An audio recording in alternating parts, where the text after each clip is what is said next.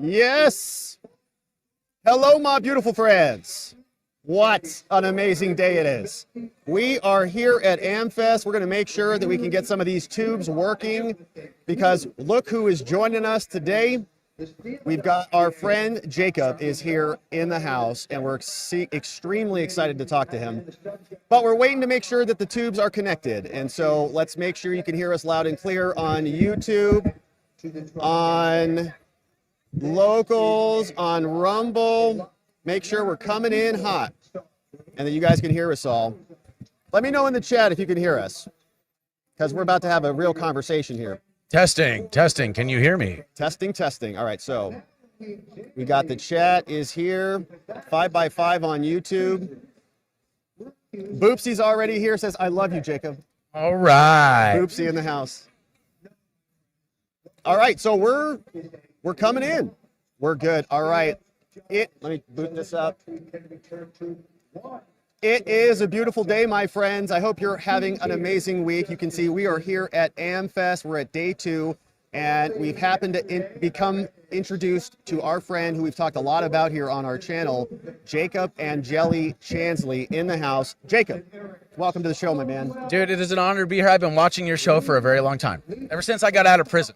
We've been following your story for a long time, since the beginning. I mean, we were live streaming on January 6th. You caught the country's attention, and a lot has happened since then. So I'd love to talk about it. And maybe we can start, most people I think still know you, even here today at AmFest. People still will call you QAnon shaman, and they'll, look at the headdress and all of that. Can you tell us, is that label accurate? Is that, I know the media kind of labeled you the QAnon shaman. I know on your X profile you said that they labeled you that. Is that an accurate label? No, because there is no such thing as QAnon. And I never called myself the QAnon shaman in spite of what the media said. They said I called myself that. I never called myself the QAnon shaman. So they did that to try to smear you or to try to connect you to a movement that they were trying to delegitimize, or what do you think that was about? Let's break this down on like a psychological warfare basis, okay? There is no QAnon. There's only Q and then the anons that follow Q. Right? So what the media did is, because they couldn't say, oh, who is Q, because then that would cause people to go to the Q boards and then get red pilled, they created the QAnon label so that when they reported on QAnon and said, oh, they believe that JFK Jr. is alive and going to be Donald Trump's vice president, or they believe the earth is flat, or that there's reptilians living in underground caves that are controlling politicians. Right. They associate all that ludicrous stuff with the Q movement by calling it QAnon, and they also discredit all of the other stuff that the Q movement was actually pushing, which is that we need to get rid of the debt-based currency, that there's child and human trafficking all over the world, and these two things are being used to actually blackmail our governments and our corporations and our entertainment into submission so that they can push a demoralizing agenda that destroys the country from within. So the only way that you can create a illusion that these other ideas that are very true and existentially real are somehow ludicrous is by associating them with flat earth, JFK Jr. Right. You see, so now what they've also done is below that QAnon moniker, they placed white supremacy, right-wing extremists, conspiracy theorists, et cetera, right? All of these trigger words, and then they used my image as a trigger image, right? So they needed my image and this QAnon label on January 6th to create the illusion that what happened outside the building happened inside, because there was no violence inside. So they needed the shocking and awe image inside the building to create the illusion that what happened outside happened inside. They used the QAnon label as a way of creating this illusion that it was a bunch of violent extremists. Yep. You see, it's all a psychological warfare campaign. And they did that at scale over years, right? And as soon as January 6th happened, one of the first images that we saw spread all around the internet and all over the media was you in your outfit. They had, from our take, and I'll ask you about it, but they had cherry-picked some not even really bad images, but they kind of tried to repackage them as bad. Meanwhile, they left out you stating, let's be peaceful, let's not do this stuff, right? Can you walk us through what your experience was during that time? I mean, you were there, you know what you said, you got to hear the media come out with a fake narrative. What were you feeling? How was it processing all of that at that time? In all honesty, it all happened so fast that I thought maybe, misdemeanor charges for trespassing or something. I never expected the full weight of the government and the media to come down on me like that. But at the same time, after seeing the way that they framed it, I'm not surprised. So, they say that you were there for the QAnon reasons and for a bunch of other reasons. Why were you there? Well, that's the interesting part, is that the reason I was there was not the reason everybody else was there. So as a shamanic practitioner, I understand that Washington, D.C. is built on electromagnetic ley lines like the pyramids and obelisks, medicine wheels, and ancient sites of old. Okay? So these electromagnetic ley lines are actually almost like antenna for this electromagnetic signal. It's like we're talking like spiritual warfare type stuff, okay? So these buildings are built on these ley lines that channel the electromagnetic energy.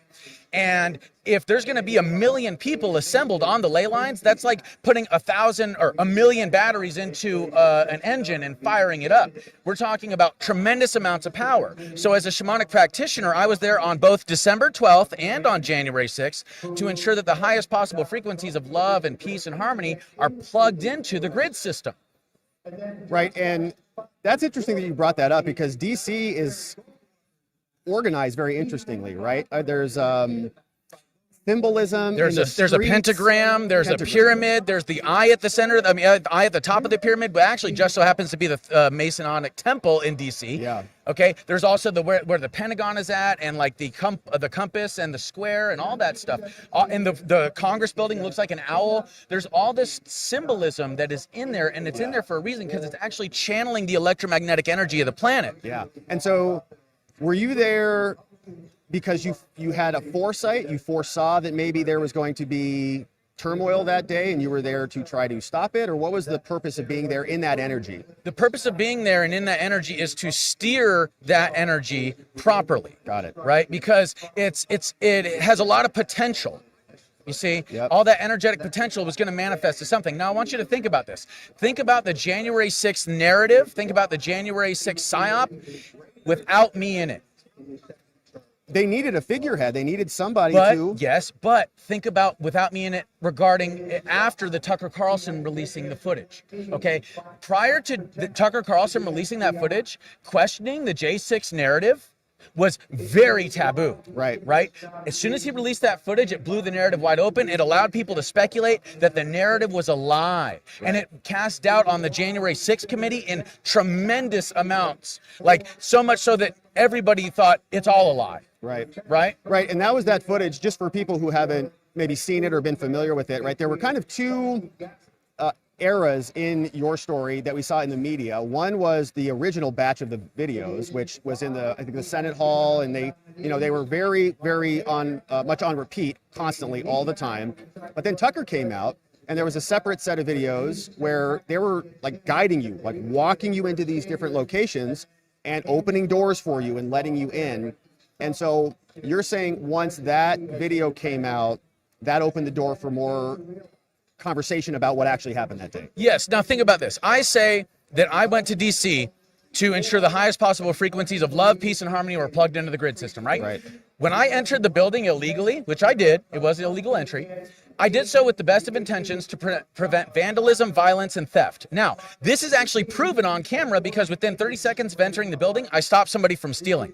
Now, it was just muffins from a break room, but it's about the principle. So I stopped somebody from stealing. I volunteered to help the police when I saw there were people in the Senate chamber. That's why they were escorting me around the building. Right. Okay. And then as soon as I got out of the building, I stopped people from breaking in after Trump gave out his announcement telling everybody to go home. I literally stood in front of a violent mob that was trying to break into the Capitol and told them to go home.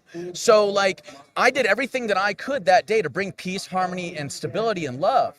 And that's why I'm saying, think about the J6 narrative without my presence there. Think about how that rudder steered the collective consciousness of America and the world. Right. If you were not there, you're saying you couldn't have had that leadership position where you were stopping some of maybe the worst actors from bubbling over. Well, not so much that, more so that if I wasn't there and they didn't try to make an example out of me and create a narrative that was false, then the narrative would not have dissolved and the real crimes or the real malfeasance of the government would not be so visible. That the narrative was fractured, and it was a solid narrative because they pretty much controlled all media outlets. Right. Now, we got to see on the internet, right, not on the mainstream media, but we got to see other footage of you calling for peace and being very peaceful and trying to calm, the crowd down. Did that come up? So I'm a criminal defense attorney, and when I've represented people, there are often mitigating factors, right, that a prosecutor will look at and they'll say, all right, look, this guy was actually not part of the problem. Did any of that come up in your case? I mean, how was that? Walk us through that process. Well, look at it like this. I'm thinking to myself while I'm sitting in my cell, and they got this J6 committee thing, right? That, oh my gosh, well, they got all that footage inside the building. They'll see the cops were leading me around, they'll see that I was trying to help. Like, all that footage will be on his body cam. Right. Like, why are they coming after me like this? I don't understand. And it was because of the image that was created by the media. So the government had to respond to the media. Now, when we understand Operation Mockingbird and like the Smith-Mundt Modernization Act, allowing the State Department to propagandize the American people, all of that begins to make a little more sense why the narrative was shaped the way that it was and the truth wasn't told, because there was a political ends and means that they were trying to get toward. So no, none of those things were discussed with me because it would go against the narrative. It would fracture the narrative, you see? And I also think it's important to note here that it didn't matter at the time what it is that actually happened. And this is the danger of a biased media or an echo chamber and censorship, is that it's not the actual truth, it's the perception. It's not what it is, it's what it can be made to seem to be. You see what I'm saying? Right. And I think they were trying to make you the figurehead because I don't know why, but for some reason, I think they thought the headdress was scary, or maybe it freaked out. What it was is that it was a triggering image. So how psychological warfare works is you use trigger words and trigger images together to create an emotional response in the subconscious portion of the brain. And then you weaponize that subconscious emotional response against the enemy of the government. You see? So they did the same thing with Donald Trump. Misogynist, racist, homophobic, transphobic, the list goes on, rapist, felon. Okay, they try to label people with this stuff, and then they use ugly images of Trump where they make his face look really orange or something like that. Trigger words, trigger images. With me, it was QAnon, it was conspiracy theorists, right-wing extremists, white supremacists, racist, all of those things, and then my image. So they create the illusion through trigger words and trigger images. So when you were going through the criminal process, were there negotiations with the other side? I mean, they weren't considering that stuff when your attorney was presenting them argument for a plea deal or, negotiating, which I'm sure happened, they weren't acknowledging that there was some mitigating factors, there was some positivity there from you on that day. None whatsoever. Not at all. And my previous attorney, let's just say I think he's a real scumbag. His name is Albert Watkins. He did not represent me as far as my public image or represent me well at all. He's a perfect example of the kind of lawyers that we have in D.C. that promise to represent the people and then end up screwing everybody behind their back. Like, this guy said all sorts of stuff in the media that I never asked him to say. I never said I felt duped by Donald Trump. He said I said that, never did. He said that I denounced Q and the QAnon movement. I never said that. He said that I was retarded, that I belonged basically on the short bus, that I was on the spectrum. I remember that, attorney. Yeah. And we, I think, played a clip of that on our channel, and I remember exactly what you're talking about. Also, that was inappropriate. Yeah. After my psych eval, he broke the attorney-client privilege and told the media stuff that wasn't true. He told them that I was schizophrenic, bipolar, delusional, and depressed. Right. Okay, none of that was in my psych eval, bro. None of it. So and he was telling me, and he did all this without my permission, by the way. So he was telling me, after I found out, it's gonna get you a lesser sentence. It's gonna get you a lesser sentence. You got to trust me here. And I said, dude, you're destroying my public image. You're saying stuff about me that's not true. Yeah, I can see, from his, I'm not trying to defend his actions here, but I can see in Washington, D.C., I think I saw a lot of that happening, right? People were trying to save their clients by throwing Trump under the bus or by making excuses, but that's not what you wanted. And we saw that same pattern, I think, with other J6ers too. And so in your case, what happened? You had to switch lawyers? Well, he promised me a reduced sentence, basically. He said, I don't have a crystal ball and I can't exactly say it's going to happen, but there's all these factors and the judge is likely going to give you a reduced sentence because of this factor. And I said, dude, you better be right, Right. And when he wasn't, I fired his ass. Yeah. And then I went with Bill Shipley. Okay, yeah, shipwreck crew. Yep. And what was the outcome for people who are not familiar? Well, I took a plea deal. I got 41 months, lower end of the sentencing guidelines, but I only got the higher recidivism rate because they put enhancements, illegal enhancements, on my plea deal. And my previous attorney, Al, was like, "This is the best I can do." You know, he was lying. He could have done way better because the enhancements were not legally applicable. And on top of that, the plea deal said I couldn't appeal. So why? Yeah. You know what I'm saying? He gave me it was a really bad deal. But the case in point, I took the plea deal, 41-month sentence, 27 months behind bars, 10 and a half in solitary confinement. I'm still on probation or supervised release. But here's the thing. I learned so much about the legal system, dude. I learned so much about the way that the system works. I thought I knew a lot before, but now, dude, I really understand how the bureaucracy works, how the legislative process works, how the judicial process, all of it. Yeah, and did you feel like you had a presumption of innocence in this case? No. Not at all. No, because I don't think really any J6ers had a presumption of innocence. And in DC, if they are voting 93% for Kamala Harris, right? How do you go to trial in that environment, right? And so I know there have been some J6ers who've been hesitant maybe to take a plea deal, but Sun Tzu, Art of War. Yeah. Never fight a battle you know you cannot win. Yeah. And he also said never fight a battle in the dark, uphill, or in the rain. A trial in DC is a battle that is in the dark, uphill, and in the rain. Yeah. You're not going to win. So I recognize that, and I'm like, dude, if I go to trial, they're going to screw me. And the judge actually said, you did the right thing taking a plea deal. At my sentencing, he said, because you were looking at 20 years. Wow. So it went from and that's like a trial tax, right? You exercise your right to trial. Prosecutors ask for the max. Judges give the max, especially in DC. So you went for, what was the total amount of time? Took them like 20 years. Oh, 20 years to 41 months. Yeah. And a lot of other people are still in custody for 18, 20 years and stuff like that. Now, you're through it, and I've represented a lot of people charged with crimes. A lot of people, when they've gone through the process, they're ground and just worn to bits. You're still here. You're still talking. You're still speaking. You're still, I think, living your purpose. How have you been able to do that over these last 4 years? I mean, the country got put through the ringer, but the J6ers, it's a whole different category. So what's it been like? What are you doing? Do you have faith in God? Do you believe in God? I do. Okay. I do too. Yes. Without God, I wouldn't have been able to get through any of this. Amazing. Okay. I had miracles happen, dude. Like real miracles inside of my solitary confinement cell. Where like, if I told you, you'd be like, whoa. Yeah. I'll just give you a quick example, something please, minor. Please. I would be praying all day and all night about, what Al said in the media, about what the government's saying about me, about all this stuff that's happening, and praying and praying and praying. And then I'd get a batch of letters that night. And all these letters are dated from a week prior because the prison goes, or the jail goes throughout the mail. All, yeah.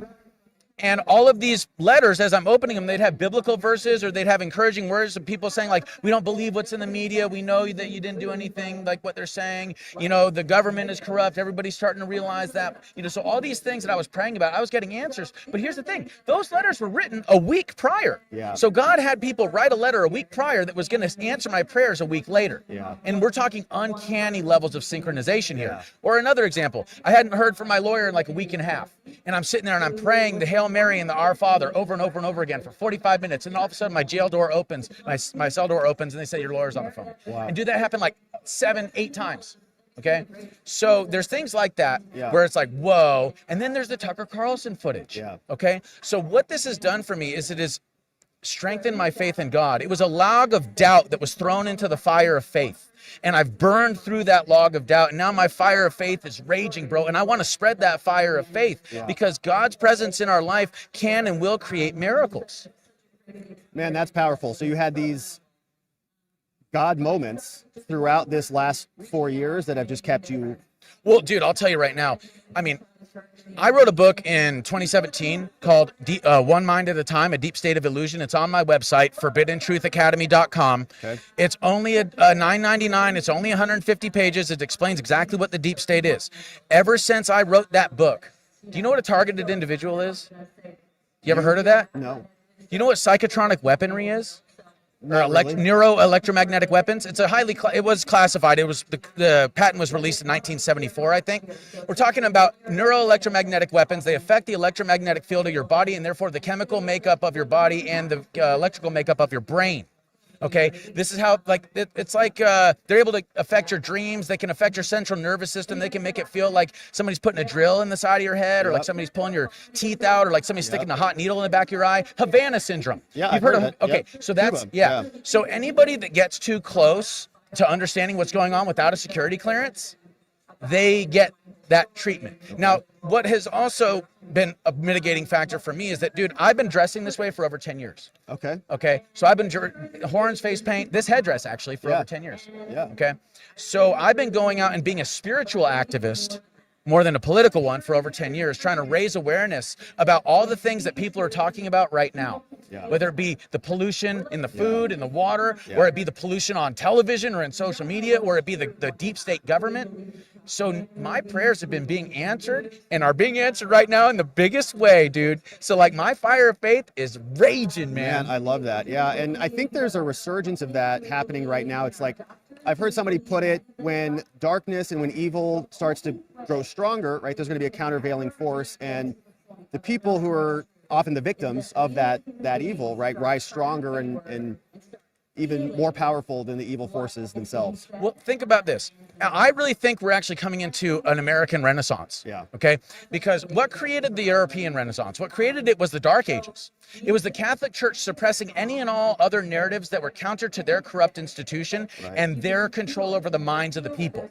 What did that force people to do? It forced people to go inward and answer the big questions. They knew that this thing outside was fake, so they had to go inward. And when they did that, they started to create things. And this is where we get the Renaissance. You start to see the collective unconscious recognizing the fallacy of this institution's linguistic construct, and then the truth of the collective unconscious starts to bleed through into society through art, through literature, through music, through people speaking out and inventing things like the telescope or something like that. So what it does is it forces people to change their minds, and this is what created the European Renaissance. Now, currently, the government has been as oppressive as the Catholic Church was, because it's not just the United States government, it's the globalist government.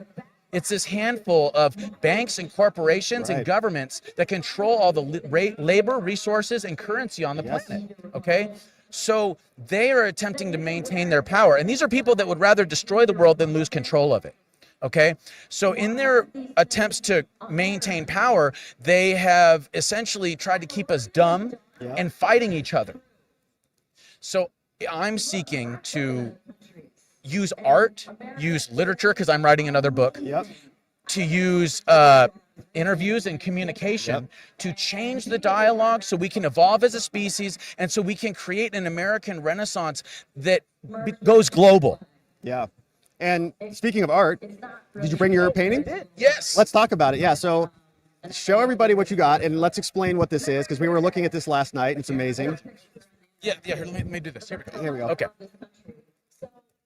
All right, so, yeah, give us a rundown. What do we Okay, have? so in the upper right-hand corner, we have Dan Crenshaw with the Rhino Talking Points. He's reading from the Rhino Talking Points. Up here? Yeah. Up here. And then below him, we have Chuck Schumer with his lizard tongue and his 2,000-page bill in his hand.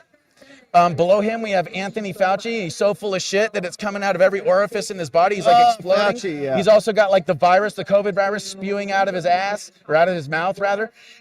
Both same thing, right? Yeah. And then in his hand, you have the vaccine, and it says safe and effective written in blood on his hand. Yep. Next to it, you got Kamala Harris and the pride flag, and the flag is, shall we say, innuendoly shaped. And we got Joe Biden next to him, or next to her, and this like beast thing in the middle, because we got to see the evil system and the evil beast that was the Democrat Party through the Biden-Harris administration, and also the way that Biden was kicked to the side, even though he was the selected candidate, and Harris was propped up. Cooed out. We also got Hillary Clinton up here. We've got Nancy Pelosi. We've got, we got Nancy Pelosi. We got Mark Milley, the deep state war pig. Oh, and look on the tongues. You got N-L-I-E-H. We got F-B-Lie right here. We've got the CLIA up there next to Obama and Frozen Mitch. We also got John Kerry right there with Shit for Brains and the climate crisis BS. We got John Fetterman up there because he's like going to be one of the new stars of the Democrat Party, and AOC down here, and they're taking everything from Bernie because the Democrat Party literally took everything from Bernie, you guys. Like, he was supposed to be the candidate in 2016 and in 2020, and they took it from him. And that includes communism, because communism is the will of the people, supposedly, right? We've also got Five Eyes right there by Chuck Schumer. You see the Intel community, the Five Eyes. Yep.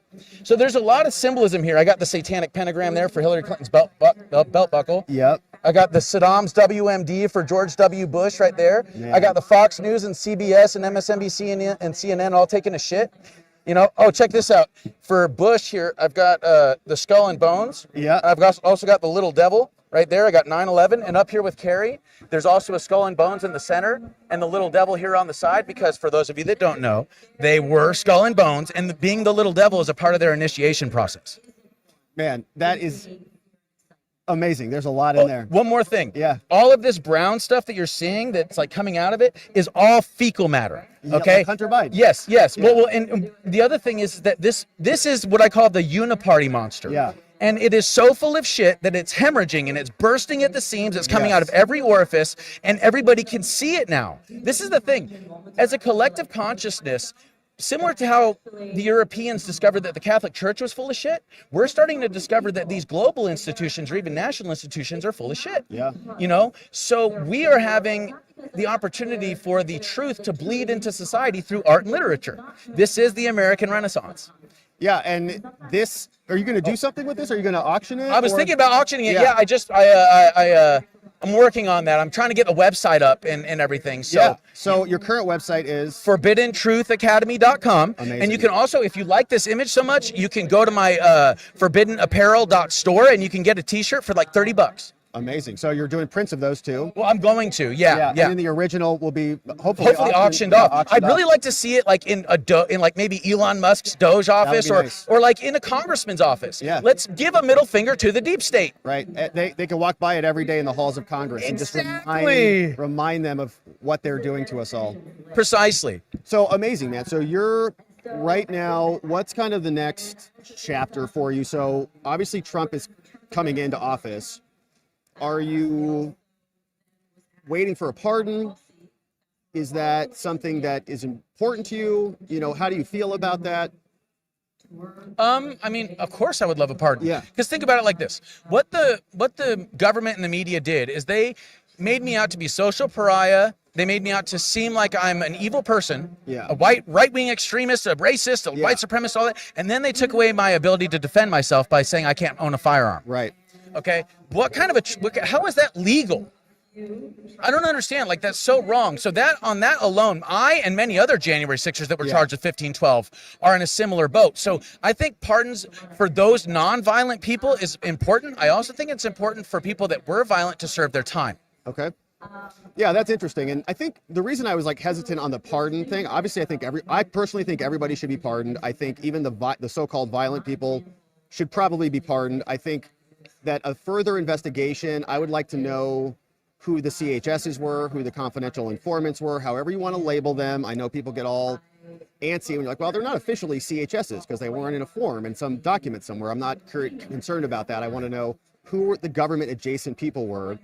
And guys like Ray Epps, right, who were prosecuted but not really prosecuted. He didn't sit in solitary. He didn't have to make trips back and forth to D.C. like you did. He didn't get castigated by the media. Ray Epps was lifted up by the media and championed as some sort of a hero almost, even though his conduct was dramatically worse than anybody, including yours.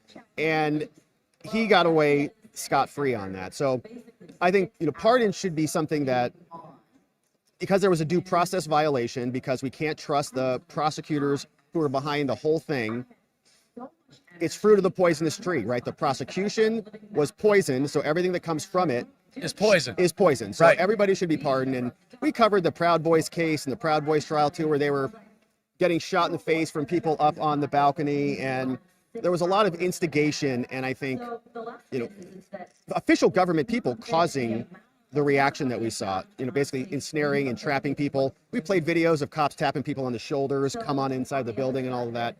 So I think pardons would help correct and right the wrong there. The reason I ask is because, some people, I think may not want it, or may think that, or believe that their experience was part of their life, like part of like a badge of honor, so to speak. Mm-hmm. And I was just curious how you thought about that dynamic. But certainly a pardon, right? Your firearms come back, right to vote, all these different things that we take away when somebody is a convicted felon. And as we know, as we've seen and covered a lot on our channel, you can be a convicted felon for basically anything, especially if you were in the Capitol on J6. Well, and wasn't it Clarence Thomas that said the average American citizen breaks 6 federal laws a day? Yeah. Okay, hold on a second. That's way too many federal laws. Yeah. Right? That is an overgrown and bloated government. Yeah. Right? Now, if we think about it, the rules that we have for the government are a couple of pages. Right. The rules they have for us could literally fill, this stadium. Yep. You know what I'm saying? Yep. So hold on a second here. What exactly are we talking about? So actually, as a lawyer, this is something that I kind of wanted to talk to you about when I knew I was going to do this interview. So statutory construction. Yeah. Right? The reason we got into the mess that we're in is because of statutory construction. It's written loosely so that the government can interpret it whatever way they want. They can create these regulations based on this loose interpretation and therefore create policies that are counter to the Constitution. Is that correct? Yeah. So the idea is Congress or a legislature writes the laws, right? So for people who don't know what statutory construction is, right, we've got statutes all over the place. You got to have some people write these statutes. You've got Congress people, legislatures who write them.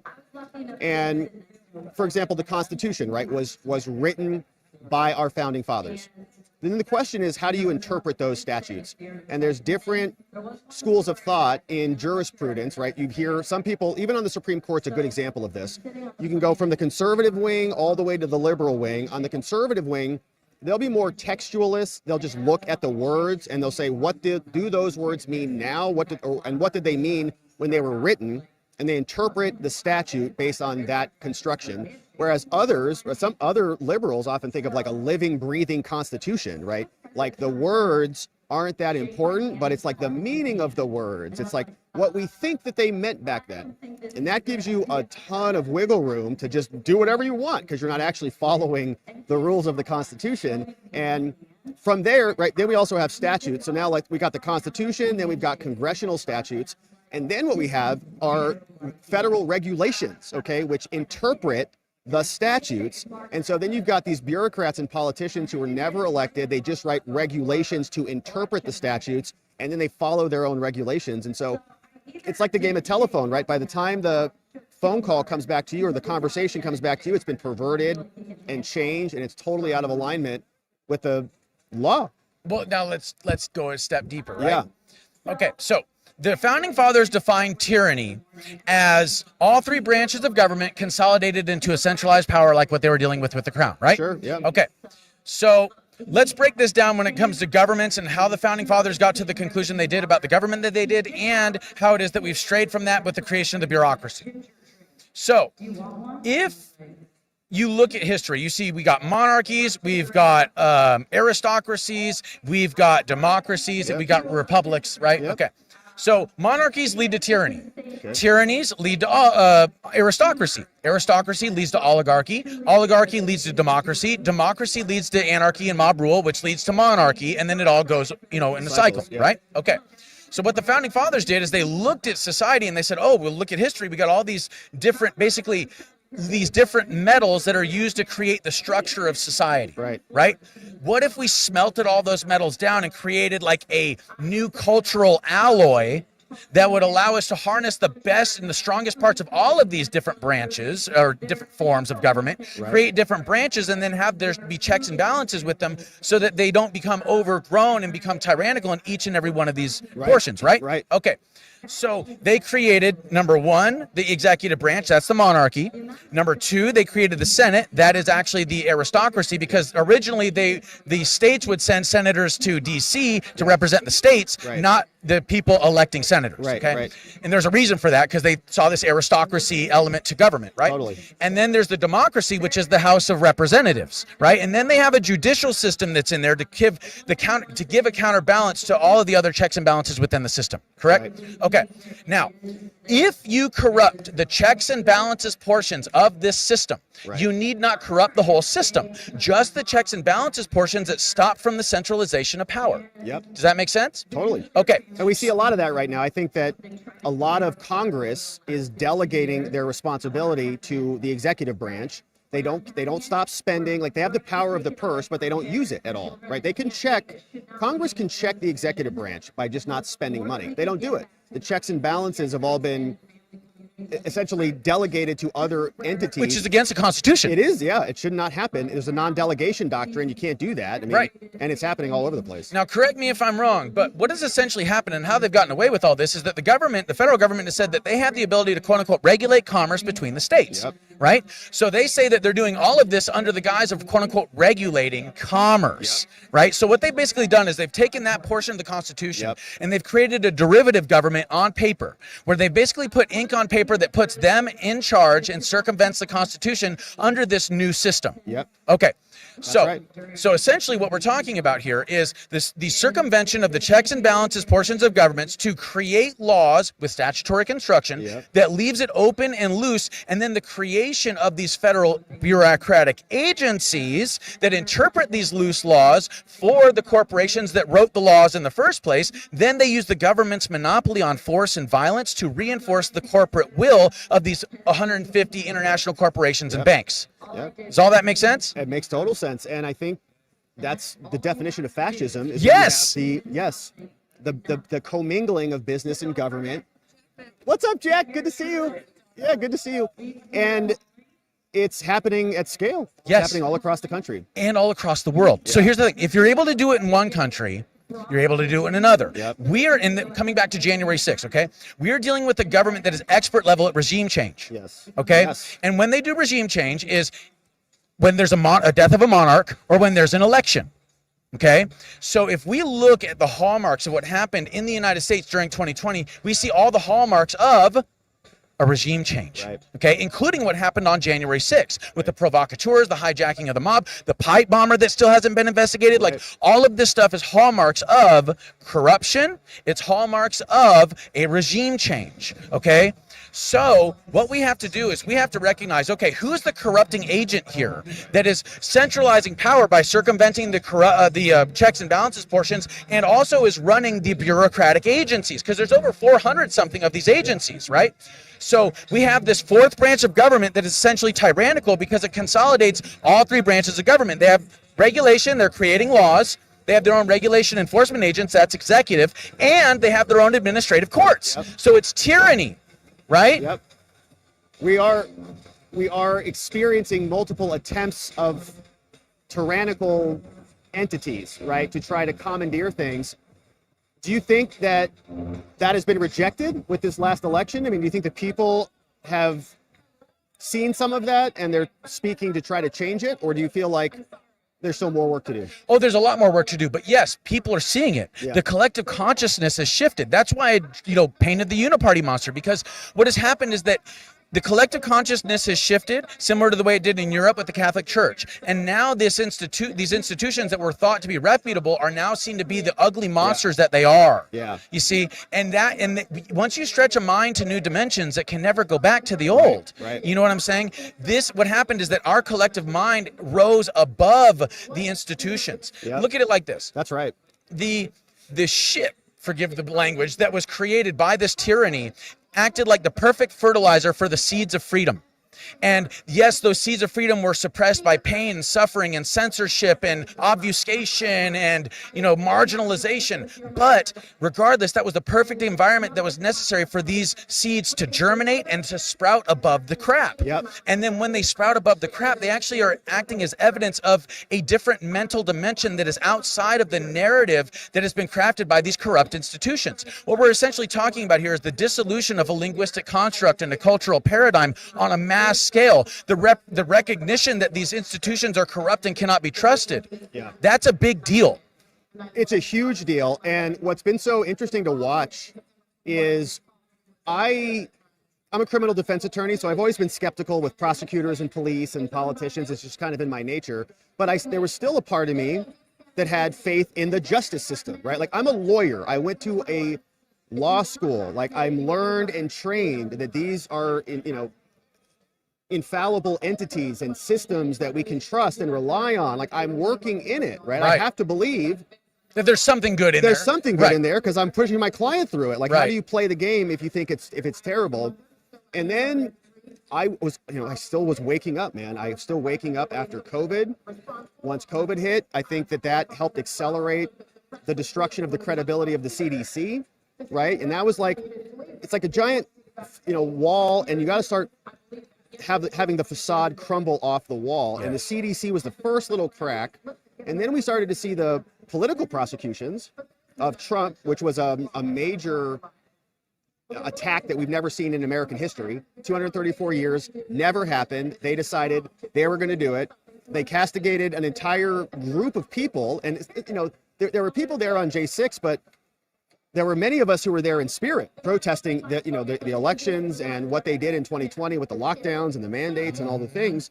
And so in many ways, they've brought this on themselves, right? By prosecuting Trump, by prosecuting you guys, by saying, and Biden from the gates of hell screaming, MAGA extremists are going to take over the country, and then pardoning his kid. I mean, they've almost been like planting the seeds, as you said, of their own demise, and we're just watching it crumble. Well, it's because their ideology is inherently self-destructive and non-forgiving. Okay? Theirs is a religion that has no opportunity for redemption or forgiveness. That's right. Okay? And that's the only way we stop this vicious cycle of violence, chaos, and hate and pain. Right? Christ understood that. Right. You know what I mean? That's why he preached what he preached. So really what we're witnessing here is the fall of the old guard. It's the fall. It's actually, believe it or not, it's the apocalypse. Okay, because an apocalypse is actually the lifting of the veil, or in a revelation, right? It's the lifting of the veil during a time of mass deception. And what's happening here is we're seeing the lifting of the veil because, guys, it's been this bad. We just didn't know about it because they had control over the information networks. Right. Think about it like this. In World War II, are you familiar with the whole thing with like the Turing machines? Machines? Okay. Turing, Okay, and so the breaking of Enigma and all that, and the cryptology, right? The codes, So we wanted to make sure that the Germans didn't know that we broke their code, because then they would change it. Right? So that means that information is the most powerful weapon we have at our disposal. Now, if we in America are divided into these compartmentalized and propagandized groups of warring tribes that are arguing over misinformation narratives, then it's no wonder our country's falling apart, because we don't have access to real information, and we actually can't create a stable identity for ourselves to live under. Do you know what I'm saying? Like, it's all fractured. Right. We're living under their terms, in other words. And when the framing that I've always liked on this is they're almost like jailers, okay? And we don't know that they're jailers, but they have us jailed. They have us being fed walls of propaganda. They tell us numbers are what they say they are, when we know the reality is different, right? Everything is disinformation, and so we really are not as free as we think we are. And let's go a step further. The stuff that RFK Jr. is working on with the food. Right. Okay. The poisons that's in the food actually make the mind susceptible to the propaganda, to this misinformation narrative, because it inhibits cognitive function. Glyphosate literally not just destroys your gut flora, but it affects your serotonin production. That regulates your sleep, your mood, your sexual appetite, all sorts of stuff. There's endocrinial disruptors in almost all of our food. There's atrazine in the water that are feminizing the men and masculating the women. Like what is going on here? So what we're witnessing here is the apocalypse, because all of these different areas of our lives that we were ignorant to or blind to we are now becoming conscious of. And this is the coming of the age, because we are moving from Pisces into Aquarius. There's a large energetic shift coming back to the ley lines and the spiritual nature to all of this. There is a large consciousness shift, both individuals and on a collective level, to where we're understanding, for example, the truth of unity.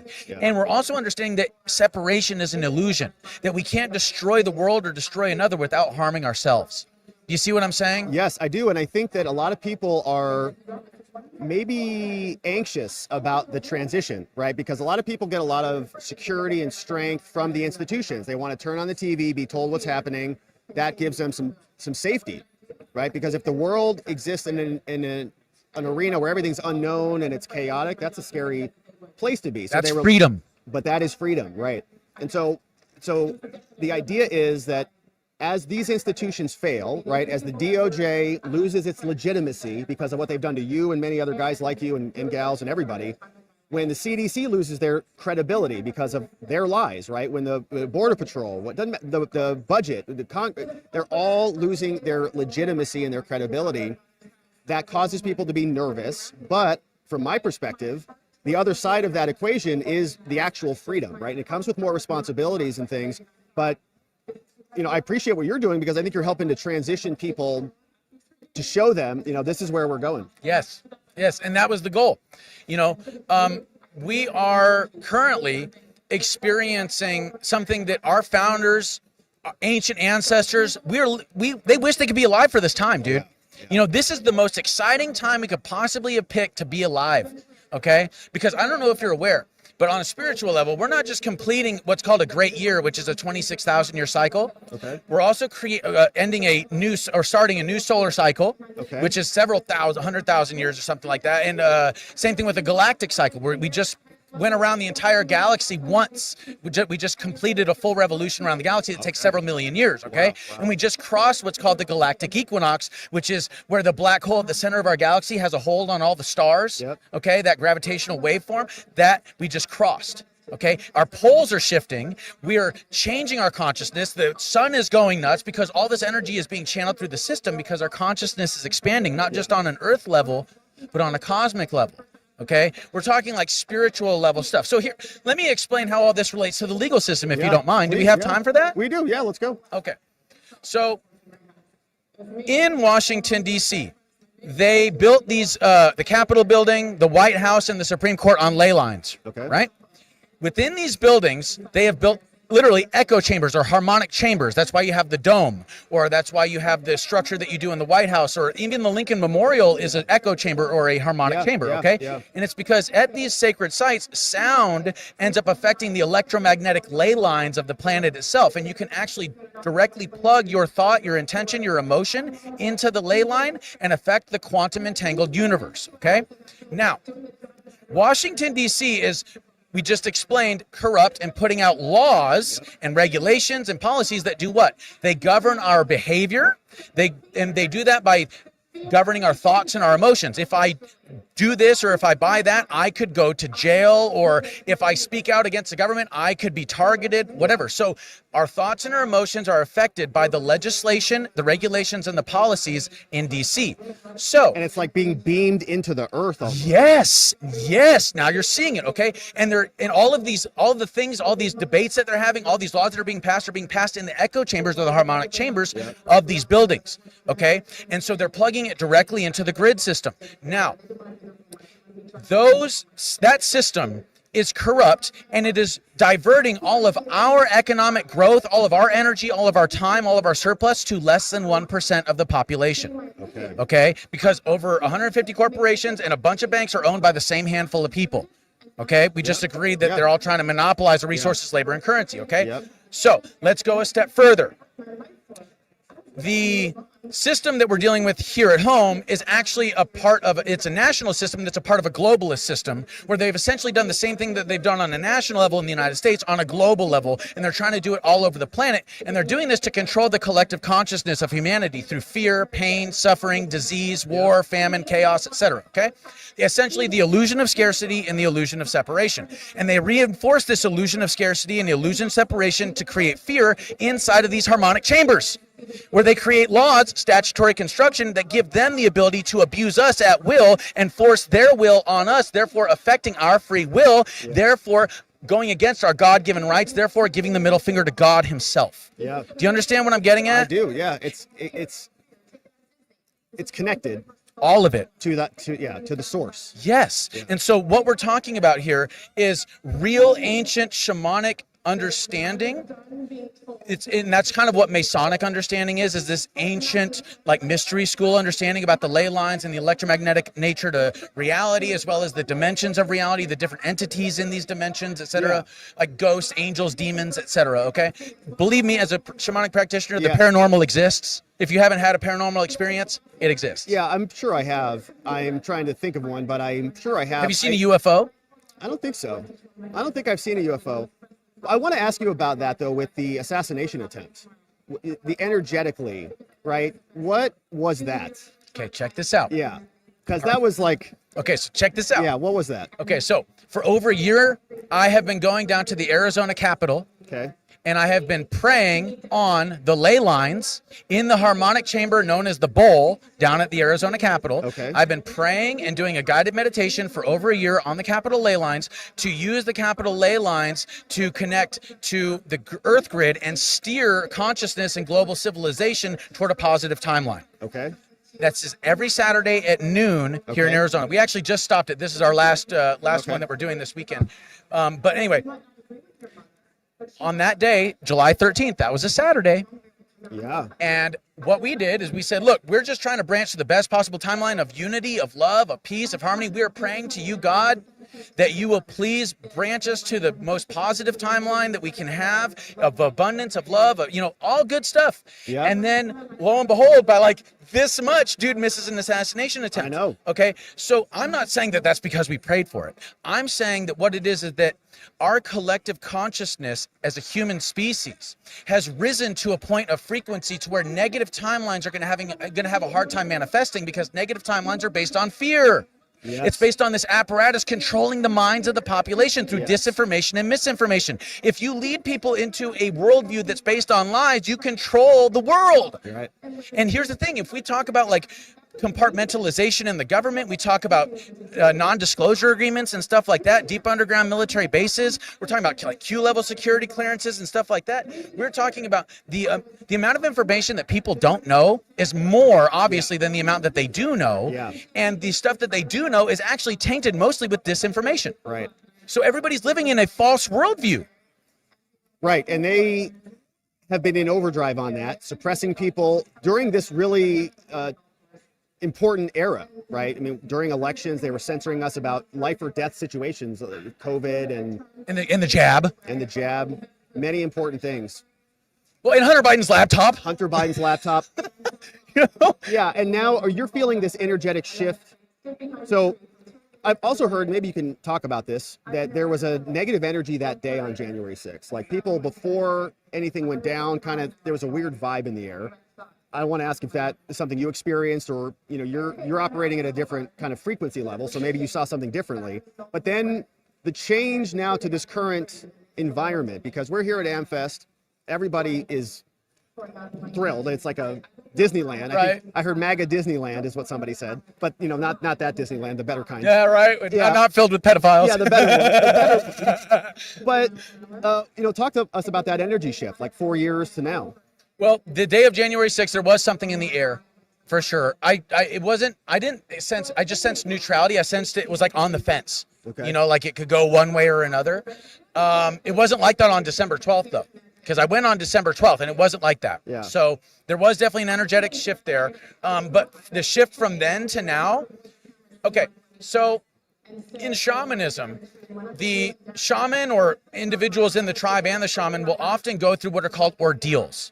So, like, for example, I believe it's the Zunis. They do this, this group of men will do like a 4-day pilgrimage where they walk through the desert with no food, no water, and barefoot in the ancient traditional way of their ancestors. And they do this to create positive timelines. Positive timelines, no disease, safety, abundance of food, abundance of water, etc. Right? Right. Okay. So if they notice that if they don't do these things, then they get things like famine, disease, war, chaos, etc., death, right? So they do these things to avoid negative timelines. Shamans, there's also the what's it called? The Native Americans do. You ever heard of the Sundance ceremony, where they put the hooks in their chest or in their back and shit? 4 days, no food, no water. Okay. Yeah. So you're essentially pushing your mind and your body to the brink of being right up against death, but you don't die. So in that way, you're actually anchoring life into the grid system of the planet, and you're creating a positive timeline because you pushed away death. Right. Does that make sense? Yeah. Okay. So what I went through on after January 6th, and what I went through in my prison time and my solitary time and all of that stuff, and even some of the stuff I experienced afterward and some of the things my family's been through, I consider that an ordeal. Yes. That yes. is, and dude, Yes. believe it or not, I had a vision of some. I do believe it. As a shamanic practitioner, dude, I had a freaking vision of some stuff, and I acted on it, and this is where we're at. Yeah. So it's like, thank you, God. Yes. You know, positive timeline. But here's the thing. Freedom means responsibility. Knowledge means power if you use it, right? I had this knowledge, and I had the freedom and the responsibility to act on it, and that's what I did. And now we're on a better timeline. Right. And I give all glory to God because I just did what God said, and here we are.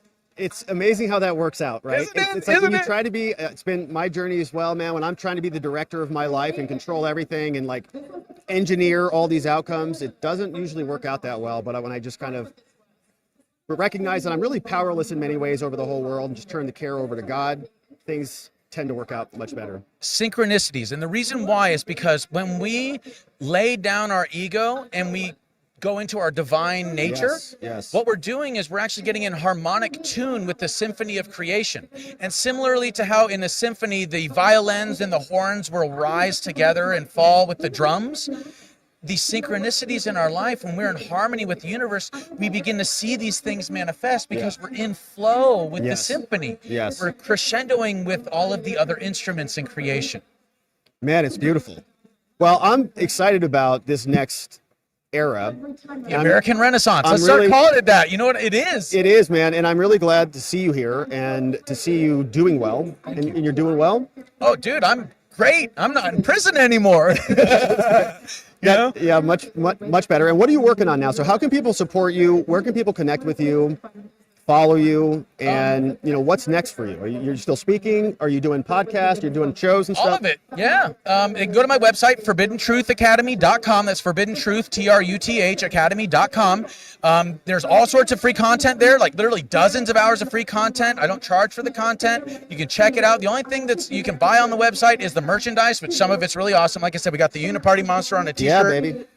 We also got a great one for the holidays called Frosty the Shaman, where it's got the horns and face paint on a snowman. awesome. Yeah, and we got other cool ones too. We got ones like about the TR3B, the triangular shaped anti-gravity craft. That was. Have you heard about those patents that were declassified? I have not, no. Salvador Pius. You look into this, okay? Because this is the future of America here. Yeah. This is why I say we're in American Renaissance, because Salvador Pius in 2020, during the Trump administration, through the Navy, he declassified 3 patents, okay? Number 1 was called the TR3B. It's a triangular shaped anti-gravity or inertia propulsion craft. Okay, it's able to not just fly in the air, it's able to go into the ocean. It's also able to go into outer space, so we can do things like mine asteroid fields and stuff like that. Yeah. Okay, no need to mine the Earth anymore. Yeah. They also released what's called a room temperature superconductor. This allows energy to transfer through a system without losing energy through heat and stuff like that, okay? So 100% energy from A to B, okay? And then the last thing is what's called a 0-point energy engine. It actually draws energy from like the vacuum of space or from like the fabric of reality itself, where there's an infinite amount of energy. And when you put all 3 of these things together, what you get is the Space Force. You see? Because you have a craft that's able to be anti-gravity charged by an infinite energy engine, and you have the room temperature superconductor that ensures that the energy is transferred safely. Does all that make sense? It makes sense, and it sounds awesome. This is the stuff we need to get Elon Musk on. Totally. Okay? Like, I know this may sound quote-unquote conspiracy theorist, but just give it 6 months, and you'll see, that it's true. Actually, people are talking about it right now. But I remember the conversation about that. The resistance free, what was it? The semiconductor, the room temperature semiconductor. I remember that, Yeah. So we are really coming into the next stage of evolution, not just spiritually, but also technologically, socially, politically. Yeah. We're creating a cultural and political alloy that is going to act as the structure for future generations. But the only way that it's going to be successful is if we build on a foundation of truth, right, and unity. Right. You know what I'm saying? Right. Otherwise, the system itself will be divided, and a house that's divided cannot stand. You know. Right. That's right. Well, man, look, I am so glad that we got to chat. Me too, I know, man. You're like the hit of AmFest. Everybody wants to take pictures with you and say hello. Right here. I think they want to. Yeah, they're waving to you right now. All right. So we'll let you go, brother. But man, I did tell people that could follow me. X. Yes. America Shaman on X or Twitter. That's America Shaman on X or Twitter. You can also find me on Rumble, Yellowstone Wolf AZ. It's all one word. Yellowstone Wolf AZ, all one word. You can also go to my website, ForbiddenTruthAcademy.com, or if you want some apparel, you can go to ForbiddenApparel.store. Amazing. So Jacob Chansley in the house. We've got some great comments, man. Freaking cool guest. Everybody's loving that you're here, and you look amazing as usual. So, my man, thank you so much for spending some time with us. God bless. Really love talking to you. I really enjoyed this conversation. It was a lot of fun. Thank you. All right, my friend. So Jacob Chansley in the house. QAnon shaman is what the media called him, and he's here at AmFest. It was amazing to have that conversation. And my friends, thanks for being here and joining us for that one. So QAnon shaman Jacob Chansley in the house, and he's been here taking tons of photos with everybody. Everybody's excited to be seeing him. Let me show you what the rest of AmFest looks like. There was a little bit of a crowd up here watching, but they've now since scattered a little bit. But here's what AmFest looks like. Let me move that camera here, over here. Show you a little bit of that. There you go. All right. So you can see a lot is happening here today. And it was a ton of fun to hang with Jacob. Let's see what you guys say about that. I saw some great donos come in.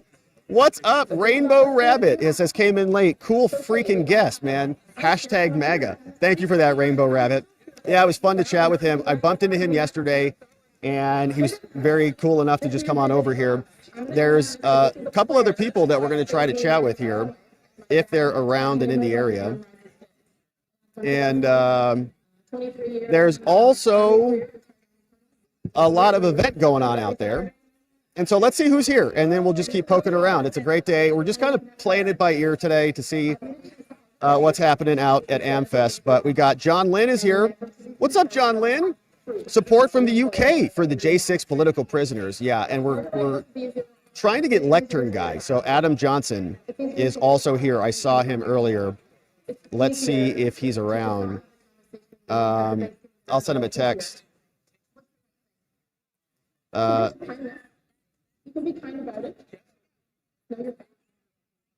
right, sending a text. And for our neighbors, people that you'll never meet. Amazing. So they're taking some photos over there with the painting.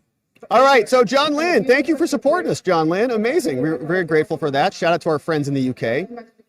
We've also got J.M. Sparger says, if the founders and the veterans of the revolution could see what we, the people, have allowed this country to become, they would declare war on us.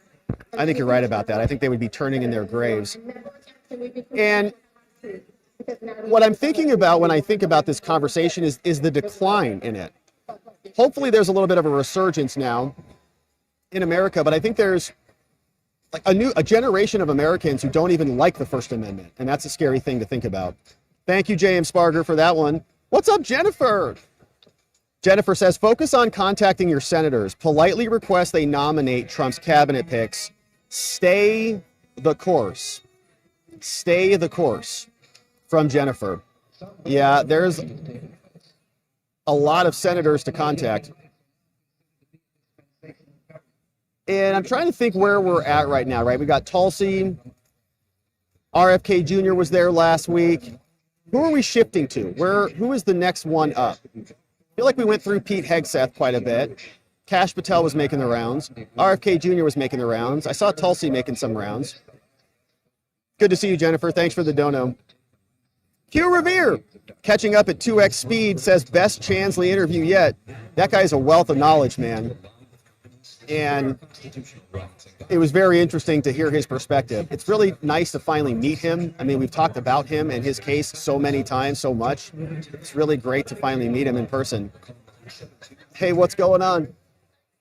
Pete Smith is here. Says, I want to smoke what the shaman is smoking. He seemed like he was having a good time. He seemed pretty like he was having a good time. Yeah, it was good stuff. Voice of the people, what's up? On the galaxy thing he was talking about, he's right. There's lots of articles about the galactic magnetic field and the planet's field changing. And the planet's field changing. Yeah, I didn't know that. I didn't know that all that stuff was happening intergalactically. And I think it makes sense. I mean, it does sound a little bit out there when you're like, okay, well, the Earth is crossing the Milky Way and all that stuff, but those are galactic forces at scales that we can't even reconcile.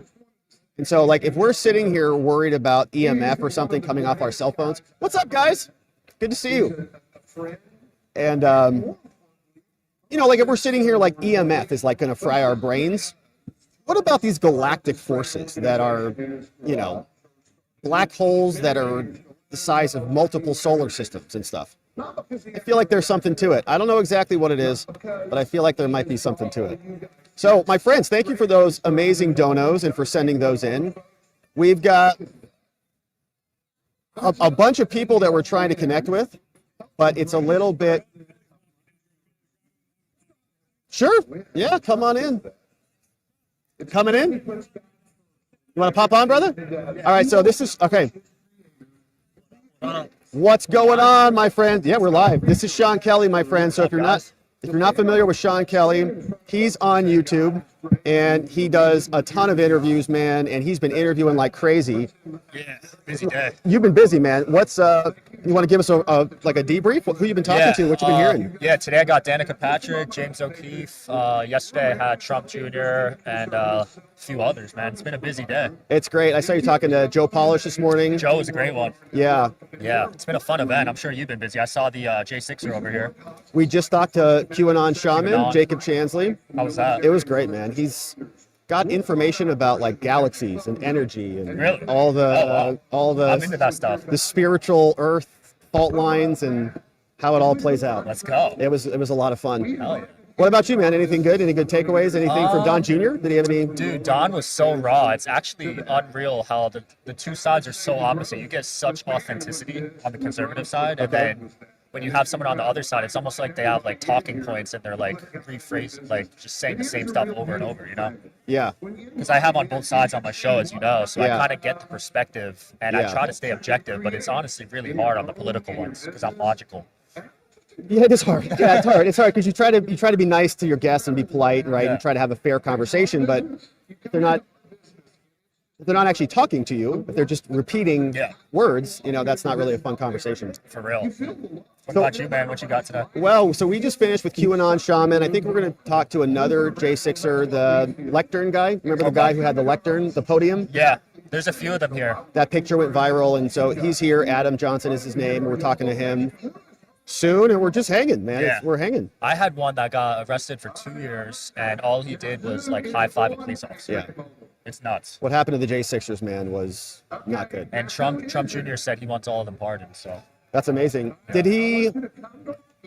There's been, you know, conversations and rumor about like what is the very first thing he's going to do. Ooh, I didn't ask that. I should have, though. I mean, they got a lot of stuff to do between the border and everything. A lot, right? And everything's going to happen on day one. So it's like, well, I'm fine with, but I'm wondering like, what is the first signature going to go on? Like, What's your prediction?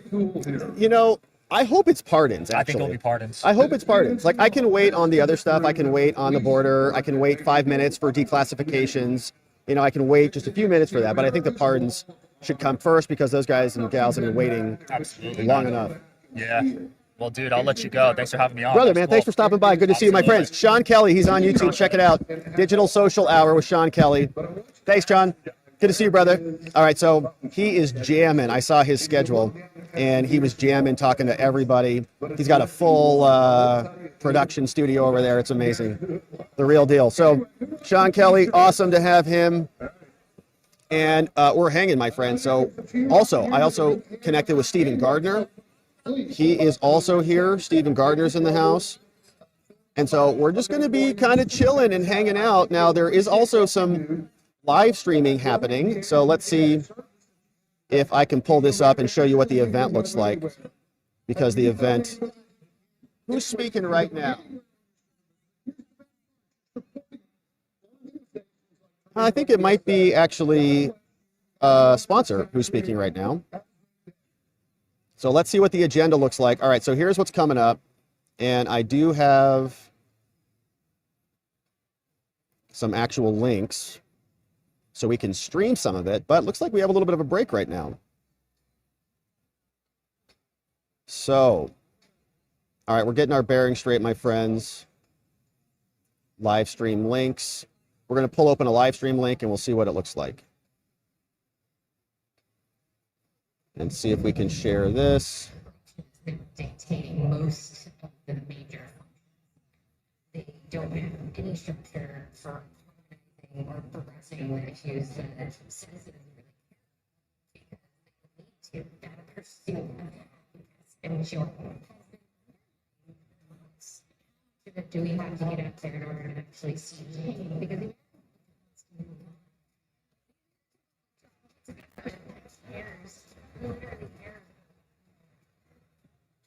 Are we live? All right. Okay, it's very loud as you can hear. They're on a break. Let me show you what's happening on the other side.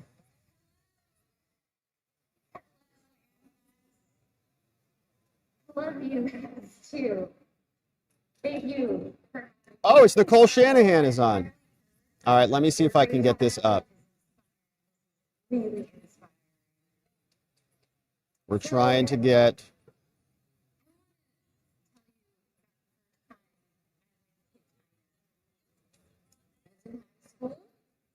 My mother took me to go back to her homeland. We were walking the streets of Guangzhou. All right, we're coming in hot in a second. Sorry about the delay. A small Nicole Shanahan.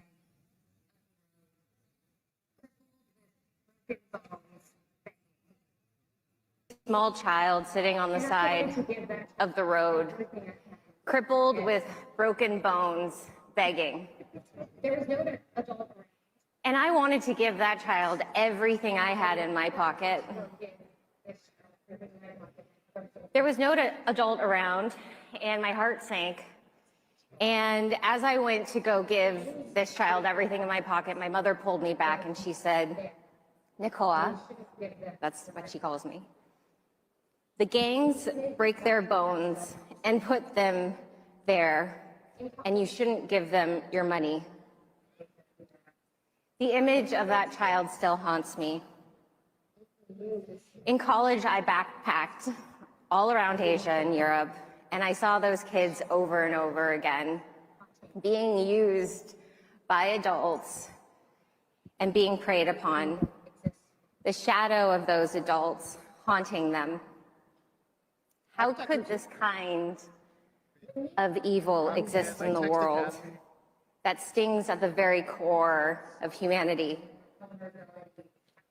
When these adults are using broken children, what they're doing is they're extorting our vulnerabilities at the sight of something so precious. It's a dark, dark form of emotional blackmail. And this is no doubt the work of the devil himself. Yeah, we're still on, but...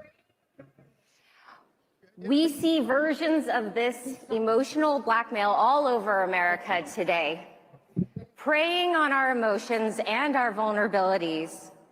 We saw it this past week in Congress when the Democrats Thanks, Will. Love you, Will. held up Merry disaster Christmas, brother. relief for hurricane victims and would only grant it if those funds were wrapped up with further measures for online censorship, bioweapons funding, and liability protections to companies that have hurt us. Boo!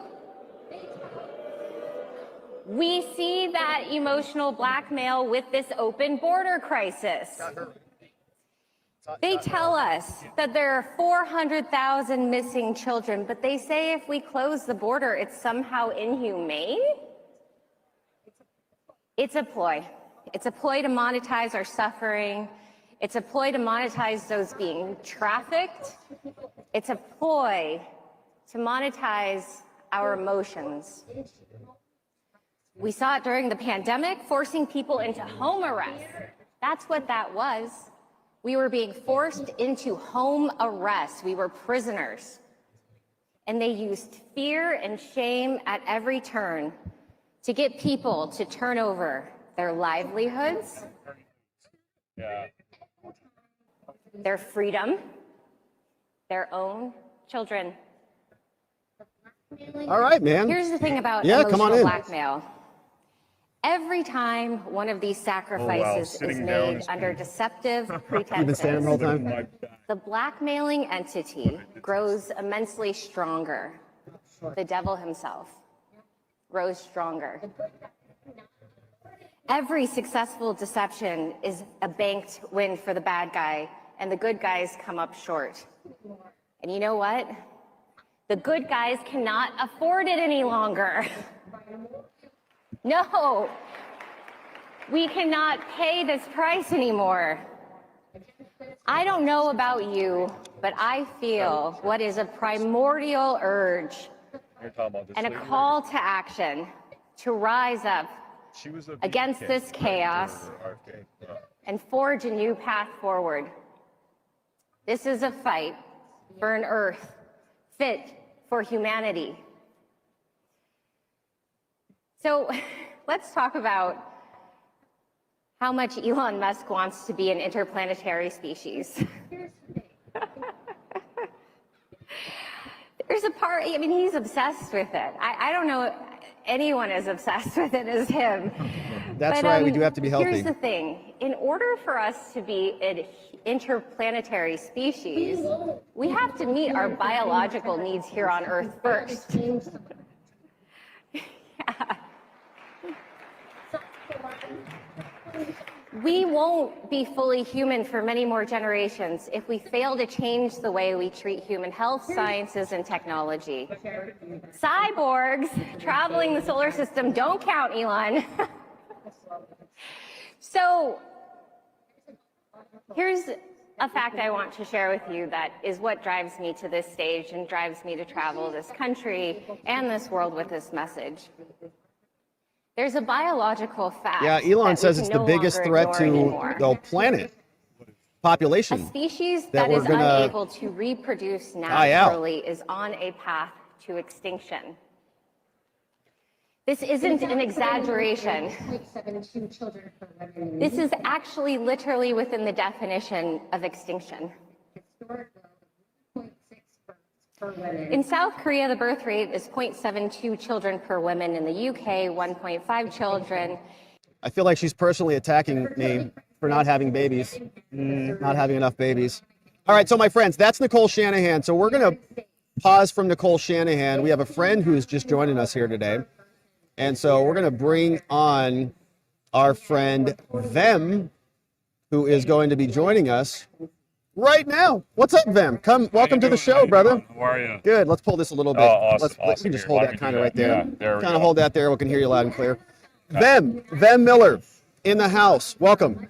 Thank you very much for having me on your show, brother. I'm a big fan. I've been following you for a while now, and really happy to be here. Man, we appreciate that. And so we were talking a lot before you came on about the work that you do and the arrest and the criminal charges. And so can you give us a quick rundown for people who may not know you, who you are, what you do? All right, so I run this thing called the America Happens Network with my business partner, Mindy Robinson. I also work with Corinne Clifford. We do uncensored media. We do exposés.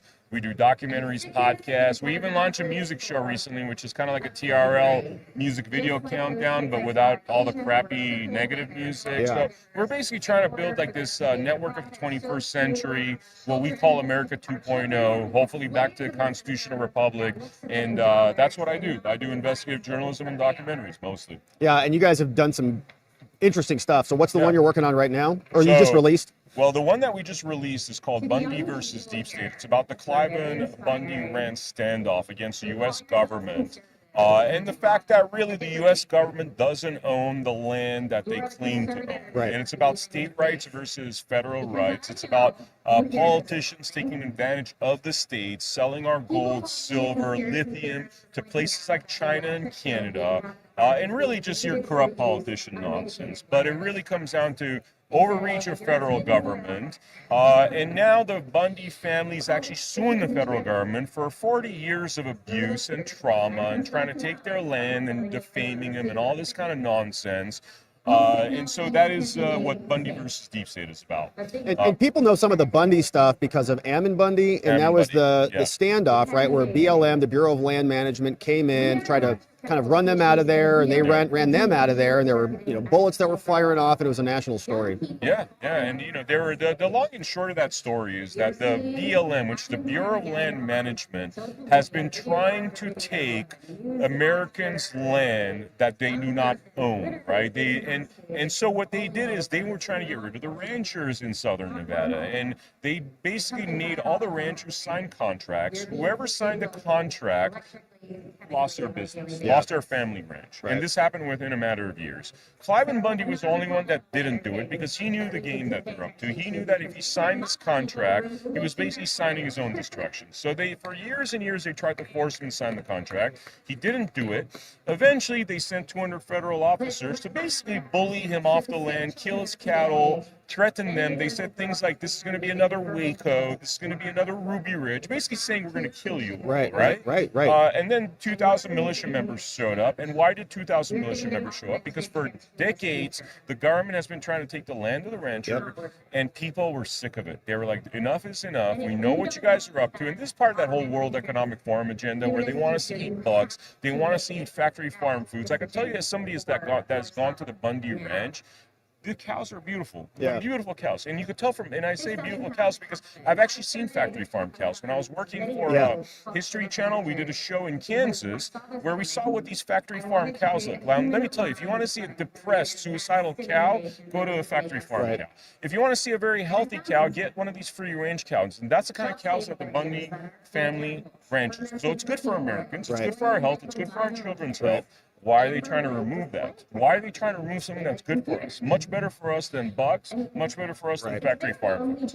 So it's very obvious what their agenda is, and that's the kind of thing we fight at the America Happens Network by exposing all this And stuff. do you think that is financially motivated, or is there a deeper effort that's there? So I guess the question would be, they want to get rid of the ranchers so that big ag can take over their space, just like any company might want to take market share. Or do you think that there's something deeper there because these are ranchers, these are kind of red-ish folks across the country, and there's a bigger play happening? So when you look at these ranching families, we hear about all this kind of catastrophe in the American family, families falling apart, brother against sister, all this craziness, right? When you look at a lot of these ranchers, they have big families. They have families with 10 kids, 12 kids, 14 kids. They're married with multiple kids, and they basically are as wholesome, red-blooded American as it gets. So yes, it is an attack against Americans, but there's everything that you just said. There's financial incentives because guess what? The lobbyists that pay to destroy these ranchers, they're the ones that are going to invest in all these bug farms and these factory farms. So yes, there is financial incentives for people like Bill Gates to basically sell us our food, that they, put us on whatever chemical toxic food that they want to put us on. So it pretty much goes across all spectrums. It's financial, it's emotional, it's spiritual. I think it's religious also because, they want to take us, they want us to eat soy and things like that. That's not what's healthy for us. I've been on a carnivore diet this last year and a half. Never felt healthier. A lot of my friends are on carnivore diets. Like my business partner, Mindy, went on the carnivore diet. She's, I won't say her age because you're not supposed to say the age of, women, but she looks 15 years younger than she did before the carnivore diet. So, they don't want us to be healthy like that. So I think it's basically evil on multiple levels, financial and otherwise, the way I would summarize it. Yeah, and I think that is a pattern that we're seeing across the board. And to me, middle America, ranchers, people with land, people who are not in the big cities are a prime attack vector, right? They've already got the big cities and all the people there kind of dependent on the systems and the institutions, and the ranchers are kind of free. Like they don't really need much of anything, right? They're not connected to the system.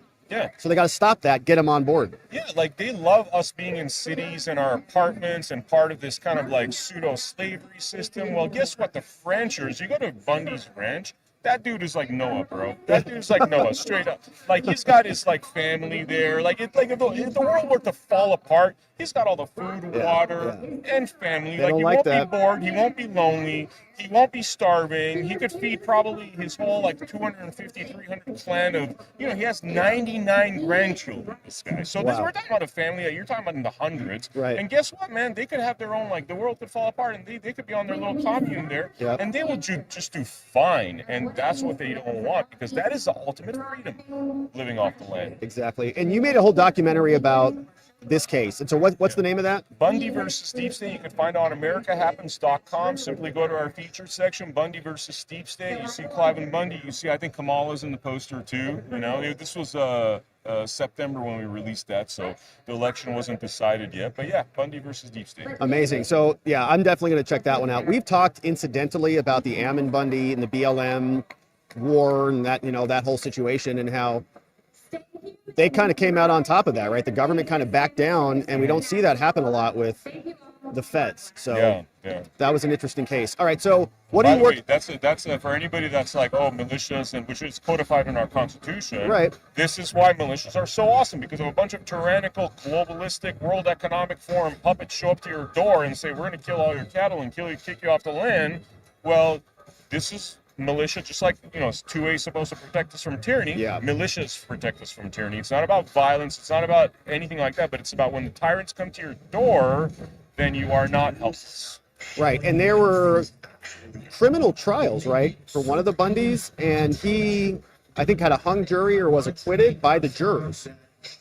Is that right? That case I'm not familiar with. I know the case when the Clive and Bundy and his two sons, Ammon and Ryan, which was the big case having to do with the standoff and all that. I know that was dismissed under Brady violations, which, by the way, after they kept them in jail for 2 years, they kept all the two brothers and the dad in jail for 2 years, and then they said it was a Brady violation.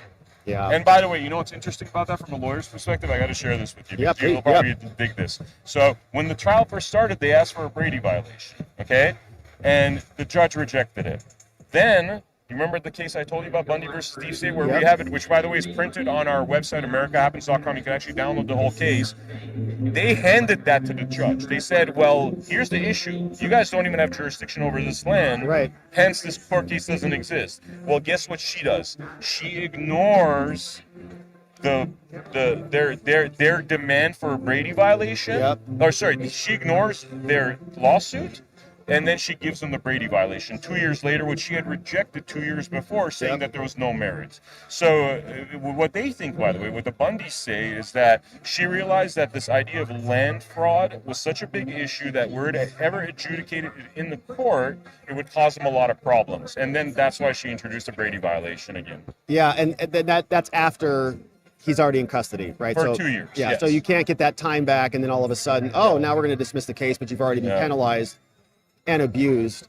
And yeah, I was just looking this up as we were speaking. So it looks like there were some trials in 2014, April 2017, July 2017. Yes. Retrials and other trials for other defendants. So like Gregory Burleson did go to prison. This other guy, Todd Angle, did. Yeah, there was a few of them that actually, there was a couple of people that actually said stupid things, like talked about violence and that sort of thing. But in terms of Cliven and Ammon and Ryan, they're the core of the family. They were not part of that whole nonsense. So they didn't really have any merit of, keeping him in jail. And that's why the Brady violation helped them to be released. Man, that's amazing. So what are you working on now then? So I'm working on a documentary called The Third Assassin. And the reason I'm working on this documentary is because on October 12th, October 13th, I was falsely accused of being the potential third Trump assassin. And this is a wild story, but the long and short is that an opportunistic sheriff thought that he could basically frame me for a crime that I didn't do. Yep. Went to the international media, seizing the opportunity of the Trump rally where he was saying that I was there to assassinate the president. So he had the international media for basically a window of 3-4 hours. He saw an opportunity, came up with these false allegations. and really, did a lot of nasty things to my name and reputation. But we immediately filed a lawsuit. It was all based upon lies. Luckily, just being an investigative journalist, I had a little bit of an kind of like the instinct bug. When I was going towards a location, I decided to audio record my initial interaction with the police there, which basically throws their whole story away in terms of shows that Sheriff Bianco lied in a very opportunistic fashion, tried to pin a crime that I did not even think about committing on me, and he thought he was going to get away with it. But fortunately, I was telling you, Robert, I have some amazing friends in this community because of the work that we've done, and this community has been, I came from Hollywood, where it's not a very sincere place, I think, and coming in this community, you interact with a lot of people that put their lives and their well-being and their finances on the line to fight the good fight, and there's not many of us, and we've sacrificed so much. So what this community has done is already separated the wheat from the chaff. So you have some of the most hardcore patriots, brave patriots that are not scared. They're not scared. I mean, these people are balls of steel, willing to stand up in the darkest of times. And this is the valley of darkness I've walked through for the last 3-4 years with my friends, that together we're constantly being attacked, constantly being defamed, just because we want freedom and constitution, because we're saying that things like the jab are bad, because we're saying things like J6 was a lie. And those are the people that stood by me. And so I left Hollywood, where I was making a lot of money as a schmucky Hollywood producer, I'll say that, and came to this very authentic world where every day we are doing things to save our country, save freedom, save the Constitution. And those people are the people that stood by me. The amazing silver lining of this insane story is that within 24 or 48 hours, and this was the entire international media coming after me as a third assassin, a lunatic, a sovereign citizen, an anti-government person. And this was in Coachella. This is in Coachella, yes. And so remind people of that incident just briefly, because I think a lot of people are still thinking about the other two assassination attempts. So let me clarify here. So I'm doing an investigative journalistic piece. I'm from Nevada, originally from California, but I'm living in Nevada. I go to California with my 2 firearms with me because I'm doing surveillance in a location that's very dangerous. It's literally middle of nowhere. All this is documented, by the way, and you're going to see a lot of this information continue to be released over the next few months. And so since I have my firearms with me, then I go to this Coachella rally. And I found out about it while I was in California. And Trump's going to be speaking there. And Trump's going to be speaking at the Coachella rally. I get tickets from the chair of the Clark County Republican Party as a special invitee. And then I drive to the rally. And as I'm going towards the parking lot, I see a police officer on the left side. And so because I have 2 firearms, I thought honesty is the best policy, work in honor and all that stuff. I just pull up to the police officer and say, hey, police officer, I am from Nevada. Just letting you know I'm part of I'm a Trump team leader, which I am. I helped to get Trump votes, and I worked actively in the Nevada Republican Party. Just want to let you know I got a couple of firearms in the back of my SUV. I'm trying to be transparent. He tells me to pull over to the side. A minute later, another police officer comes and he says, what are you doing here? Why are you parked here? He doesn't even know what's going on. I say, well, the other police officer told me that I should come park here because I have a couple of firearms. Just want to let you guys know, being transparent, blah, blah, blah. He goes away for a minute. Then he comes back, tells me to get out of my car and puts me in handcuffs. And then I am eventually taken to jail. The FBI and Secret Service don't even want to interview me, which is the crazy part about it, because the next day they accuse me of being an assassin. I'm released from jail at 1:30 in the morning. By the way, horrible experience getting released from jail with your sandals and, like nothing in your pockets, right? But eventually I found a crappy motel room, like one of those, like, honestly, 2-hour sex joints really is what it was, because everywhere else was booked up because of the Trump rally. So I end up in this very crappy motel, 2-3 in the morning.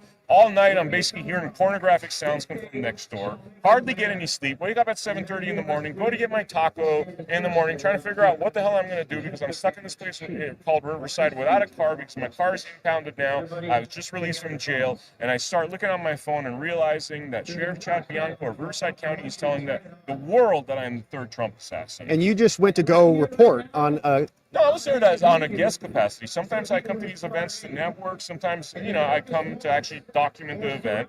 Over here, this time around, I came for networking. Same thing I was going to the Coachella rally for Donald Trump.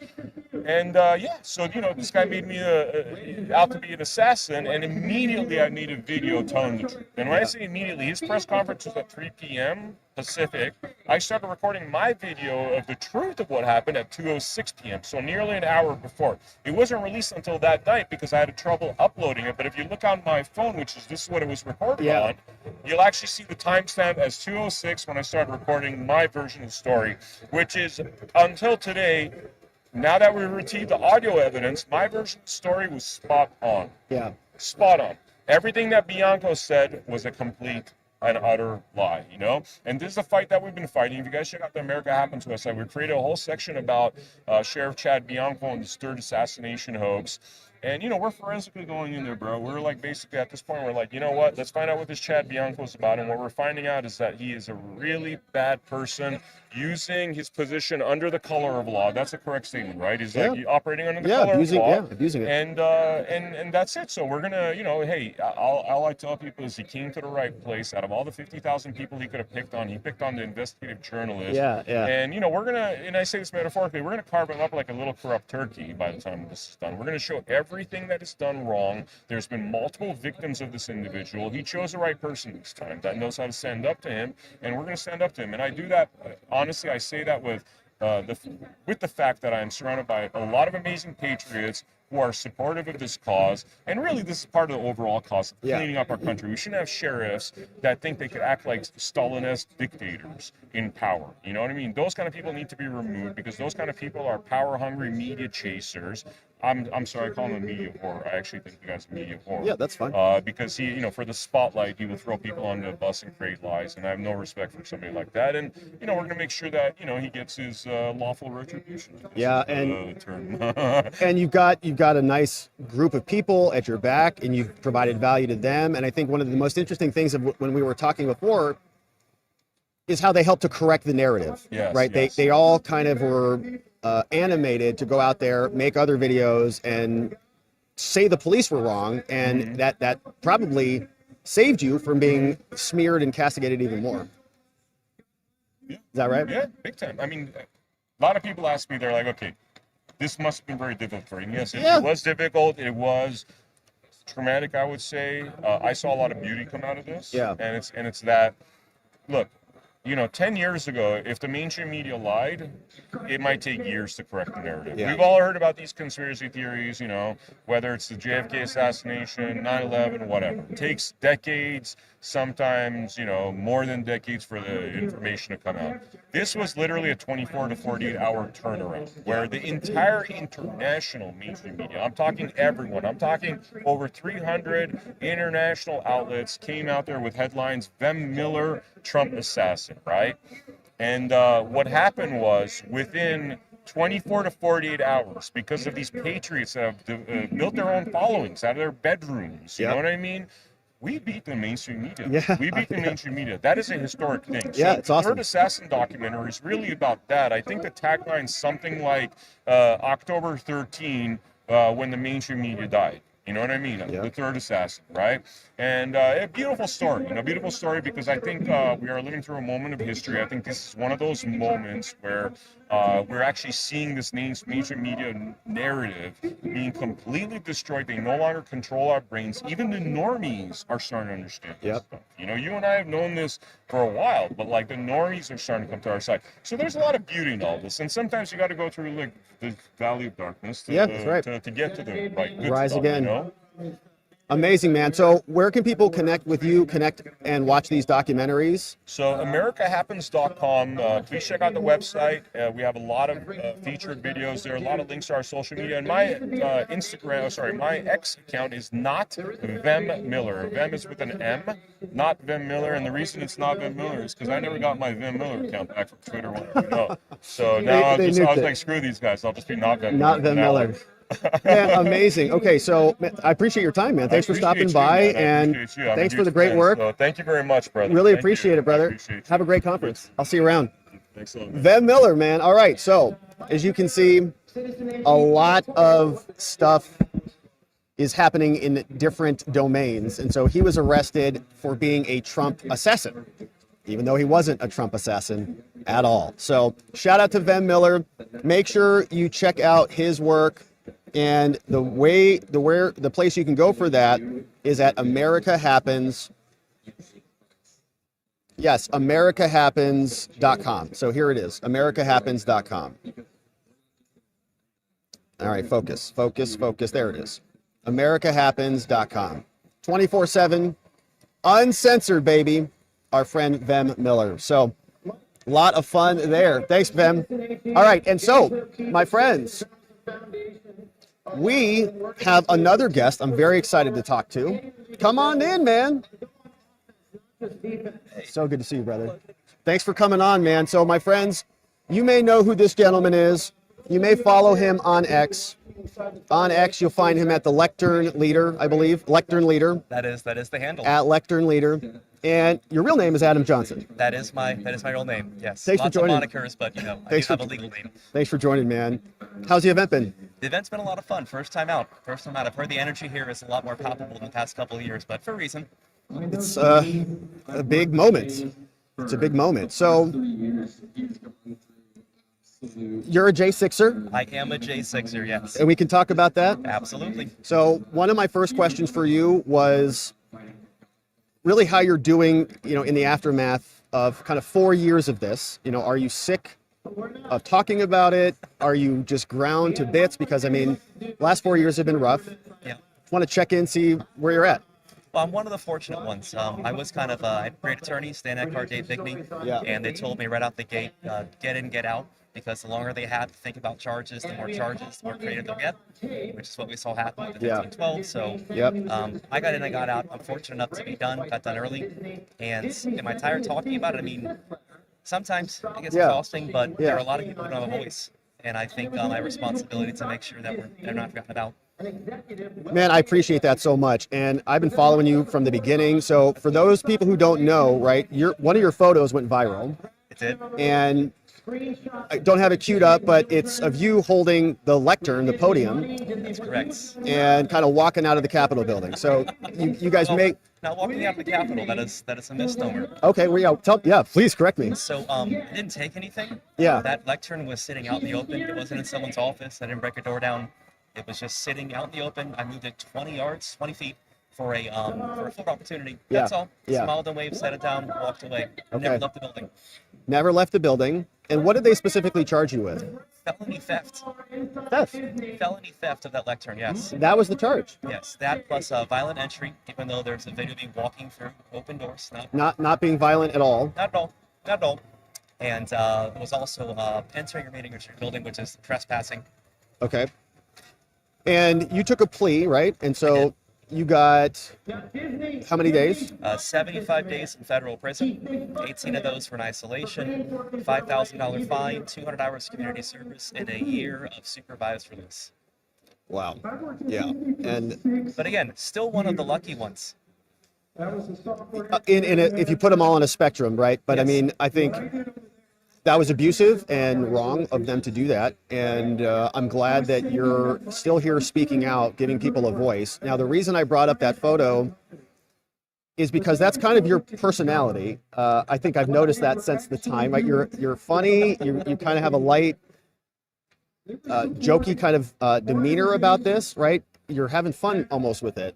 I am. Jovial's a good place to be. I got a bunch of kids. Yeah. And I think part of them winning is me being defeated, me kind of being loathsome and in my own stuff, and I can't be that because I'm raising a family. Yeah. You'd attribute that to a necessity of being a father and having to be a leader of your family?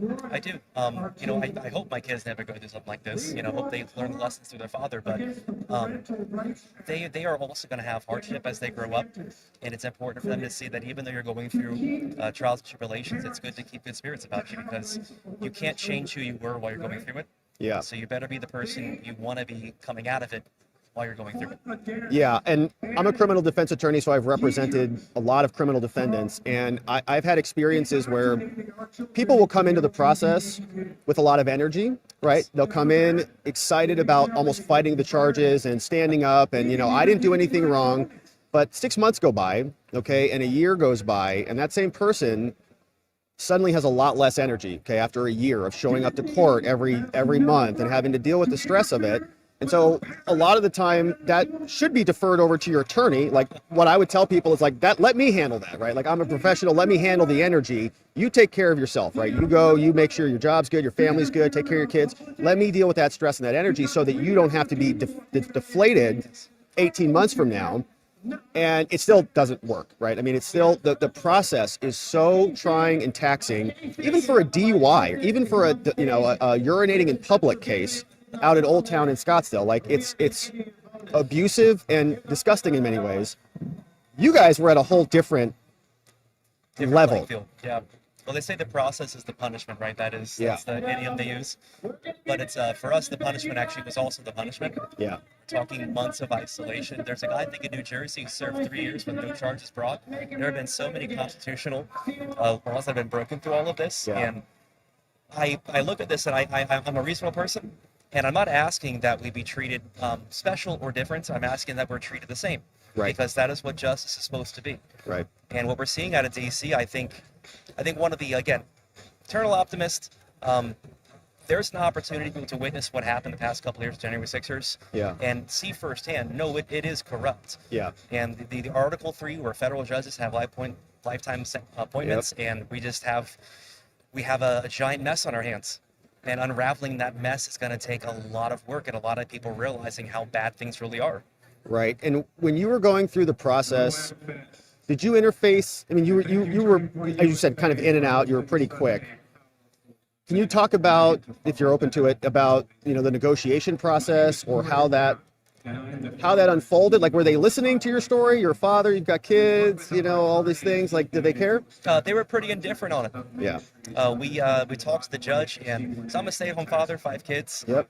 Wife's a physician. We're in a position where we can, raise our kids in the way that I think most families should raise their kids. Yep. And we told the judge, this is a ridiculous charge. It's a misdemeanor trespassing charge, and no one goes to prison for this. He did not care. He did not care. And it's like we've seen so many people get home confinement. We've seen so many people get house arrest, or they get served on the weekends for sentences. Yeah. For me, it was more about sending a message. You don't get to embarrass us. I didn't go to prison for my crime. I went to prison because I made them look silly. That was the demeanor from the judges and from the prosecutors. Absolutely. So this judge's name is Judge Reggie Walton. And Judge Reggie Walton has had an appearance, I think it's on MSNBC or CNN, it's all the same network. And he was speaking out against Trump and what he was doing and how this is actually terrible for the country. And he's supposed to be impartial. This is a federal judge that is going on a network that is very biased, talking about his bias. Right. And that is the judge that's being assigned to a lot of these cases. He brought up Al Gore during my plea deal, saying Al Gore was a man and took his loss like a man. And if you've been to Texas and you've been to the National Archives for Bush, there is an entire display, probably 30 feet long, about Al Gore petitioning to stop the certification. Yeah, he went to the Supreme Court, right. And it's very selective memory there in DC. They, we've mentioned this many times here, but they voted 93% for Kamala Harris, so it's as blue as you could ever possibly get. You have basically no shot at winning. I think of all the J6 trials that have happened, I think there was like 1 or 2 bench trials, maybe a split verdict, somebody won on something. There was some 1512C stuff, which was very good news, right? Yep. But even then, they're going back and trying to rework how they're doing the 1512C. Right. So they're doing the 1512 in general, because it should fall under one of the... It's so ridiculous. And so, had you ever been through something like this before? I've not. This is first time. This is my cherry. Yeah. And did you go to the Capitol to take over the country? No. No, you didn't. No. I went because a lot of people get to protest in the country. I did it wrong. Apparently, you're allowed to ransack buildings but not touch their lecterns. Yeah. I say that facetiously. I know you were not there going there, right, to take over the Capitol. But I mean, that's almost what they acted like. And we made the joke on our channel, often at your expense, I guess, but about you controlled the country, right? We said you controlled the country for at least 2 minutes or whatever it was because you had control of the podium. That's how they're acting. And how does a 4-hour riot or a 4.5-hour riot where they evacuate the building, get everybody back in at that same night, certify the election the same night? how is that an insurrection? And if you compare and contrast that with what was happening in Seattle and Portland at the time, right? Yeah. During the summer, Chaz and Chop and the burning of the 3rd Precinct Police Department in Minneapolis and all these scenes, those people did not get that same level of abuse. In fact, they got Kamala Harris trying to bail them out of And jail. in some cases, they actually got paid out by the city afterwards. And there's a lawsuit came through New York. Yeah. Where they actually paid them for rioting, apparently. Yeah, and they get lawyers and people supporting them. Why did you go? Why were you there? I mean, it's a litany of things. It's the COVID lockdowns, I think, were Yeah. a huge injustice to our personal freedoms and autonomy. Yeah.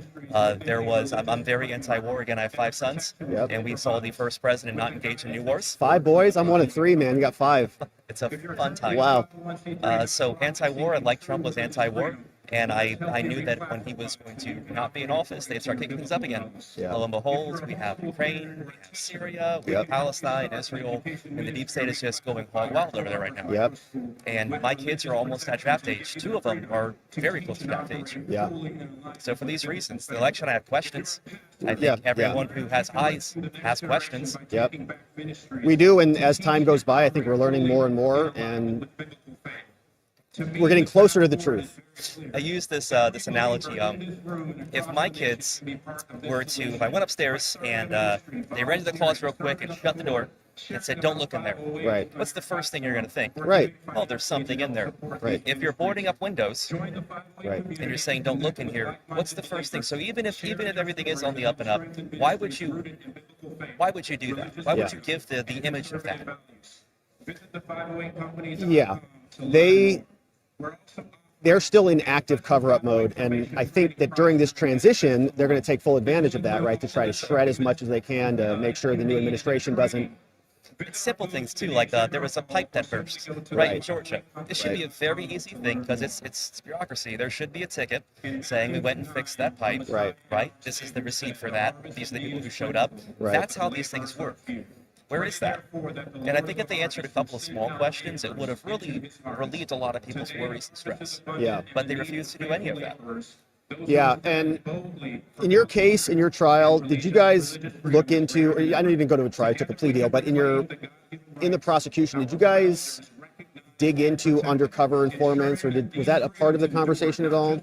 This was so early on. So, So early. I was arrested the Friday after January 6th. Within 2 days, I was in jail. Yeah, because of the photo. Yes, because of the photo. I called them ahead of time. I mean, my face is right there. I Yeah. was doxxed online. I'm like, look, Yeah. I'm going home. Yeah. I'm driving home. Yeah. Need anything? I'm driving home. Because again, I'm not running. As Right. far as I'm concerned, I showed up to a protest. I Right, exercised my right. First Amendment right. I went home. Right. And so, yeah, okay. So you were pretty quick. The case resolved. I have questions now, though. You do have questions now, yeah. We all do. And we covered the Proud Boys trial. We covered, many other cases, and there were a lot of hints that there were 50 to 200 people there, were unaccounted for. And the FBI just came out and said, I think it was 26. So there were more FBI people there Yes. in a confidential manner than there were Proud Boys plus Oath Keepers. Yes. Well, the federal prisons are full of people who were set up, targeted by CIs, right? This is how Yeah. federal prisons are put together. And then even Whitmer, the Yeah, Whitmer case, like Whitmer. we know these things happen for a fact. This is not new. It is part of the MO how the FBI works. Yeah. So if you're telling me that it's the one time they didn't show up, they didn't participate in, I can't help you. Yeah. I can't help you see what's right in front of you. Right. And so your case has been closed for how long? I finished my supervised release almost a year ago now. Congrats.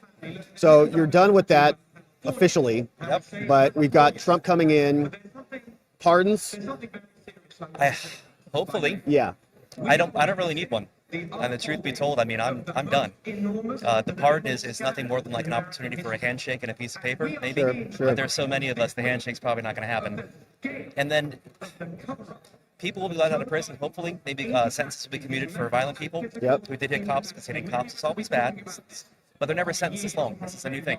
Yeah. So I'm hopeful that there are pardons that are coming. I don't think it'll be a blanket pardon. I think it'll be pardons for nonviolent offenders and commuted sentences for people who are in there who got over sentenced.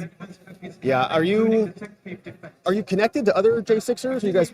I try to be. Yeah. I try to be. There's so many of us. Yeah. It's like going to a family reunion. You know, you're gonna like, Yeah, is you that guys my have- cousin? Is that my cousin? Yeah. Yeah, you've been through an experience together, and you bond through that. So I'm glad that you're staying It connected. didn't just affect the people who were in prison. It's the families. It's the kids.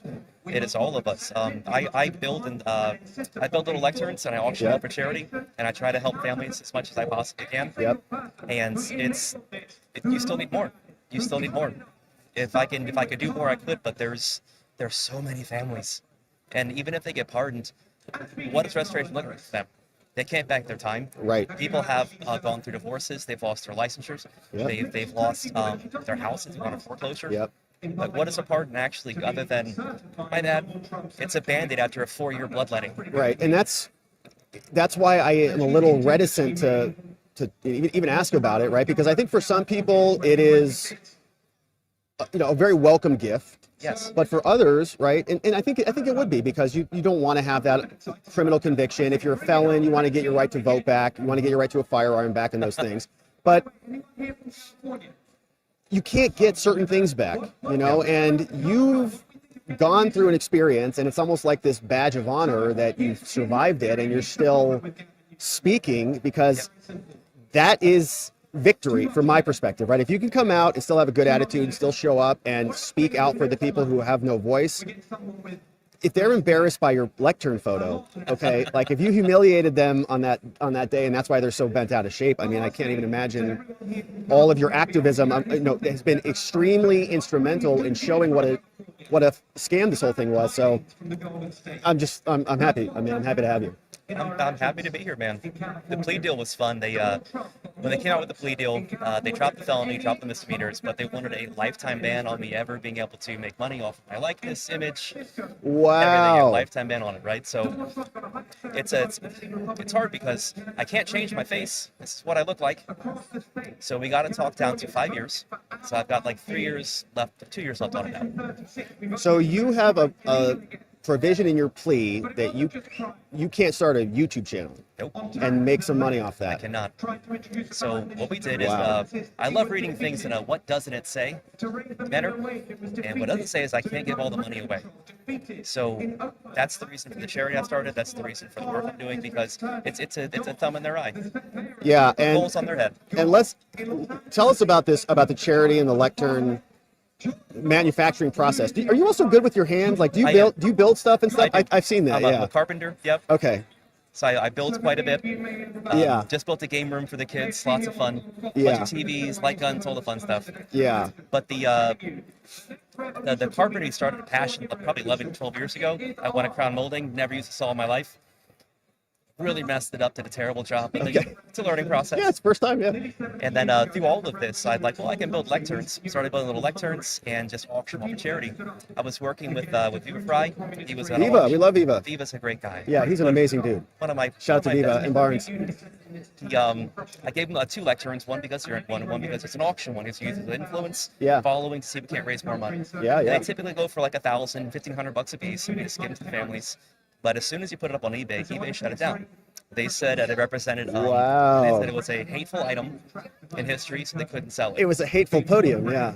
But you can sell Nazi memorabilia. You can sell all these things on eBay, but Wild. not my lectern. Wild. So in this, I hired, his name is Andy Lederman. He put together Tim Pool's entire Cool. studio. Nice guy, married to Lydia Sour Patch Lids. Okay. Yeah. Great people. And he's building a website, should be live in January. Okay. And then we're just going to keep selling stuff and keep raising money for kids. That's awesome. Do you have can I see it? Is there a website up or anything yet? There is. It's wearenotchange.org. wearenotchange.org. Let's check it. Try.com. Let's try it.com. I wanted to show people it, but like we can show them later. But Yeah, we'll show they're later. like these little miniature lecterns, right? Mm-hmm. And you auction those off, and they're very cool. Amazing. So, what about your family and how they dealt with all this? How are they doing in the aftermath of this? Initially, the wife was less than enthusiastic about it. Yeah. I came home and they actually had to flee my house because there were death threats. There was, hundreds of death threats, the voicemails. So had friends come over.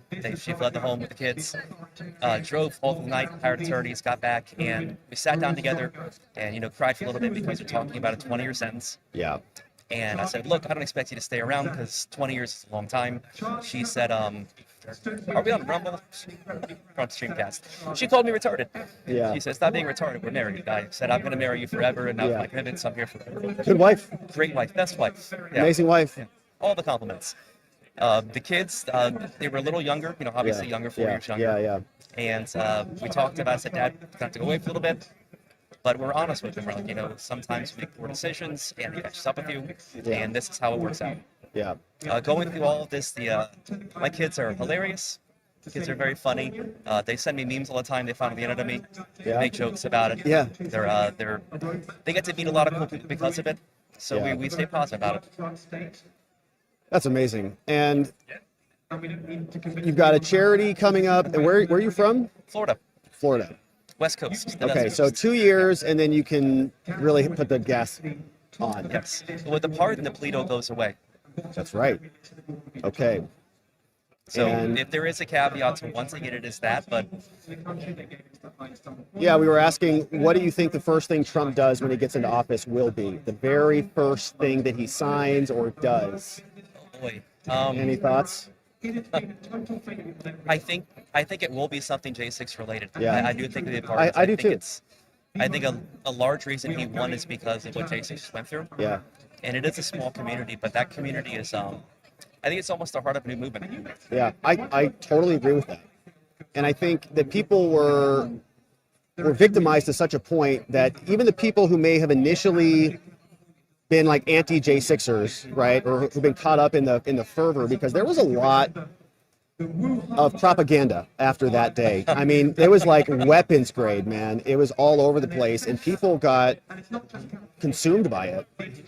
And 4 years of unraveling that, right, and guys like you talking, guys like you being out, speaking, and just showing us what's happening, I think has really helped to reverse it. You mean like they hired a professional producer from, what was it, CBS? To produce the J6 video they released after the committee, the Sham committee? Yes.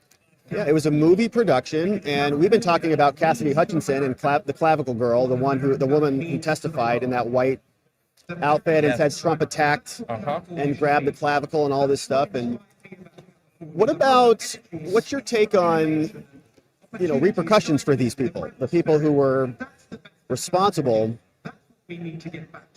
for selling that narrative, like Liz Cheney, Raskin, Schiff, and the rest of them? Well, I will start with everything is a slippery slope. Any power you give the government will be used against you on a long enough timeline, so be very careful what you're asking for, because you may feel like you're winning now, but you know what it feels like to lose. Yeah. So be very careful what you are asking for. Yep. That being said, I do think there should be investigations. I do think that we should see emails. I think that we should see a complete unraveling of what has occurred for the past, not 4 years, but 8 years. Yeah. Between the Steele dossier, this has been a long time coming. I think the intelligence communities have a lot of power and a lot of influence, and they have felt that go away a little bit. Yeah. And I think it's time that we have the church committee, the church commissions, right? Yeah. I think it's time we have one of those again. Yeah. Yeah, to actually investigate it. I mean, the January 6th committee deleted evidence. They deleted their video recordings. Yes. They deleted interview transcripts. I mean, the cover-up is underway. Kind of sounds like treason to me. It does. Yeah, it does. And were there any other impacts? Like, did you get, debanked or, anything else? Any other consequences? I had 2 credit card companies cancel me. Did you? These are cards that I've had for over a decade. Yep. So they canceled me. They took my PlayStation account from me. Your PlayStation My account. PlayStation account, which is so petty. That is petty, man. And I know it's petty, but I had this thing since I was like a teenager. So Yeah. I have like 100 platinum trophies. A lot of work went into you work. this. Yeah, you got it. They took that from me. They know. Shame, They tragedy. know They no know it hurt shame. me. Yeah, they know it no hurt shame. me. They really know. That's funny. Well, man, so you've been a lot of fun to follow and to watch, and your enthusiasm for, I guess it's having fun. I mean, Yep. I am having fun. you are, yeah. And it's I can feel it. Like I can see it. It's I mean, it's every day's an opportunity, and the thing I'm most looking forward to is there are so many stories we haven't heard from these people who have been in prison for years. Yeah. And I think there's going to be so much dissonance that happens on the left, that mindset of they were told all these things. I don't know how they're going to reconcile all of these stories, all these interviews that are going to be pouring out for the next 4 years. Right. And the people who have been held captive and tortured. Right. In many cases. So I'm looking forward to that. That's going to be such a great ride. Yeah, it's going to be a major change, and I'm excited for it. Just kind of waiting for the noise to die down a little bit. That's quite a bit. I know it's kind of a lot. We're right by the speakers over here, but okay. So I guess anything else that we didn't talk about? Anything else that we should have talked about? Christmas is coming. That's Christmas exciting. is coming. We got some comments in here. Sweet Potato is saying you should write a book on marriage. It sounds like you have a great marriage. I am writing a book, actually. So Are you? Yeah, what's that? The book is, it's about January 6th. Okay. But I'm about 240 pages in. Wow. It's a lot of words, but if I do get a pardon, I will release it. Amazing. My attorney fees, we couldn't raise any money for. The government said no. So we're like $100,000 out of pocket. So hopefully at some point I can break even. Be nice. You can't even break even. You can't even raise funds for that. No, we had raised I think almost $1,500, and the AUSA shut that down. They said you can't raise money or no plea deal.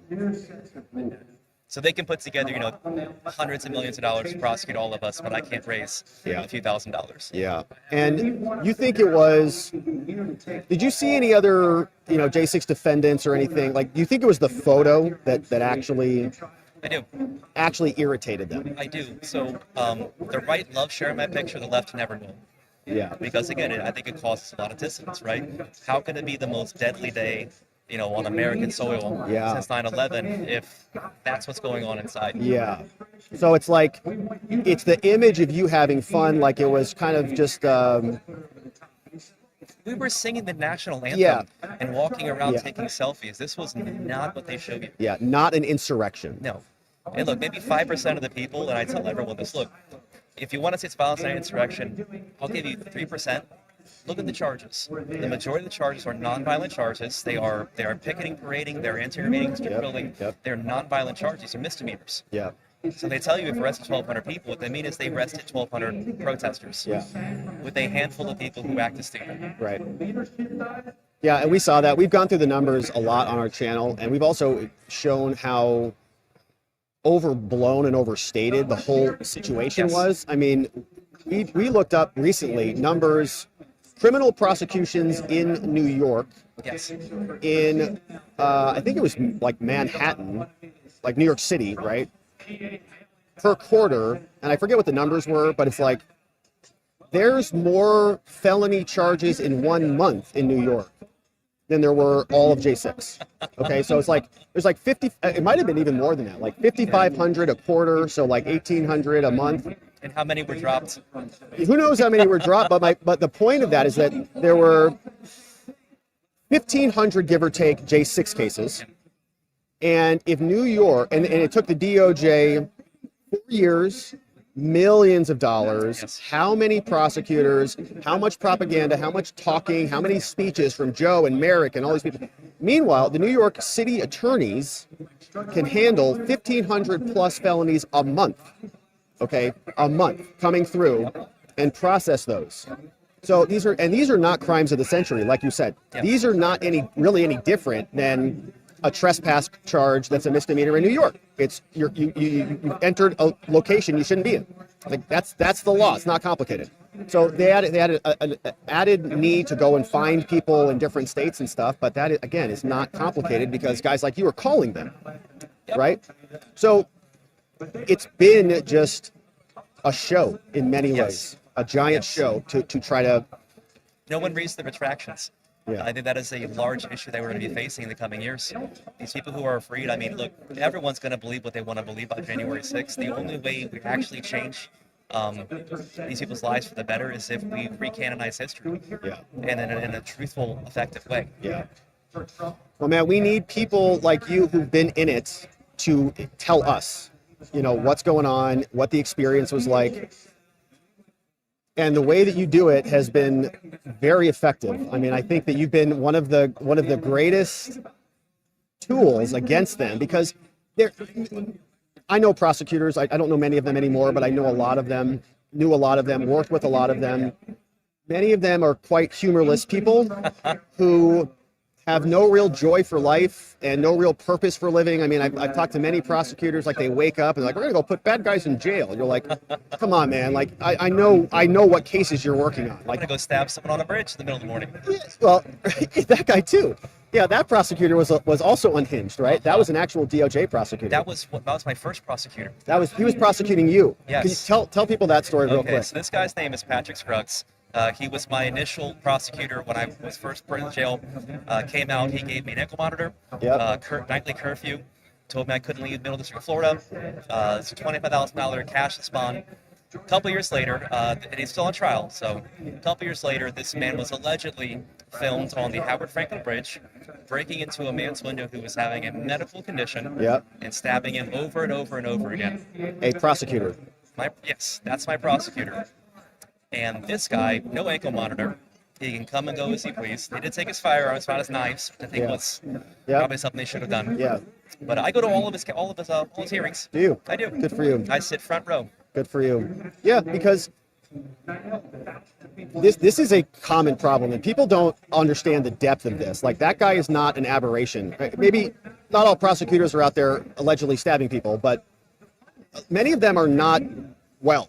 I mean, not well, and they got a lot of power. They've got a lot of ability to wreck people's lives, and some of it might stem from sociopathic tendencies and stuff like that, and nobody can really call them out. You can't even, you can leave defense attorneys reviews, or you can debank Adam, but there's not much you can do to prosecutors. There's no Yelp to leave a review. You can't complain to anybody about it. They all protect themselves, and they even pass laws to like protect themselves. Like, if you like talk to a prosecutor badly, they'll say you assaulted them, right? And you get aggravated felonies and stuff. So I will say, I do wonder how much of it is nature versus nurture when it comes to the environment they're in day in, day out, right? Yeah. And I say the same thing with police officers. Like, no one ever gets pulled over on the best day of their lives. No one Right. ever has an interaction with a police officer on the best day Right. of their lives. It's always at the worst, right? Same thing going to the doctor. Like, a doctor never sees you when you're feeling well.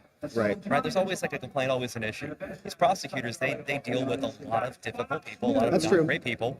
So I do wonder how much exposure to that is it nature, is it nurture? And then you also consider a person who wants to go into that field. Yeah. Right? Same thing for politicians. What, they're all narcissists? Yeah. So Yeah, I think there is something to that. I think that there is.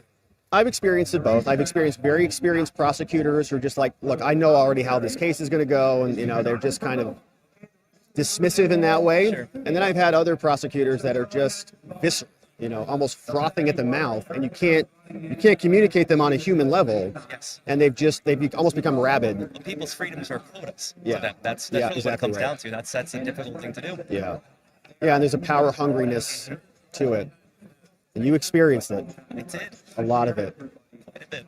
Well, you're on the other side, man. And so moving forward, how can people support you? Obviously, they can connect with you, and you are on X at Lectern Leader. Specifically, yeah, just X. I'm not on Instagram or Facebook. I'm just on that. Don't want to get the commies any money. Amazing. So, Adam, anything else we missed, man? It's really awesome to have you stop by. I'm good. I'll be up in DC for January 6th. I'll be doing a tour. You're going back. Yeah. Good. Good. And I've seen you also in the Capitol. Yes. Yeah. Yeah. So you also just kind of go around. I think you had an FBI agent following you. I did. Yeah, what Several was that? times, yeah. So there was Operation, what was it, Quiet Skies? Yeah. I flew quite a bit this last year, and I always had my partner, Yeah. just seatmates. Right, following you around. And then at the Capitol, right? You had someone. Yep. So I visit all the capitals. I've been Yeah. to, I think it's up to 15 or 16 now. Awesome. Yep. Yeah, and DC is always a fun experience. They know who I am, but I don't care. Yeah. It's a public building. It's a public building, and you're a good dude, man. So I'm really excited that you're here. I'm excited that you're out there. Seems like you're doing well. You doing good? I'm doing great, man. Life is good. All right. Just turned 40. Feel happy, healthy. You look great. Hair looks fabulous and flowing. Well, thank you. The Amazing. wife loves it. I grew it out as a midlife crisis. Now I can't cut it off. Well, it suits you. It looks great, man. It's your calling card. All right, so my friends, Adam Johnson is here, Lectern Leader on X. Very excited to have you, man. Thanks for stopping by. Thanks, Rob. Really appreciate man. it. We'll see you out there. See you guys. All right, so that is Adam, and that was a lot of fun. Adam, thanks again, brother. And we're learning a lot. So another person who has been put through the ringer thanks to January 6th. And we're hopeful that he gets a pardon and the rest of them get a pardon and we see some real justice for January 6th. But now, my friends, look who's joining us. It is Stephen Gardner in the house. What's up, brother? Good to see you, man. I didn't even realize you were going to be here. I didn't either. Well, you're Here here. I am. And how's the event? Oh man, so inspiring. I feel like closer to my country. I want to be more involved. It's just so much great energy. I just love it. And for those of you who do not know Stephen Gardner, I think you probably do, but he is on YouTube right next door to us. Stephen Gardner's the channel. And you talk a lot of politics and some law stuff too. What have you been covering lately? Oh, what have I been covering lately? Well, the Trump nominations Yep. has been a big deal. Just recently, I covered the fact that since day one, the White House has been covering up Joe Biden's dementia and deficiencies. That is a huge cover-up. I mean, that definitely needs to be investigated because the man that holds the keys to the nuclear codes has dementia. Right. And I've been saying this since the summer of 2020, that this man has dementia, that he is not all there. He was falling asleep in meetings. He couldn't get coherent sentences out. So that's been a big story that I've been covering. Of course, this continuing resolution bill. Yep. And the fact that Congress tried to give themselves a 40% raise in the dark of night. They're giving $15 million of tuition to gay people in Egypt. I've got nothing against gay people, but how about some gay people in America, right? Better than Egypt, yeah. I'm just so sick of this. Foreigners get all of the help and Americans don't get the help that they need. That's really, really disgusting to me. Yeah, there's a lot of that going on. It's been going on for a long time. You talked about the appointments. Anybody you're most excited about who might correct some of that? So I'm so excited about several things. The former DNI, John Ratcliffe, he was one of my favorite people in the Trump administration. Yeah. He's a truth teller. He's articulate. He's very good at explaining things. And so the fact that he's going to be the new head of the CIA, for me, is a really big deal. Yeah, that's a big deal. The fact that he'll be able to help mentor Tulsi Gabbard as the new director of national intelligence. I feel like we're going to get some truth. We're also going to get away from all of the foreign influence that we just don't need to be involved in. I'm excited. I've had Kash Patel on my show 4 or 5 times. So I'm so excited to be able to see him go in, clean up the FBI. Tom Homan I've had on my show a couple of times. Like, I'm just so excited about making America great again. You've talked to the whole crew, basically. I mean, that's awesome. That's awesome. They're like, your people are going into the White House. That's amazing. Yeah. We felt good because we were covering a lot of the Trump prosecutions, and we had Emil Bove and Todd Blanche. Okay, those are the 2 attorneys for Trump's defense that are going to be going into the DOJ, right? So we were reading motion after motion, signed by Todd, signed by Emil, fighting against all the criminal cases, right? In New York and in the January 6th case, Florida case, they were all over the place. So now they're going into the Justice Department. It's like, you can't pick better people who've been on this side, on the receiving end of this, who are now going to be going into power. Yeah. Another story that I think is just really incredible is this appellate court saying, Fonnie Willis, you are a fraud. You have broken the law. You are no longer worthy as an attorney to go after this election interference case in Georgia. The fact that they haven't dropped it for 2 reasons is a mystery to me. Number one, he's becoming president of the United States of America. Those lawsuits need to go away. And number 2, the election board down in Georgia openly admitted on tape and in writing that there are 500,000 missing ballot images. And then they follow up by saying they either were deleted or they never existed. Georgia is a total mess, and she's appealing that. So she's wanted to take this up to the Supreme Court.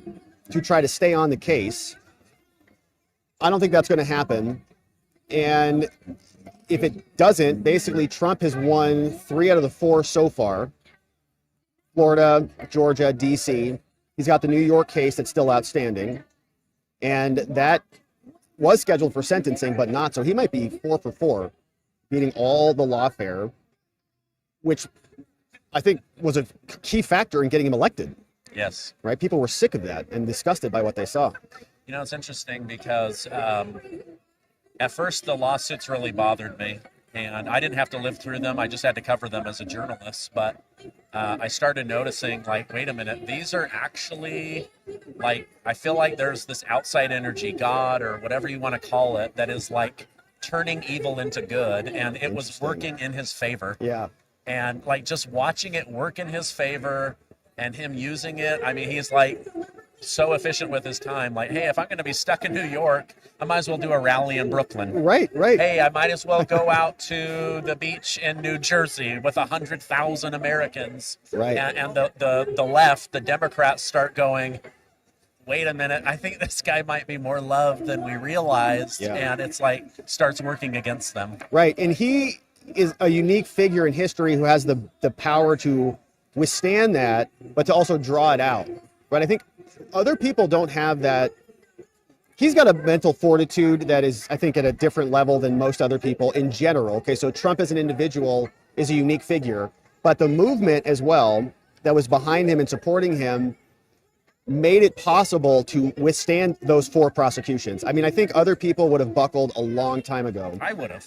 Oh, yeah, me too, man. I don't know how you could possibly, deal with that. Not even financially, right? I mean, so he probably spent $100 million plus. Think about the resources that it takes to stand up and to fight back, but he's persevered. And I think you're right. The fact that he existed enabled all these attacks to happen. So we got to see who these people really were. Yeah. Let's see. Janine says, my 2 favorite YouTubers. Hello. Just hey, what's up, hello. Janine? I think this is Janine. It's a little bit yeah, it's Janine. Eyes, Janine's here. And I think we got some other people shouting you out, too. Oh, that's awesome. Thank you guys for supporting both of our channels. You know, it's not easy being an independent journalist. I don't know. I've had people say to me, how do you get so big if you've not been on Newsmax or Fox News or Breitbart News or, any of the big ones? I've never been on any of them. I'd be happy to go on those. But you know what? I just, like you, I just do the research. People want truth. Yeah. They want information. They don't want bull crap. They don't want lies. They don't want conspiracy theory. They just want to know what is going on in the country, what's going on with the people that I care about, like President Trump. And man, what an honor. Like, what a time to live through, right? It is. And the timeline has shifted. I think a couple of years ago, I think there were a lot of less possibilities of success. It felt like we were like the deep state and these tyrants were censoring us and locking us down and mandating everything, prosecuting Trump. I mean, looking like they were raiding his house and stuff. We were sitting around wondering, how the hell is this happening in America? And they tried to throw him off the ballot. I mean, the onslaught has been, it's been crazy. And the people rejected it. So these next 4 years, what's coming up for you? I mean, it feels like we were on defense in many ways for the last 4 years, like trying to fight against this regime. Now we can breathe again. So for me, my plan is just to continue to cover the president and also to cover all of the great things that he does. I believe that we need to get this war between Russia and Ukraine handled. I believe we need to get this war between Israel and Hamas and Hezbollah and Iran handled. I think Americans want peace. They don't want their foreign, they don't want their money going to endless foreign wars. Only the military-industrial complex wants that. Right. And so for me, I'm just going to continue to, as the truth unfolds, share it with the American people. What do you think Trump's very first action should be on day one? Oh, like first pen to paper. Any thoughts? Well, he's got to close the border. We can't have 15 million people flooding the country. You've probably covered this. I've covered it with much sadness. these illegal immigrants getting better benefits than veterans, better benefits than senior citizens. Yep. That is really bothersome to my soul. And I'm sure many of them are good people, but the fact that Venezuela and other countries were emptying their prisons and sending them up here, we now know that that is true. I mean, these trained to Aragua gangs, they're in Utah now, they're in Phoenix, they're in Texas, they're in California, they're in New York, Chicago, Colorado. I mean, they're spreading everywhere. So I think he's got to handle the border. I think he's got to handle the two wars. I think he's got to start holding some of these countries accountable with tariffs. I'm a little bit nervous about tariffs, but I believe that they are a leverage point. I mean, look at Canada. Yeah. Canada is in a panic right now. Right. To the point where he's like, just become America. Right, 51st state. Yeah, just become America. You guys, we love Canadians. Yeah. I don't have any beef with a single Canadian except for Justin Trudeau. That's right. Who is, human garbage, unfortunately. He's a product of the World Economic Forum. But yeah, no, those are the things that I think he's got to handle. Obviously, then making life more affordable. They've got to start building more houses. There's a lot he's got to tackle. It's a lot. Yeah, it's a lot. Yeah. And we're excited to see it happen. And so you're here. How long are you in town? Until Sunday. Until Sunday. Event, yeah. You're here, and then you're back. Back to Utah. Back to Utah. Yep. And then you're live streaming. You're releasing content. Yeah. While I'm here, I went live this morning. Awesome. I've got some interviews that I did. Colonel McGregor coming out later today about how to protect the border, about the Russia-Ukraine war. And then, of course, early this morning, I broke the news about the White House cover-up with Biden's dementia. So lots of big stories to cover every single day. Yeah, man. And you do great work. I love your content. And you've been very helpful to us and our community. Yeah, so we're grateful for that. This is a great channel. So make sure to hit that subscribe button. Give this video a like because it tells YouTube and Rumble to share it with others. That's what right. you can do to be helpful to Robert. And my friends, of course, make sure you're subscribed over to Stephen Gardner's channel. He's right next door on all the platforms. Stephen Gardner has a great channel, great community, great people, and covering a lot of the same stuff we talk about here. So we want to make sure we are supporting each other as we all make America great again. And so, Stephen, they're sharing the links in the chat. Oh, that's awesome. My friend, I'm really appreciative of you stopping by. Yes, absolutely. It was glad to hang. Yes, thank you. I'll see you out there. Okay.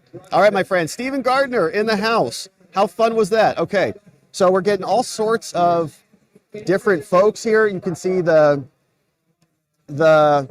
arena is just jamming. And now we got to make sure we get my mama here. Cool. Thank you. And beautiful Miss Alexis is here. What's up, Mama? How's my hair? You look beautiful. Thanks. This is Alexis, everybody. How's the day? It's good. Yeah. How's your day? It's good. Been busy. Yeah, we've had 4 interviews. Jacob Chansley, them, Adam, and Stephen. Yeah. I think you're scheduled to go on someone else's stuff later today. I think that's right. 6 o'clock. 6 o'clock. We are 6:30. 6:30. We're going over there. We're going to do a Facts Over Feelings podcast at 6:30. Perfect. And what else? Want a little kissy? Little kissy? There you go, sweet. Little kissy. Hey, Rye T says, Alexis, me and Mrs. Rye are here. Remember Rye T? Oh, hey. Yeah, you remember them? Okay. Happy belated wedding. Yes, indeed. They got married. Okay, so my friends. Okay, I'm gonna go get your mom. Okay, go get Mama. Thank you, my love. Okay, so my friends, you can see we are jamming here today. Let's take a look at the agenda and see who's coming up next. We've got, yeah, we're live, but we're just hanging. What? Oh, good to meet you. Amber May, good to meet you. You are. Cool. I don't have a card. Vem? Oh yeah, we just chatted with him. Yeah, he's an awesome dude. But I will send you a text. Is this your text? I'll send you a text. The Amber May Show. Amazing. Good to meet you. Have a great event. Okay, so my friends, the agenda today, it is Friday. It is 2:40 Arizona time. And so right now, it looks like Harmeet Dhillon. Ooh, Harmeet Dhillon is coming on the stage, which is a lot of fun. So we got Callie Means, who's also on the stage. And yeah, I think it's Callie Means who is speaking right now. So let's pull that up. Let's see what Callie's doing. Man,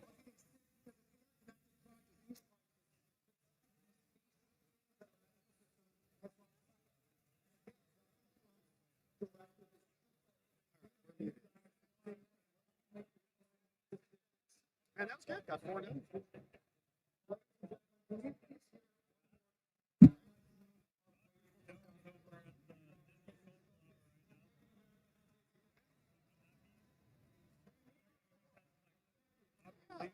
I talked to him for sure.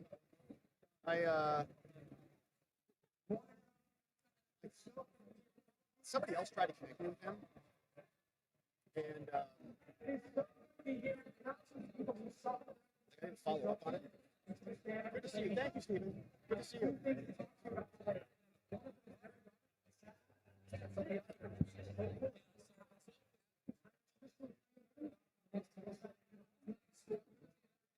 Today,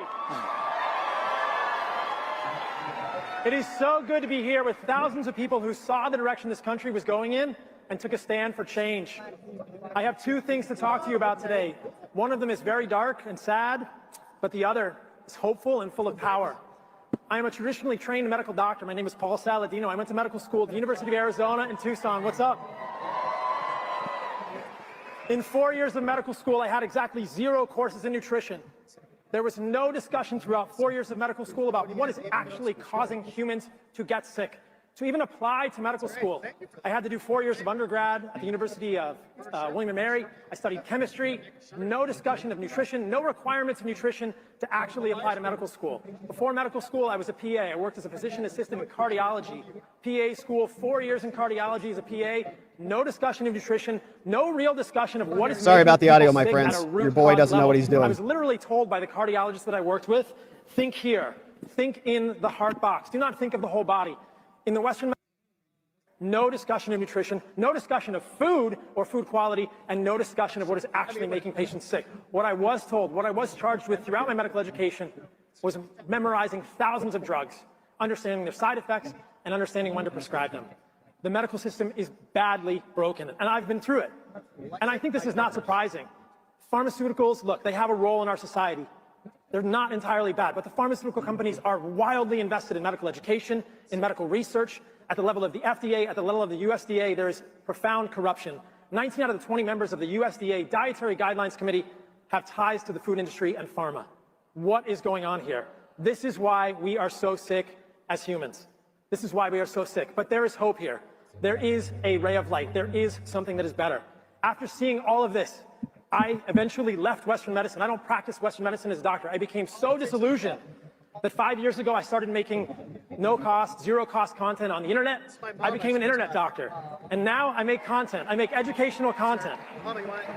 And the goal of that content is to just give people information, to empower all of you to be able to make yourselves healthy again. What I have seen in those 5 years. All right, my friends. So that I think was a promo over there.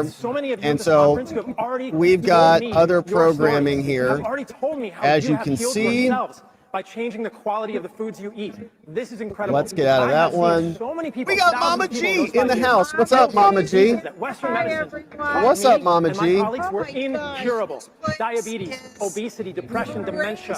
What do you think about it? Infertility, autoimmune conditions, autoimmune skin conditions like eczema, psoriasis, and then finally thyroid Alexis brought me over to Rob's booth. ulcerative colitis, rheumatoid arthritis, multiple sclerosis. The booth looks These fantastic. are profoundly Everybody scary words in is Western happy medicine. and These are diseases that smiling. cannot be be cured, and yet Yes. many of you have cured these Right. diseases. I've met you at this Some conference, chocolates. and I've Yes. heard thousands of people do Mama G's this. gonna bring And so food. this is the hope. And also the tragedy is that Western medicine is broken. pastéis. Here is These the are the hope. Here's what I will pastéis. These are tell the you based on my personal pastéis that experience. everybody was You have asking. Okay, a so God-given remember- birthright to radical, profound health. We're gonna eat one. You have a God-given Can birthright we eat one to right now? that. Yeah. All right. So these are pastéis. And if you change And the quality of the this has food come that you up eat on and the way that locals you are living, before. if My you mom can makes heal these every yourself, holiday. They're that the is what I best. want you to know. If you take And I nothing have else not away eaten from lunch this yet. short talk And that we so have here's about what we've health, got. Let me about show you making how this America healthy works. again. So Remember that whatever explain you are to suffering people from, what if this any of is. you have All chronic right. illness, It's any of the things this that I what mentioned looks earlier, like an and you are old suffering and you are rotten without hope, potato. if you are It's without hope, actually maybe your a doctor's telling you wonderful you need to take mixture of medications. meat, Remember that celery, and olives with some hot sausage in there, and it's rolled up in an egg dough and fried. So I can't say it's the healthiest thing, but it is the most delicious thing anyone could ever eat. Yeah. And so what kind of meat is inside? So we have 2 ground beefs, and we have mild Italian sausage and hot Italian sausage, a tiny bit of pork. It's really, really good. I'm trying to show you the texture. It's not focusing though. Come on.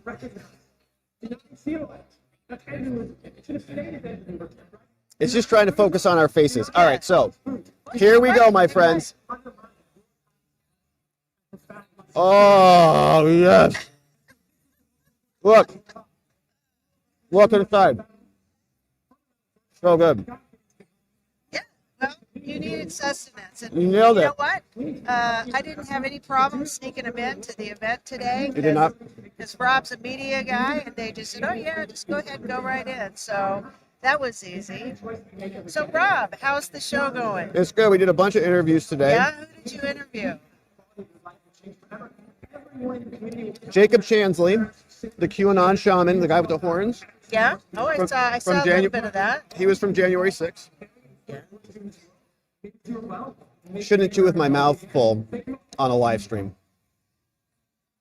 Very impolite. We did Jacob Chansley. We talked with Adam Johnson. He's the guy who got arrested on January 6th with the lectern, with the podium. Oh, lectern guy. Lectern guy. We talked to him.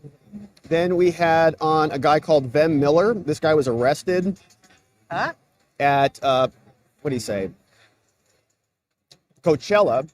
They thought he was trying to assassinate Trump, so they arrested him for that. So he's doing a documentary on it. Yeah, it was a different one. We got overwhelmed with all the other assassinations. And then we met with Stephen Gardner. Oh, Just Steve came by. That's awesome. Stephen Gardner, who's amazing.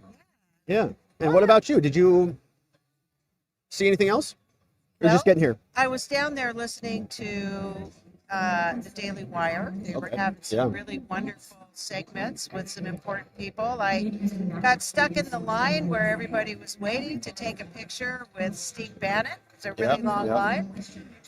Walking around, meeting some people, asking where the Watchers booth is. Us. Some people did know. I was directed here by some people that I had never met before. So that's good. That's all really good. One thing about this place, it is massive. Yeah. And everybody's got red hats on. Some people have 2 or 3 red hats on. Everybody's got flags. Everybody's happy and polite. Yeah. And full of hope. So yeah, it's really a massive event and really very good. That's the thing about the politeness too, is everybody's like, oh no, after you. Oh no, after you. No, please, after you. What do I insist? All the doors, nobody stamping, jumping all over each other. It's nice. Good people here. Yeah. So I just came over to say hi. I'm gonna walk around a little bit. And, tell people what you're working on right now while we got you. in terms of what? Anything. Okay, I'm wrapping presents. Okay. Okay, so Christmas is my time of year to buy stuff for my family and friends. So there's a lot of them, a lot of presents around the Christmas tree. I am a Catholic, so I'm doing some stuff at our church as well. Decorating, Eric's right? House, our nonprofit, we had an amazing early Christmas gift today. We got a $10,000 donation today, so we're really happy about that. Can we shout out that person? Huh? Can we shout out that person? Well, they're probably not watching your show, but it would be to the Tutrone family. Tutrone family. Yeah, the Tutrone family. Shout out to the Tutrone family. So they're based in New York, and yeah, we're really happy that they thought of us at the end of the year. So that's all good news. It's a great way to start a new year with a big donation like that. Yeah, and Eric's house, for people who don't know. Eric's house, .org, ericshouse.org. ericshouse.org. Eric is my son, Rob's younger brother. Eric died from a suicide. He struggled with addiction.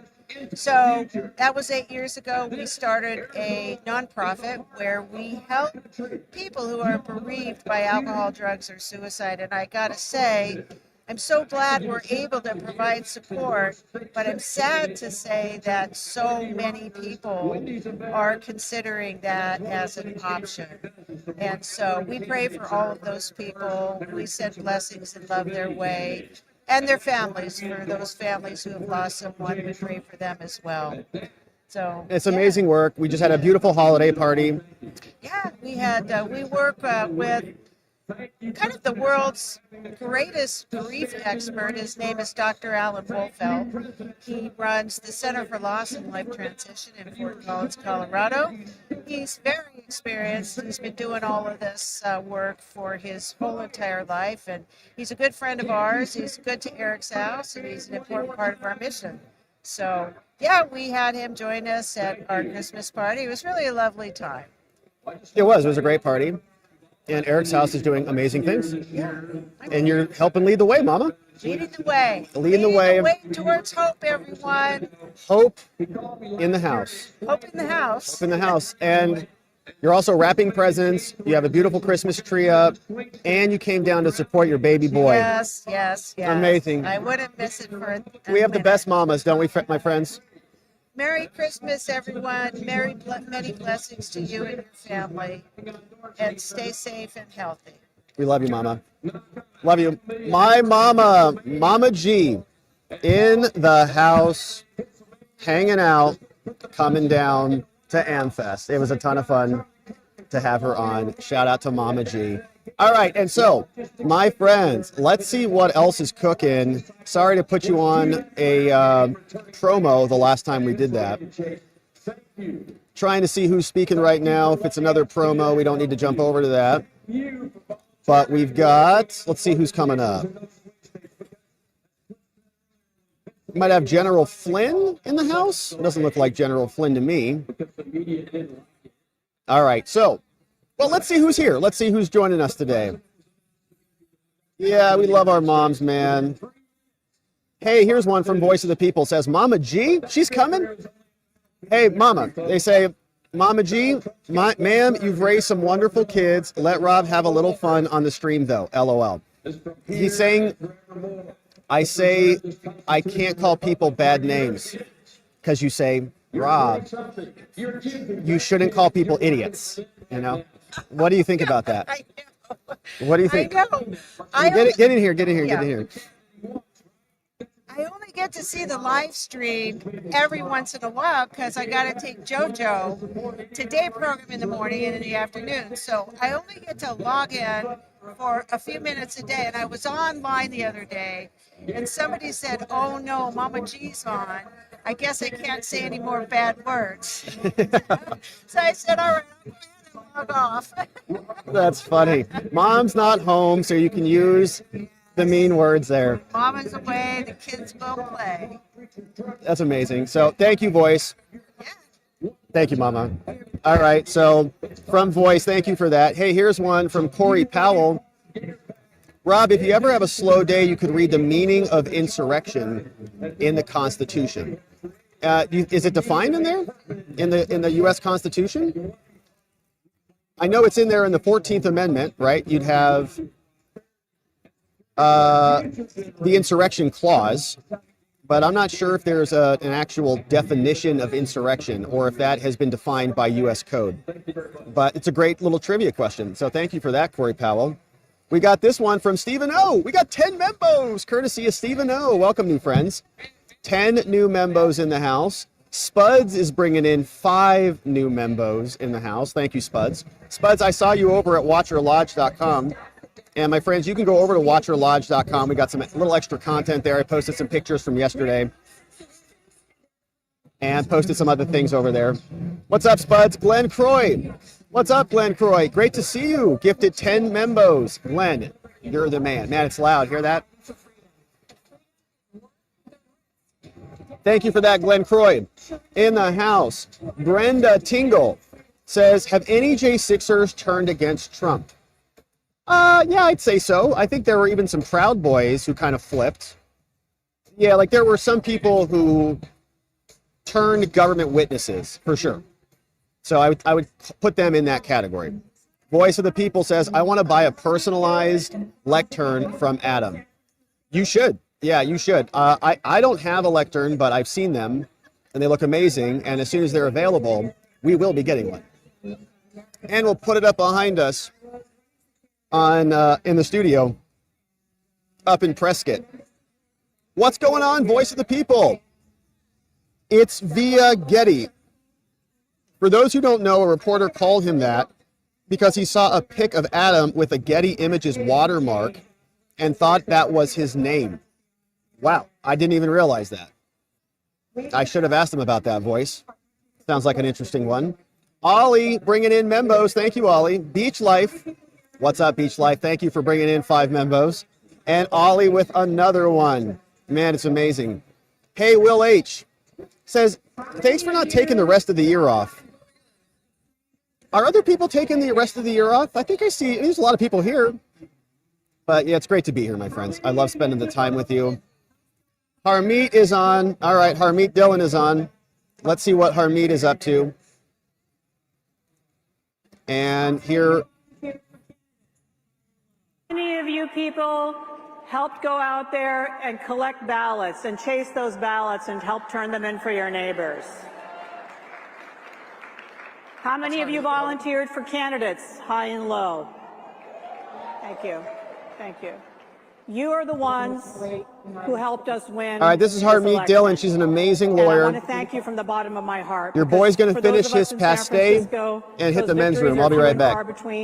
But together we were able to give hope to everybody in this great United States. So thank you very much for all that all of you did. You deserve a round of applause. Now, my last visit here to Arizona was actually as a election lawyer on duty here in this very town, and it was a tense time. We didn't know the outcome, of course. We only knew that we had left it all on the field. And this victory that we're all enjoying and celebrating and getting ready for, all the ladies getting ready to shop for their inauguration outfits and so forth, it couldn't have happened without Turning Point. So I really wanted to come here and really just say thank you to this organization and to all of its supporters for making this possible. I don't think it would have happened without the organization that put in the work, raised the money, recruited the volunteers, and turned out the vote in the battleground states. They made the difference right here in Arizona and in many other battleground states. So Tyler Boyer and I, Charlie, and these folks, they worked so hard to make this happen, so I'm really grateful. Now, many of you may have heard that I have had the privilege of being nominated by President Trump to head the Civil Rights Division of the United States Department of Justice. Thank you. Thank you. It's a little unusual situation because the people who've worked the hardest to make this happen and are being asked to serve in the government, we're actually, if you're going up for Senate confirmation, you have to be, you know, a little bit reticent about your remarks. So those of us who are out there on social media constantly have had to dial it back. That's why many of you have been complaining that all I'm doing is posting knitting pictures recently. I've gotten a lot of complaints about that, so I'm sorry, but that's by orders of the transition team. So just know that if I'm blessed to be confirmed by the United States Senate, that content is going to change. And we're going to be talking about the issue that I'm most passionate about in my career, which is the civil rights of our great nation. And I can't talk about what I hope to do with the guidance of my two bosses, President Trump and Attorney General Pam Bundy, but I can tell you my vision, I think it's out there, of what civil rights is in this country. And I've spent my life fighting for the free speech rights of American citizens, dating back from my college years to today. Parental rights are civil rights in the United States. Children have rights in the United States to be free from predatory adults who seek to shape them in unnatural ways. Voting rights and the right for each of you to have your vote be counted equally and fairly and once, and everybody else is the same way, those are civil rights in these great United States. And I've always fought for those rights. And there's so many others. The right to free and fair access to education and housing, and the rights of the disabled. These are all important federal civil rights. And so I hope and pray that I'll be able to serve in that capacity, but regardless, for the rest of my years as a lawyer, I intend to keep fighting for those rights. And I'm so excited. It's a heady time. I just want to make sure that we don't forget in the excitement how we got here. We got here because President Trump is a man who has fought and sacrificed for all of those rights that I just mentioned. He has been a leader. He has been an inspiration to me and many other lawyers. And I'm really excited to have the opportunity to be able to serve in that capacity. Now, I'm going to miss my colleagues at the Dhillon Law Group. I haven't had a boss for 18 years. Someone just reminded me of that. Started my own law firm 18 years ago and have been my own boss, and that's been a challenge and a blessing. And then I started the Center for American Liberty 6 years ago as well, which has also fought for our civil rights. You're going to hear from one of my clients, Chloe Cole, tomorrow, who's a real hero to me as a brave young woman who stood up for some of these fundamental rights. So thank you very much for inviting me to be here and for giving me the opportunity to say thank you to all of you for making this possible. Thank you. Thank you. Thank you.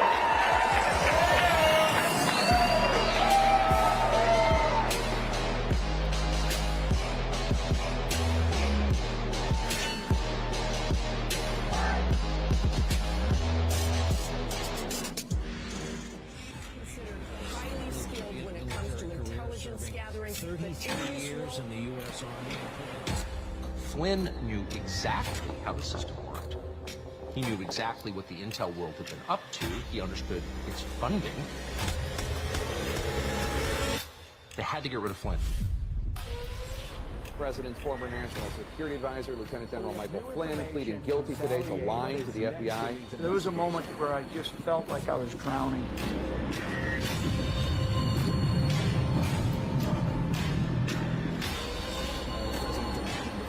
As the JV team, do you feel as though your warnings were ignored? We all knew that he was one of the most respected generals in the military, plain and simple. Well, in 2012, he was appointed director of Defense Intelligence Agency. He ordered the first audit of the use of DIA's use of contractors. This set off alarm bells. And so I'm in there with these other political appointees. They're all supposed to go in there and tell what they believe to be the truth. What they did was they took my assessment and they wanted me to change it. And I was like, I'm not changing it.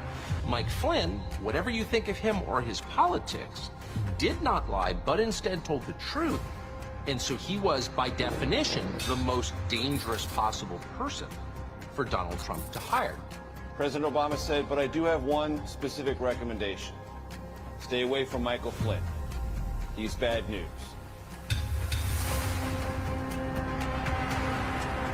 I went into the service because I love our country. And I come home and I find out that the worst enemy that I'm going to face in my life is right here in America. Even had he not served this country, even if he were not a combat veteran, to turn something like this loose on a family, I mean, it's monstrous. The media was out there in droves. I went into a very deep depression, like suicidal depression. The only thing that kept me alive was my son. We always knew that we somehow had to get through it because we knew we wasn't guilty. Over time, instead of being pounded down below the surface of the ocean, we started to fight. I'm now above the surface.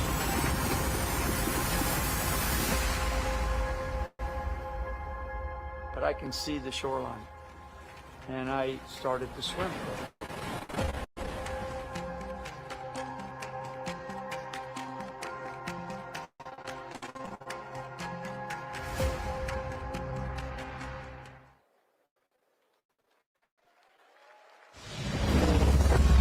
The 24th U.S. National Security Advisor to President Trump, highly decorated military career, General Michael Flynn. This was not an election.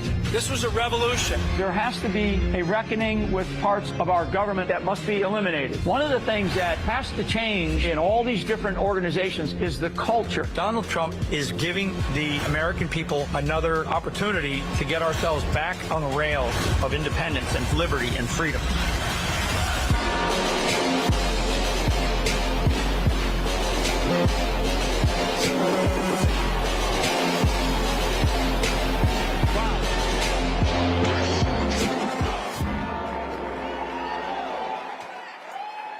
Wow, wow. Wow. Woo! Woo!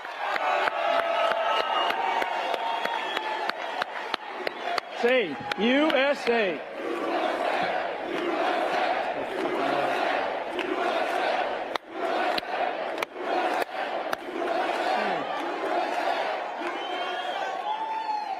Wow.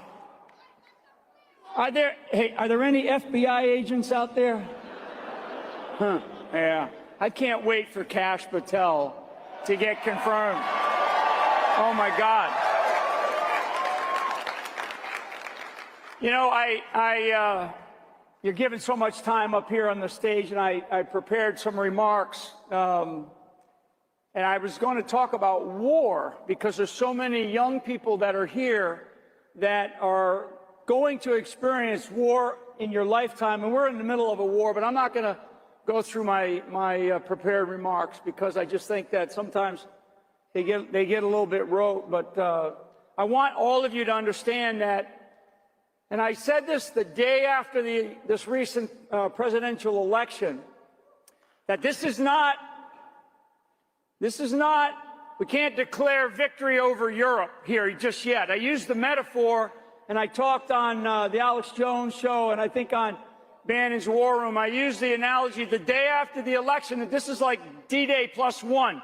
If you study a little bit of history, you know a little bit about World War II, the attack on Normandy Beach, we hit the cliffs there, we climbed the cliffs, we got into the hedgerows, and the first day after a very vicious set of battles where we lost tens of thousands of men on those beaches as we attacked into Europe, D-Day +1, we couldn't declare victory over Europe on that day.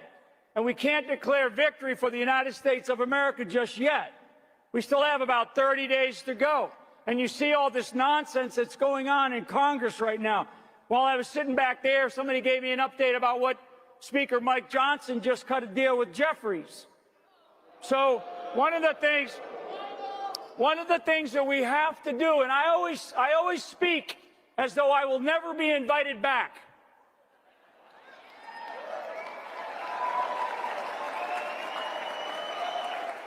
Because for Turning Point and what Turning Point represents, it really is about the young people in our country. And I know we have a mixed bag in here. We have young and old that are in here for this great event. But the young people in this country have to understand it's your energy, your discipline, your courage that's going to have to take this country forward. I use this phrase, local action has a national impact. I met a woman a little while ago, about an hour, hour and a half ago, who came up to me and said, I heard your message. She's from, I think it was from Nevada. And she said, I ran for school board. And now I'm on the school board. And I think that one of the things that we have to do is we cannot rely on one man. Okay, God ordained that man. Because what they really wanted is they wanted to turn his head into red mist. Okay, and they tried it not just once, but twice, and they will try it again. This is not about one person. Our country is not about one person. Our country was founded on a bedrock of Judeo-Christian principles and values. It is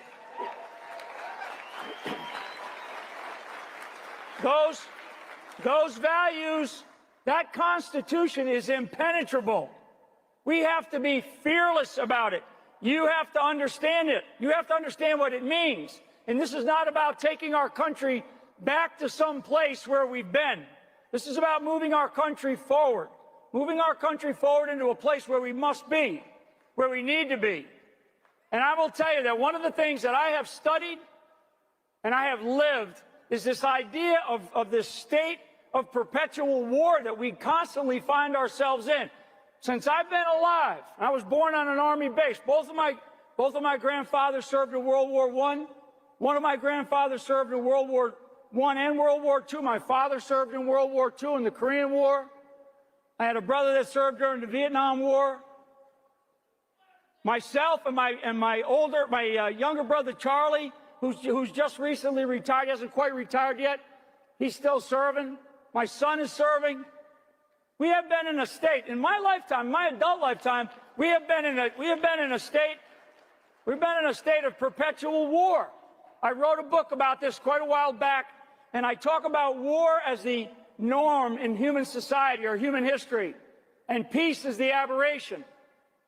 I mean, for all of you that are, as I look back around some of these young faces, right?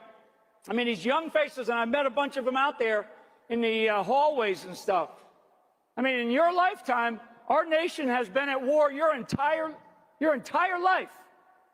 If you're in your early 20s, we've been at war your entire life. Since 2001, we have these wars over in Eastern Europe, the war in the Middle East. We got a war on our streets. We got a war on our border. We have wars against. I mean, we have wars that are going to kick in here with the Chinese government. China has already, and you've heard Tom Homan talk about this sometimes, right? I use the phrase, it's a military phrase, killed in action. On the streets of America in the last year, we've had over 200,000 Americans killed in action by fentanyl.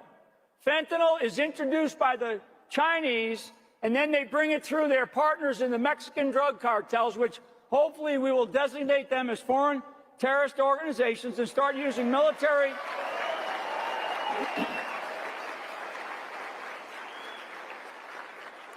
So this idea about perpetual, it's not something that we should be for. We should be, all these people in Congress, when you start to think about all these different debates, if you haven't been paying attention, you need to pay attention. Every single one of these documents that Congress tries to squeeze through, like this latest Defense Authorization Act, it would so tie Donald Trump's hands as president. It would tie his hands for damn near his entire presidency coming up. This bill, this latest bill, that when they said, you know, all of us got online, we got online, we said, yeah, you can't do this, you can't do that, you can't pass this thing. They're going to pass it, and there is marginal changes to it. So they're going to say, oh, yeah, we changed it, we adjusted this, we changed the language here. It's bullshit. It's total bullshit. I mean, they will not change the essence of it. What they'll do is they adjust some words, they adjust some language. So these are things that are happening here and now, but what they do is they affect the young people. And I think one of the things that we have to do is we have to really get out there. And I think one of the things that a Turning Point organization does, but all of us, this idea about local action is so super important. It is something that we must get involved in our local communities. this country will only survive, we will only survive, because 4 years is like that. It's like it's a blip on the screen.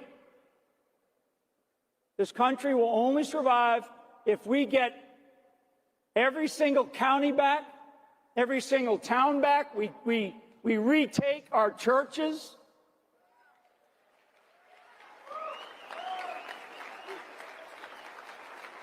All of you know what I'm talking about. There's churches out there. There's churches out there, and I'm a Catholic kid, born and raised. I got 9 brothers and sisters, and I'm telling you,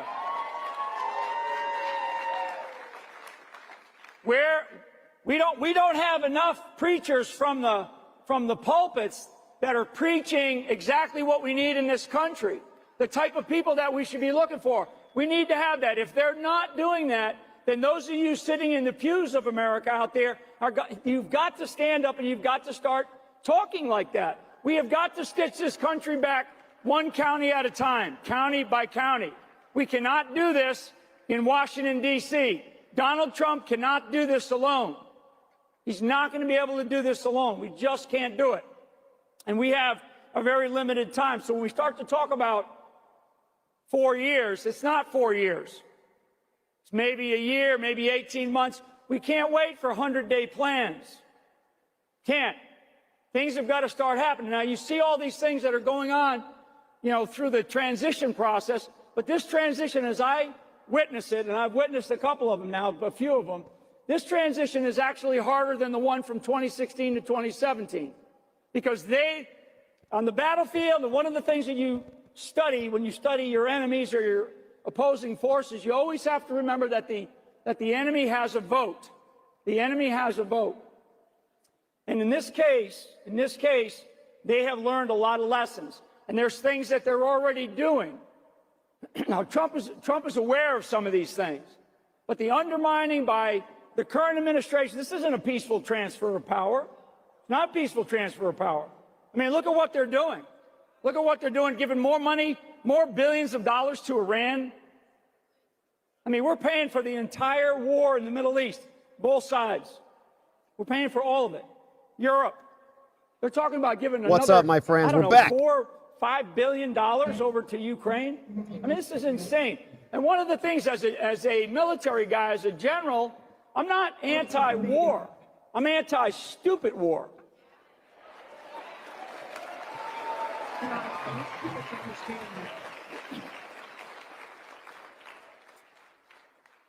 One of the, looking at the clock. Care less. I want people to understand that, all of you, and I know we're live streaming to a lot of people. I mean, we'll live stream in this, from this particular event, probably live stream to, 100 million people. This presidency, and I kind of coined the term that this presidency was a podcast presidency. Podcast presidency, because once Trump realized that the mainstream media wasn't doing the trick. He's kind of an old school guy when it still comes to mainstream media. But he realized at the right time, I think back around probably last spring, that he needed to get into these podcasts, these various people. And then, of course, you had the different podcasts. You got Charlie, of course. You got Joe Rogan and Tucker Carlson and some of these others that you'll hear from over the weekend. But this idea about the information age, and I call it fifth generation warfare. It's another book that I've written about fifth generation warfare. We're in the midst of a war right now. And people need to understand that this war is very, very real. It's very real. And you have to stand up now. It's your turn. It's your responsibility to stand up. If you think about this nation, from a historic perspective, okay, 250 years or almost 250 years, we've kind of gone through, and we're in what I call the third arc of U.S. history. And I can go back to the ancient times if you want. But in this arc, this is a revolution that we are going through. The first one was the American Revolution, and we had George Washington. And we didn't know at the time that we were even going to be a country. We didn't have a constitution. All we had was some states that were kind of cobbled together, but there was no framework other than. All right, my friends, this is what it looks like on the other side. Enough is enough. Jam in house. had the American Jamming Revolution, house. and we ended up with a constitution and this beautiful constitutional republic. The second arc of history, of U.S. history, very, very real. I got lipstick on my had to do neck. with Abraham Lincoln and the Civil War. There was another point in time where our country was at existential risk, where we weren't going to be a country, or we weren't going to have the country that was created at the founding. During Yeah, that I first fell arc. over on the chair. And then I we know. go through a long My mom period said, "Did you of history. actually We go fall through out of your world chair?" wars, Yeah, look. But none of that was existential. Even World War I, World War II. It wasn't existential to this country. We just Yeah, this is the experienced view. these This is what we're last looking at. Probably 10 years, the third arc of U.S. history, and the person that we have to thank is Donald J. Trump for saying enough is enough. So this is the main entrance right here. So everybody's walking in there. That's the main entrance. If I leave you with So everybody anything, I comes leave you with walking this. around this way, and then they Local walk right in action there, and equals then a they come national pouring out of impact. there. If A we lot of people cannot went leave it in up for to General one man. We Flynn. have to do it as people, as citizens of this country. We have Thank a you, Mike citizen's Flynn. responsibility Thank you, Mike. to get involved in our local communities, in our churches, in our families. Get involved, stitch this country back one county at a time. Help Donald Trump make this country great again. God bless you all, and God bless America. Thank you very much. Hey, good. How are you? Yeah, we live stream. Yeah. Thank you. We talk about politics and the law. We've been covering a bunch of Trump cases, J6 cases, Fannie Willis, Luigi Mangione, Big Fanny. We call her Fanny, yeah. That's a funny thing, too.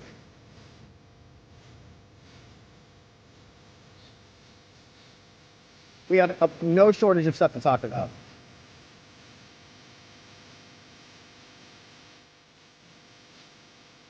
Okay.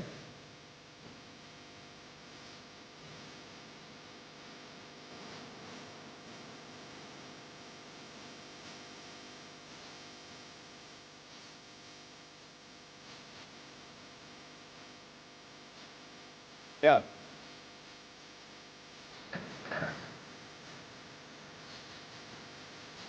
Yep.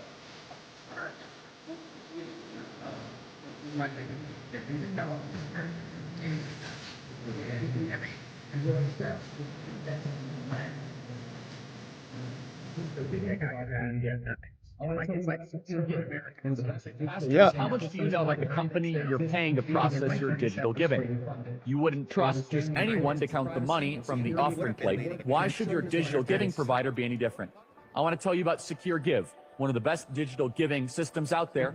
They All right, my exist friends. to ensure your mission is fully We got funded. our friend Randy, They who is understand right the here importance of your joining privacy us. and security, and work to ensure your donors' data is safe. All right, Randy. Welcome, my This is a friend. company that All right, so resonates with Randy my just stopped by the values, booth, just one that handed was us a card founded by here. a pastor for pastors and built on the We're bedrock live of right faith now. and This is integrity. Randy. How do I say your last name?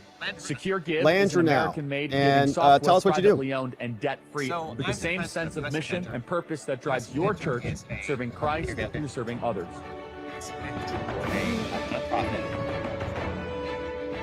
Basically, a grassroots.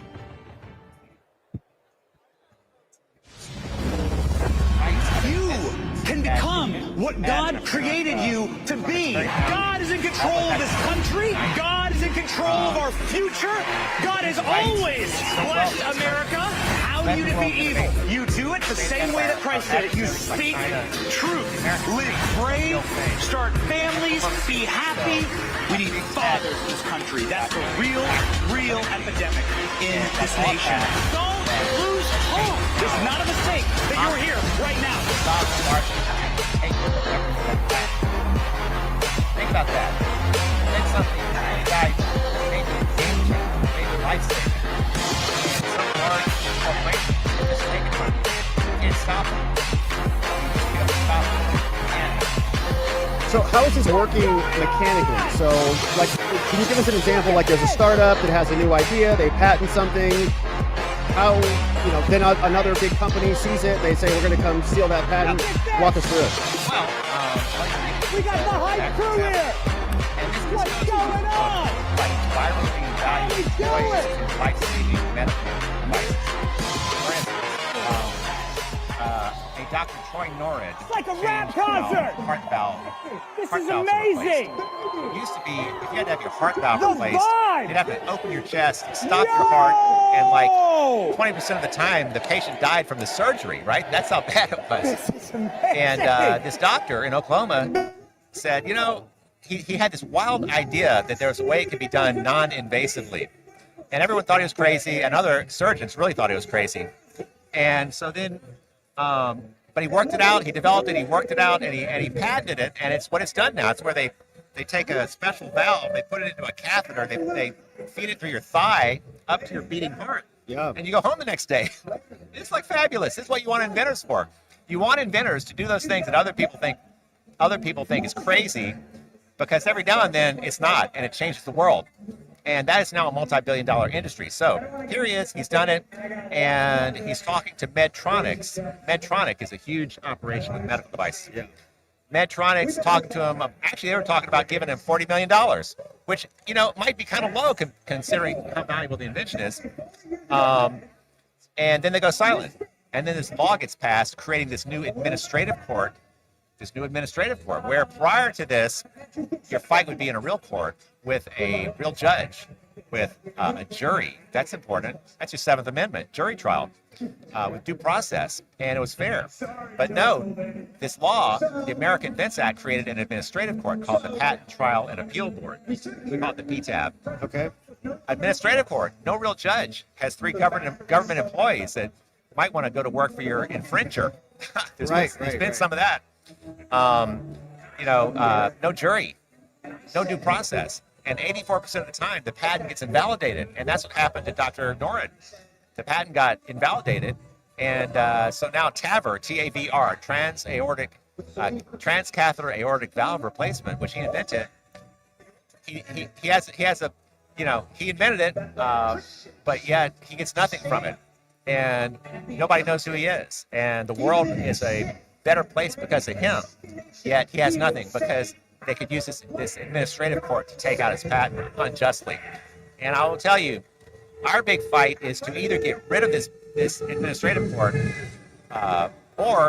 which will take law, right? Law to be passed. And I tell you what, it's hard to pass a law when the largest, most powerful corporations on earth, big tech, are on the other side.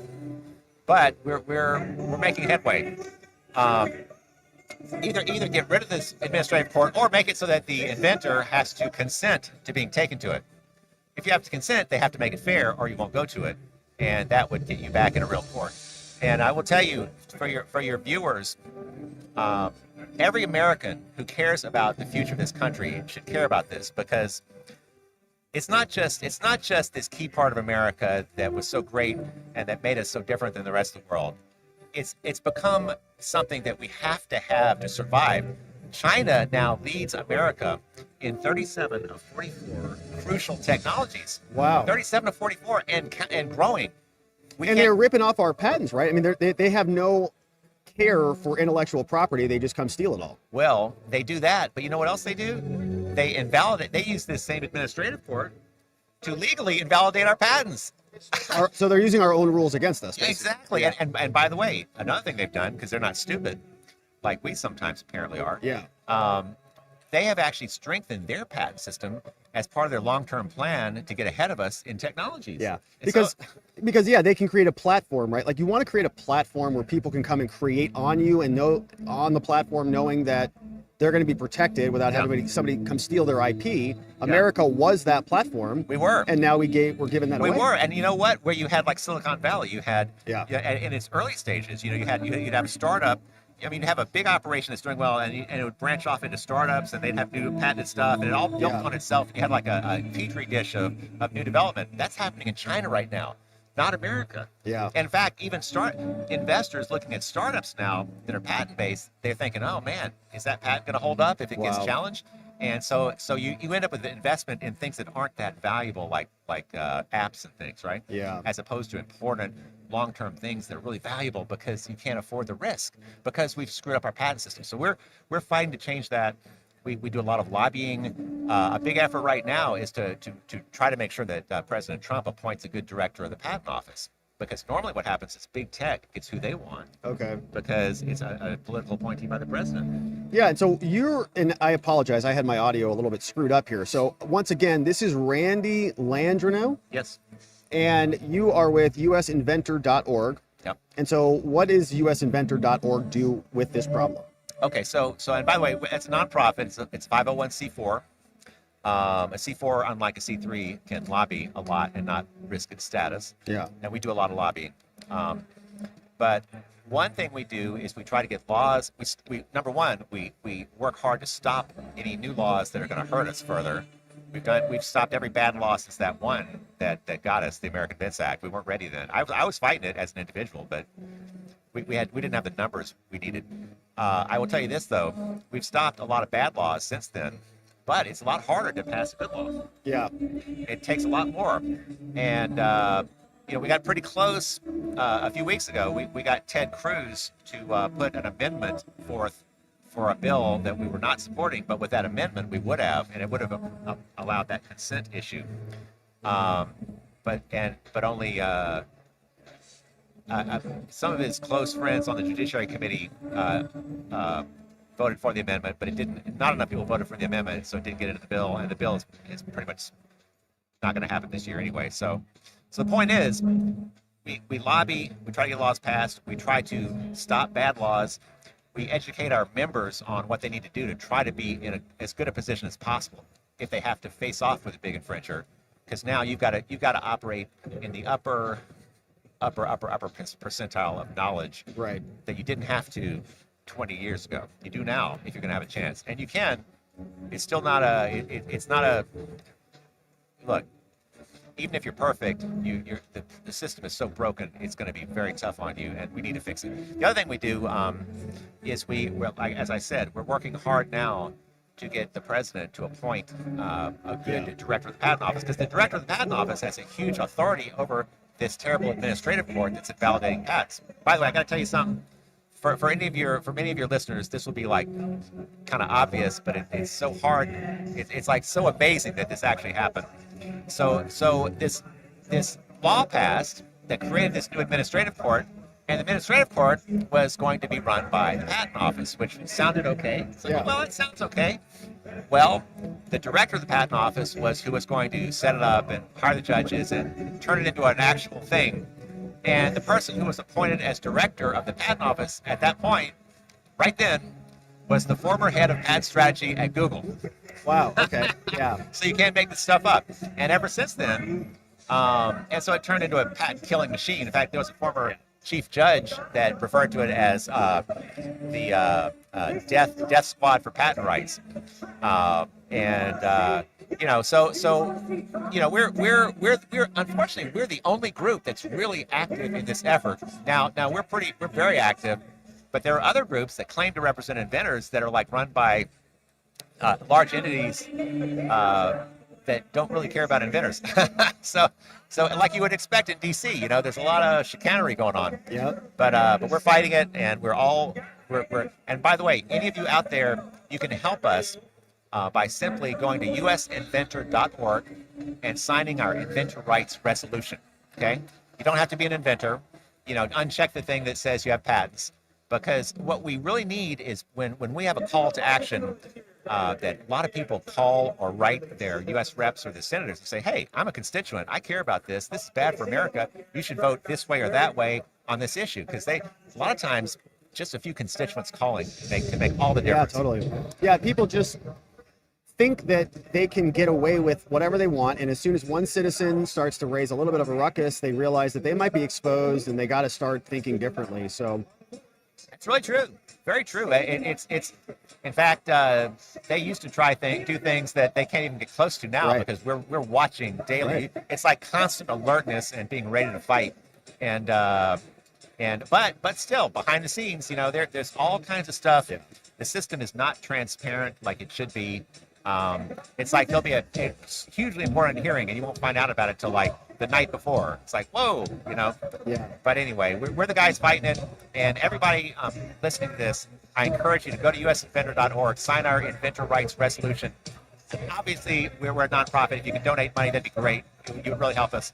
But if you're just kind of part of the team and willing to make a call or send an email when it's needed, that right there can make all the difference for this country. So thank you. Amazing. Thank you so much, Randy, for swinging by. And so the website is usinventor.org. You're doing amazing work. I think this stuff is important. It's one of those things that doesn't get talked about a lot. Everybody kind of just takes it for granted, like we have this and all this technology, but nobody's going to put effort into that if it's just going to be stolen from them. Right. And they'll go to other platforms if that's going to give them more security. So the United States wants to be the MVP of innovation and creativity. And we're it. You know what? We're it. As long as we don't shoot ourselves in the foot. Right. All we have to do is what our founders decided, way back in 1790. I mean, look, it's this thing that we've kind of taken for granted. Yeah. But it's a key element to a key cornerstone of our great nation, and it's the thing Americans can do the best is innovate. Yes. So let's bring it back. It also helps bring back manufacturing, because if you're manufacturing something that is patented and you have your patent rights effective, you can stop the knockoffs from other countries. So, yeah. Amazing. Randy, I love the work you're doing, man. I really appreciate you stopping by. All right, thank you. And we'll send people to usinventor.org. Thank you. All right. I hope you have a great event and a great conference. My friends, that was Randy in the house. All right. And so, anything else? That'll do it. All right. Well, we'll call it then. I'll swap this over here. I hope you have a great conference. Thanks for stopping by. usinventor.org, my friends. And there it is. usinventor.org. Randy. All right. So, Randy, thank you, my friend. All right. Thank you. Appreciate it. All right. Thanks. Have a great conference. Hey, do you have a card? I don't, but I'll send you a text. Okay, good. I'll text you right now. Is this a text? Yes. All right. I'll send the text. All right, my friends. So you know where to go. usinventor.org. Check it out. Sign the petition. Make a donation if you got it.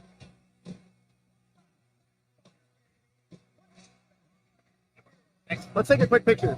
Right here. And then I'll send it to you. I'll text it to you. Okay. You're the man. See you later. Thanks for stopping by. All right. Randy.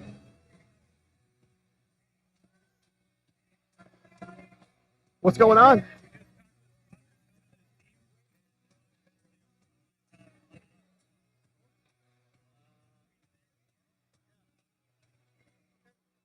Well, my friends, it sounds like Roger Stone is going to come over here. We got some good help from the crew. You guys want to come chat? Come on, chat. All right, so my friend, I want to introduce you to our friend, Michael Hunter. Michael Hunter is in the house. And you guys are familiar with this guy because you recognize his shirt, right? The 2A. Remember that? These are the personal brand guys, personalbrand.com, and they've helped us with our full refresh, helped us with the logo. They helped us set up the whole event. And we've got, you've seen it, but we've got a whole tablecloth here. We've got new logos. We've got a whole new website. Yeah. Whole new website, robertgovea.com. They've helped me figure out how to package all the things that we're doing because it's a lot, and you guys are good at it. Thank you. So, tell us about 2A. Tell us about the shirts. Yeah, 2A Republic. If you're watching the show leading up to the election, Robert was featuring some of our designs. 2A Republic, it was a passion project that I started during COVID when I felt like our rights were being infringed upon. And usually when you walk into a shooting range or a store selling these types of apparel, there's like AR-15s flying off of the shirts and flames and skulls and like all these things that it was just like two in your face. I just wanted something simple, understated. All of our designs are black and white because we fundamentally believe that the Second Amendment is black and white. It's crystal clear, shall not be infringed, is a full statement, full stop.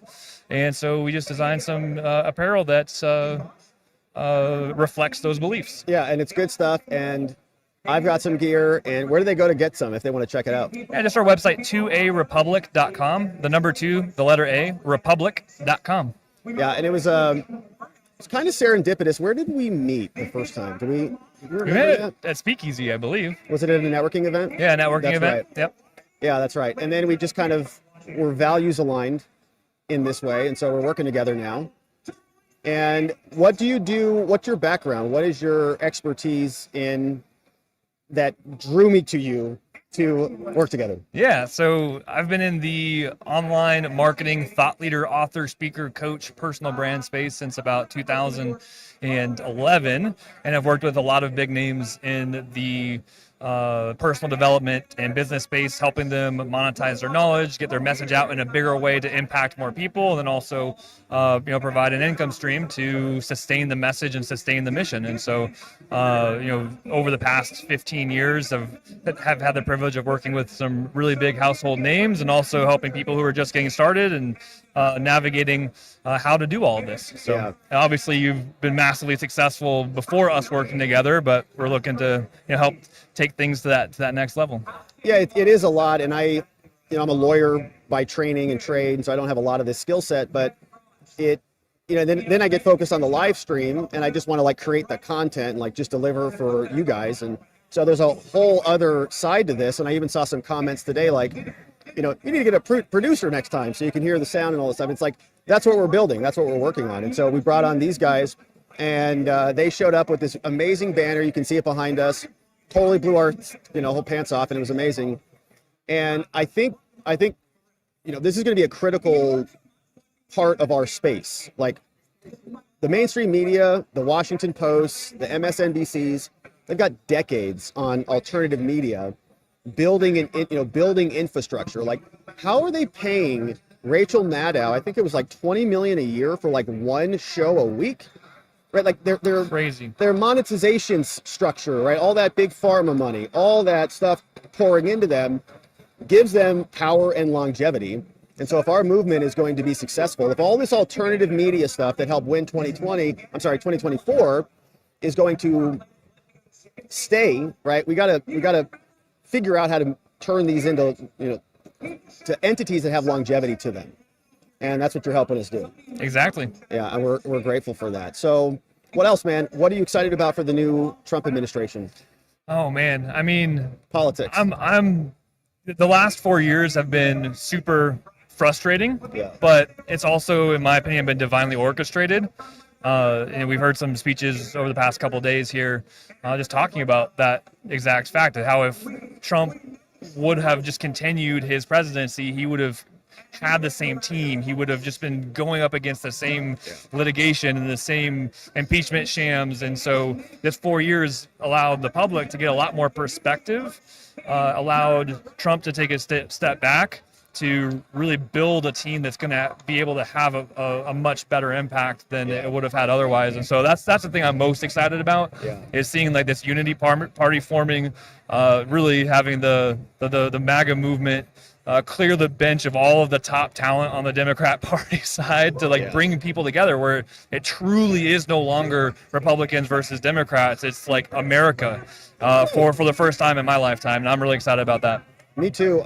It does feel like there's a shift, and people are willing, I think, even they're a little bit more open than they've been in the past, right? There's some people who I've talked to and interacted with who you can tell they're not exactly on the Trump train. They're not on Team MAGA, but they're open, right? They're open, and they're willing to accept these possibilities, where I think they would have been hardened in 2020.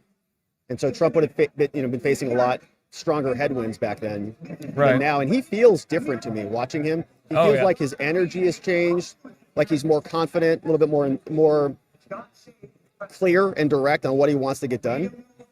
So I think we're about to enter the golden age, baby. Yeah, I agree. Yeah, I agree with your sentiment on Trump as well. I mean, he just feels a lot more presidential this time around. But I think it's because he's been through the battle. So many people were very critical of Trump with his mean tweets and his abrasiveness. But when you're being attacked by the Republicans, the Democrat, and the media, it's very hard not to have a more combative, direct, kind of quippy energy about you. I don't know anyone else in the entire world that could withstand the levels of attacks that he's withstood and still accomplish what he's done. And so I'm really excited to see Trump actually have a team around him that he can trust, where he has the opportunity to not always be on the defensive, where they can be on the offensive. And I think a lot of all the pieces that are coming together with Trump's team, with Trump's the awareness of the corruption of the media now, that really wasn't as big of a people weren't as accepting that the fake news was actually fake news, during Trump's last presidency. And I think an extra 4 years really allowed the media to expose itself, and people are more open to thinking for themselves, critically thinking, not just accepting what's being projected at them. Yeah, we all got to taste what life is like when the Democrats were in charge, and it was not good. And they promised a return to normalcy and a return to form, and that Trump was such a chaotic, president. And then they brought in year after year of chaos. I mean, everything got dramatically worse, and I don't think the Republican Party could have communicated that more effectively than they did, right? I mean, there's nothing that the Republicans could have ever said or Trump could have ever said that would have exposed them the way they've exposed themselves. Correct. Yeah, 100%. Yeah. And all right, so my man, awesome to have your help here. Yeah. I know we also have Natalie, who is here. And I know Natalie has a podcast. And I think it might be good to talk to Natalie about her podcast. Get over here, Natalie. What do we think? Let's do it. Let's do it. All right, Michael, thanks, brother. Yeah, thanks so much. And my friends, so be sure to check out personalbrand.com and be sure to check out, hey, what's up? Good to meet you. I watch you all the time. Amazing. To get not advice, but what's going on in the Dershowitz, yeah. He's a sharp dude, yeah. Crazy. I worked Turning Point, and okay. During the campaign,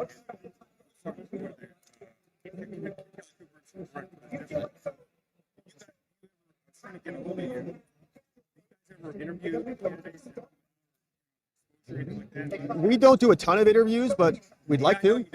Yeah. Let's swap numbers. Yeah, let's swap numbers, and I'm happy to be in touch with you.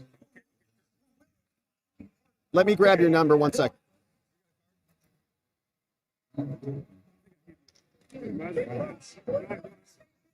I got this one. Mark. Cool.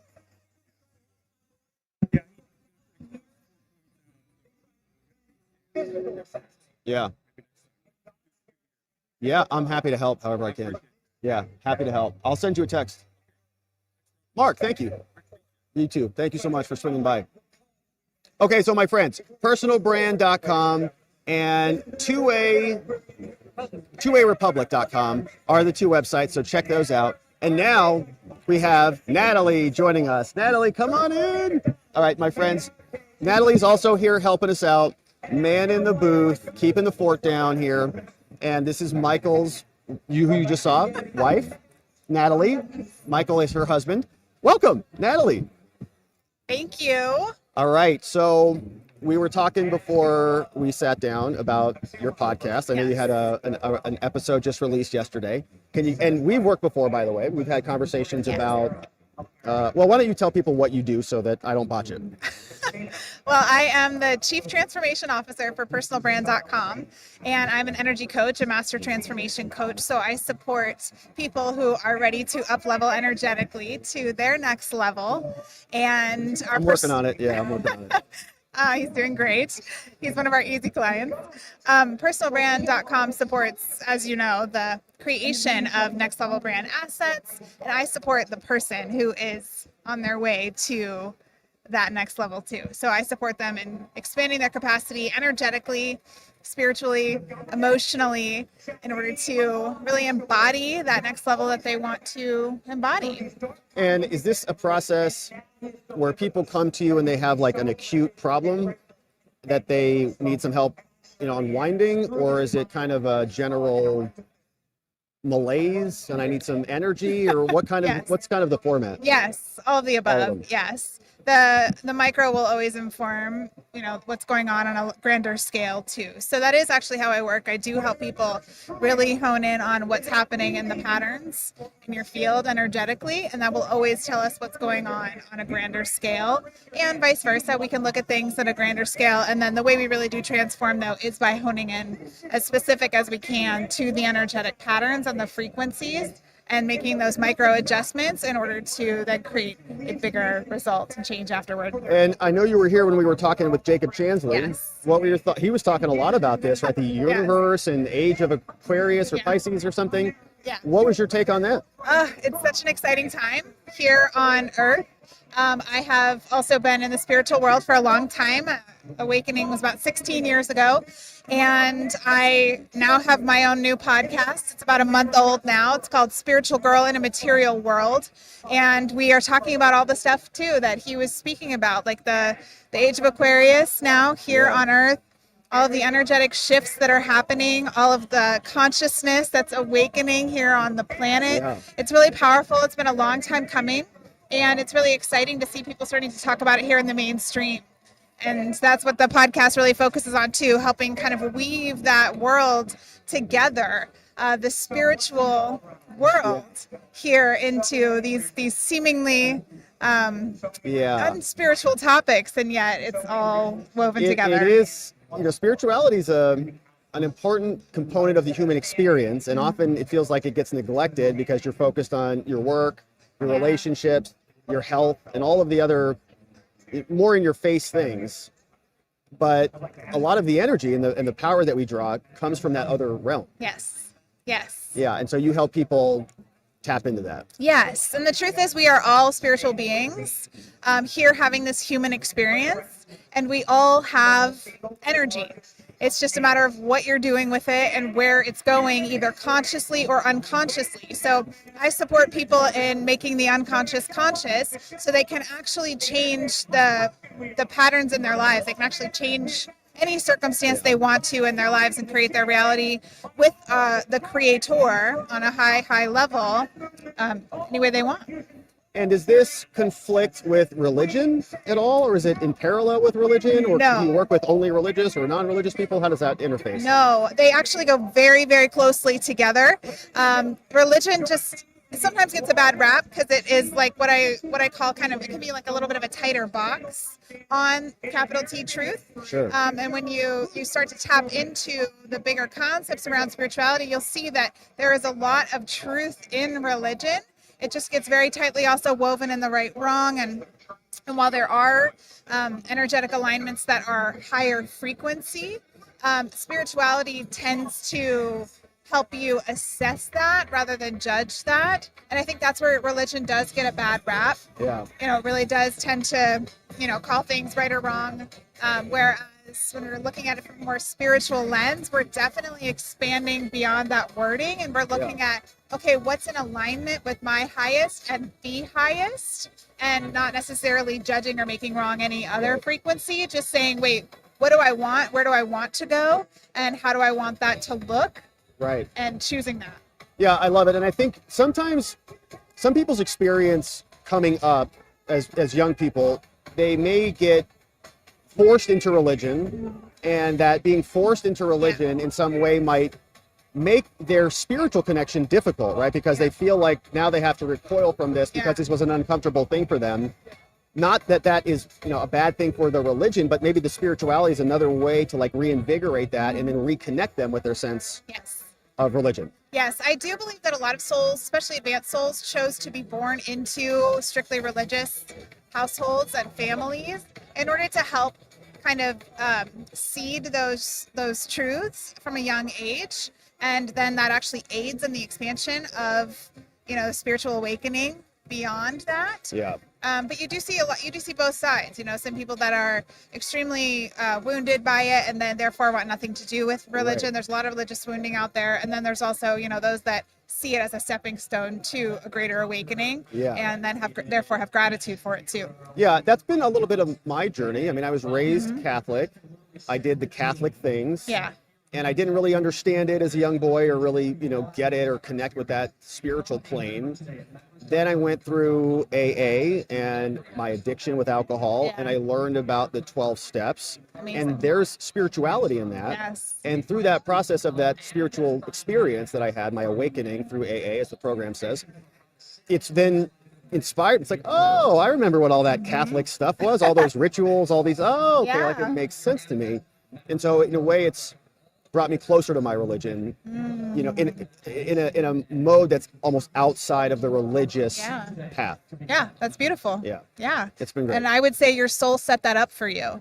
It gave you those breadcrumbs. I always say your soul is brilliant. If you listen to my podcast, you'll hear me say that all the time. Your soul, everyone's individual soul is brilliant. So you chose to incarnate here on the earth with your specific human curriculum and your specific soul curriculum. And you left yourself clues and breadcrumbs along the way. So then as you walk that path and you walk that curriculum you've left for yourself, you start to glean the lessons, you start to see how it all makes sense. It's beautiful. And yeah, I think every experience is different, right? And I wasn't ready for what I was facing at the time, but you mature into it and it works out quite beautifully. We call that a spiritual 2x4 on our show. Yeah, that's great. That's great. Spiritual 2x4s you're never quite ready for. Yeah. They always catch you unexpectedly, but they always lead to amazing things. Yeah, and it's important work. I think we're going through, as Chansley was saying, this new era. Yeah. And a lot of people are going to have to grapple with these issues and start to figure it out. And I'm glad that you're helping them do that. Yeah, thanks. And It's exciting. So podcast is Spiritual Girl in a Material World. And the last episode? Well, we had 4 episodes actually dropped today. Wow. Okay, the podcast it's about a month old, so you can find us on Apple, you can find us on Spotify, and you can find us also on YouTube now. And it's called Material Girl. Spiritual Girl. In a Material World. In a Material World. So check it out, my friends, on iTunes, Spotify, the places. Yep. And YouTube, and you'll be on YouTube. You're on YouTube now. It is on YouTube now. YouTube, right next door. Subscribe to that one. Thank you. That's the good one. Natalie, thank you so much. It's My awesome working with you. pleasure. Thanks for helping out. And glad you came on.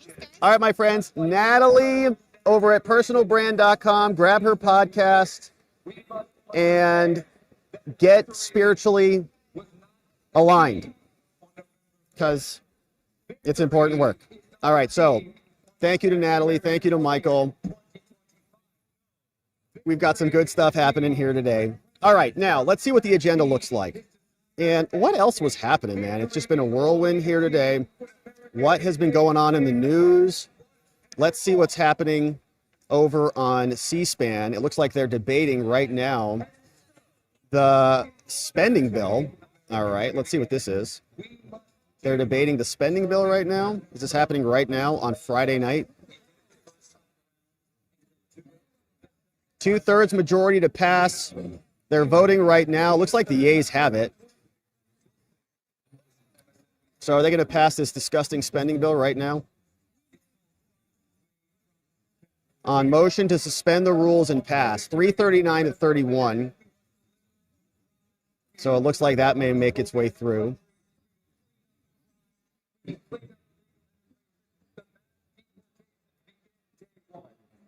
that Jack Posobiec speaking?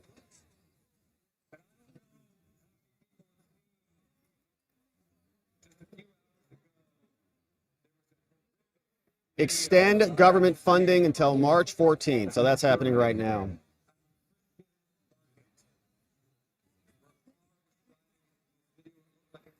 Voice of the people shouting out, Mama. I tighten my tie when I know you're around too, ma'am. We love Mama G in the house.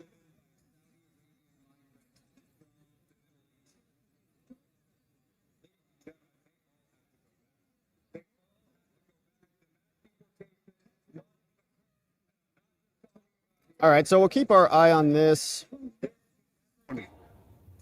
You suffered through a hurricane. In the U.S. Congress tonight, the House Jack of Posobiec Representatives is also are speaking going to here. vote to support. So let me share that one with you. Here's Jack. This can never be allowed to happen again, not here, not abroad, not anywhere, because we will never see, I don't want to see another single one, another Laken Riley, another Rachel Morin, another Jocelyn Nungary. The promises will be kept. Our American children and our American daughters will be spared, because we are sending every single one of these criminals back where they belong. Oh man, thank you. Yes. Yeah. Yes. Yeah. I've been watching it. And now, of course, there's another question, because you see, in MSNBC and the New York Times, they love asking me this question. They say, "What about the revenge, Posobiec? What about the revenge?" You know, President Trump, he says he doesn't want revenge, but he talks about retribution. He talks about many things, and I say, "No, I understand. But let me ask you a question." Because I seem to remember hearing from the mainstream media for the last 2 years a certain phrase.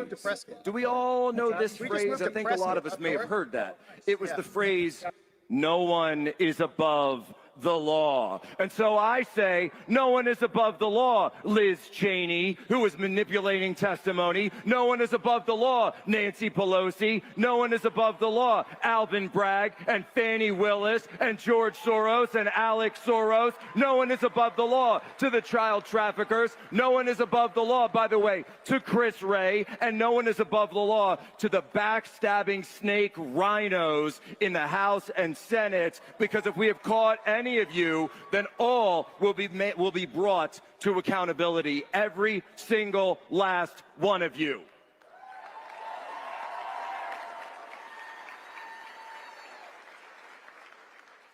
And by the way, when we say no one is above the law, we're not talking about revenge. We're not talking about retribution. We're talking about something called justice, American justice. And there can be no peace without justice. There can be no peace without due American justice. And justice will be done. All right, so that's Posobiec giving a good talk. Let's talk about, we got blue hair ladies back Someone up. else was coming to speak. If just. So I would ask the speaker to inquire how much time we have on each side. Gentleman from Oklahoma has 12 and a half minutes. The gentlewoman from Connecticut has 7. Thank you very much, Mr. Speaker. I just want to take a moment to address something my very good friend from Merry New Christmas, Jersey had Just to say Good to have you. about what's Thank you not for the in the dono, bill. my And man. again, as another speaker You're amazing. referenced, Thank you. I always believe you look at legislation according to what's in the bill and don't worry about what's not in it. Make the judgment on what's there. And the reality is, in this bill, we keep the government open. My friends favor that. I hope they vote that way tonight. In this bill, we provide badly needed aid to Americans that are suffering in a disaster. I know my friends favor doing that. I hope they vote accordingly tonight. And as several of the speakers have mentioned, we provide much needed assistance to America's rural economy. So I hope my friends actually support that as well with a positive vote tonight. I also want to point out, and I speak now not as a Republican or a Democrat, but as an appropriator. I, for one, think these very good ideas some people have ought to generally move to the floor as separate bills. One of the reasons people distrust this institution is because we quite often pile things on bills that are totally unrelated. Everything that my friends on the other side and I negotiated in the appropriations area is actually in this bill. The yeas are 366, the nays 34, one member voting present, 2/3 being in the affirmative. The rules are suspended. The bill is passed, and without objection, the motion to reconsider is laid on the table.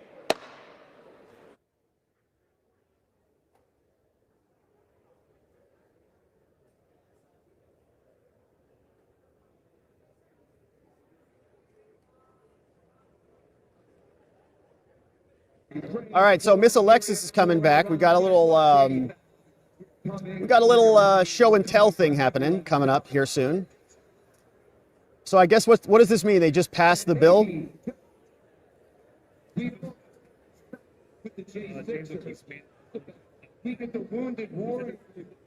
I'm sure they're jammed. All right, so I guess this means that the bill passed, right? And we're going to have more spending. All right, let's see. And I thought about the 13 honored dead of Happy Gate, the 13 dead that Joe Biden and Jake Sullivan and all the rest lied about on the way out of Afghanistan. And you know what? How about personal lawsuits against the Biden crime family and all the money that they made out of Ukraine, all the money that they made out of China should go to the families of the Abbey Gate victims. All right, we're going back to Jack Posobiec. Because it's not good enough. You understand? It's not good enough to simply pardon people. And it is not good enough. Because it's not good enough. You understand? It's not good enough to simply pardon people. And it is not good enough, but believe me, it will be good when we actually start locking up some of these Yeah, so what happened with that lawbreakers. bill? It will We're be just good. catching the tail But it's end of not that. Let me good see if I enough can because parse the that debt together. must be paid. And let me tell you something. The debts will be collected. All right, here's the latest. It says the House The debts will approves be the stopgap bill. House approved stopgap funding bill hours ahead of a shutdown deadline. New legislation would keep the government open, but did not include the debt ceiling increase that Trump had demanded. It now goes to the Senate. The House approved legislation on Friday to avert a federal government shutdown that was just hours away. We were so close. Oh, really? Or go after the American people ever again. Oh, yeah. Don't forget Alejandro Mayorkas, too, by the way. There's another name for you. When we talk about justice, I don't mean justice for these folks. I'm talking about justice for Ashley. All right, says the vote came after. Yeah, have a chocolate, please. Anyone? The vote came after Republicans stripped out a provision sought by President-elect Trump to suspend the federal debt limit and spare him the usually politically difficult task of doing so when he takes office. So I wonder if Trump is happy about this or what his position was. And he doesn't have any post yet out, so don't really know. But the measure passed Friday, 366 to 34, must go to the president. Then it'll be approved by Biden. Then dollars will start flowing. Otherwise, the government will run out of money at 12:01 on Saturday. We were so close. We were so close. All right, so they're going to just keep spending. The government's going to stay open. They'll kick the can down the road. It'll go over to Trump. And he'll deal with it in his administration. But, okay, so my friends, So we receive justice for Derek just a minute. Chauvin. Derek Chauvin. So we also got James O'Keefe, who's kind of right down the line. We're going to see if we can maybe snag him for just a minute. Not on the schedule, but we'll see. So we might jump over to that. Derek Chauvin is a free man. He's making his rounds.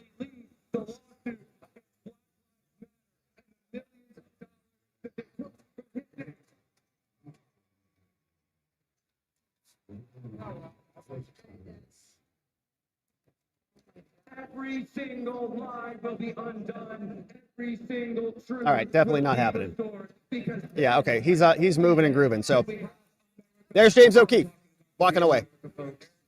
talking about All right, so we're on Easter thanks for trying, brother. Thanks for trying.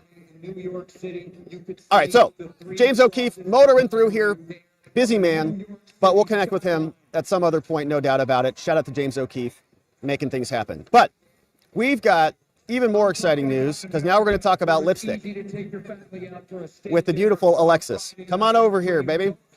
All right, so check this out. So look at this lipstick. What do you think? Oh, wow. It looks good on camera. Give us the rundown. What's going on here? Here's something that... Now you're good. Okay. Yeah. I think one of the funnest... You want to say bye? Mama G's leaving, so Mama G's going to say goodbye. Then we're going to talk lipstick. Bye, everyone. Merry Christmas. Many blessings. Love you all. Love you. Yeah, just leave.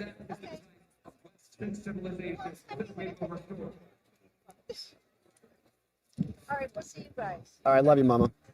Thank you for the shot. I thought she was staying all day. Yeah, she's out. He's maggot out. Tony. Yeah, I do have his number. Yeah, I have his number. All right, Mama G's out. We got Alexis here. Yeah. All right, give us the rundown. You look amazing. Thank you. I appreciate it. You can't kiss me now because it's gonna No, I end up all over your can't. face. But it'll set and then it'll stay. So this is kind It's a of little like black. that's just because I've chapped lips. Oh, okay. So we'll work on that part. But here's the coolest part about being here, I think. Yes. Is getting to purchase from companies that are supporting our same ideology. Yes. Because it's kind of hard to do that nowadays. You can't always tell. Yes. And so Irwin with Go Red Cosmetics designed 2 lipsticks, and there's this MAGA red. So it's a MAGA red lipstick. Yes. And then there's totally in alignment with my soul, I think, dark MAGA. Dark MAGA lipstick. That's what we're currently wearing at the moment. And they also have these really beautiful compacts Oh, okay, cool.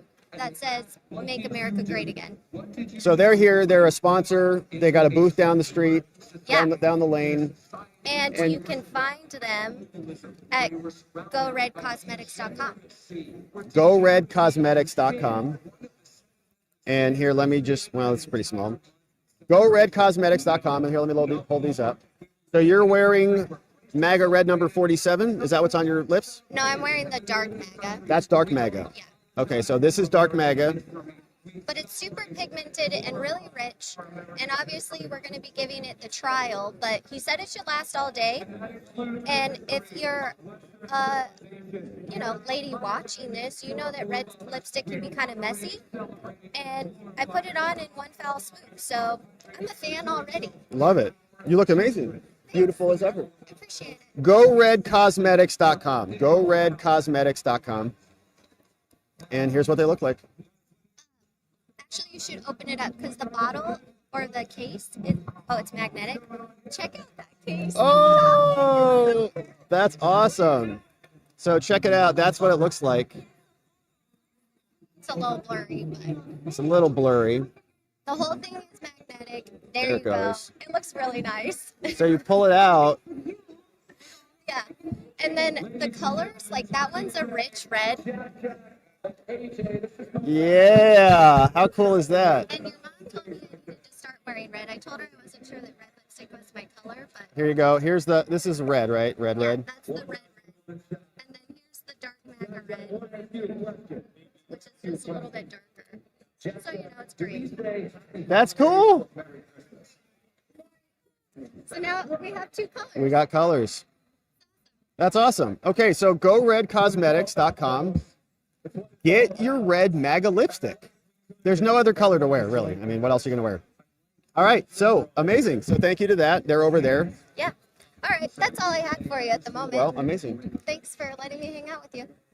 Thank you for the update. Amazing. Okay, my friends. So it has been a beautiful stream. Let's take a look at the agenda. And here's what we've got. So we just saw Benny Johnson just came out, right? Benny Johnson, I think, is done. Michael Knowles is coming out. Tim Pool is doing his show live here from 6 to 8.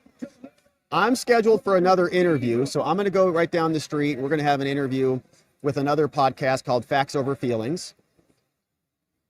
And hey, do we want to talk? You want to come talk? You want to come talk? All right, my friends, check this out. I met this gentleman earlier. Have a seat, my friend. I was looking for your name. Sammy Stigman in the house, right here. You want to join us for a few minutes?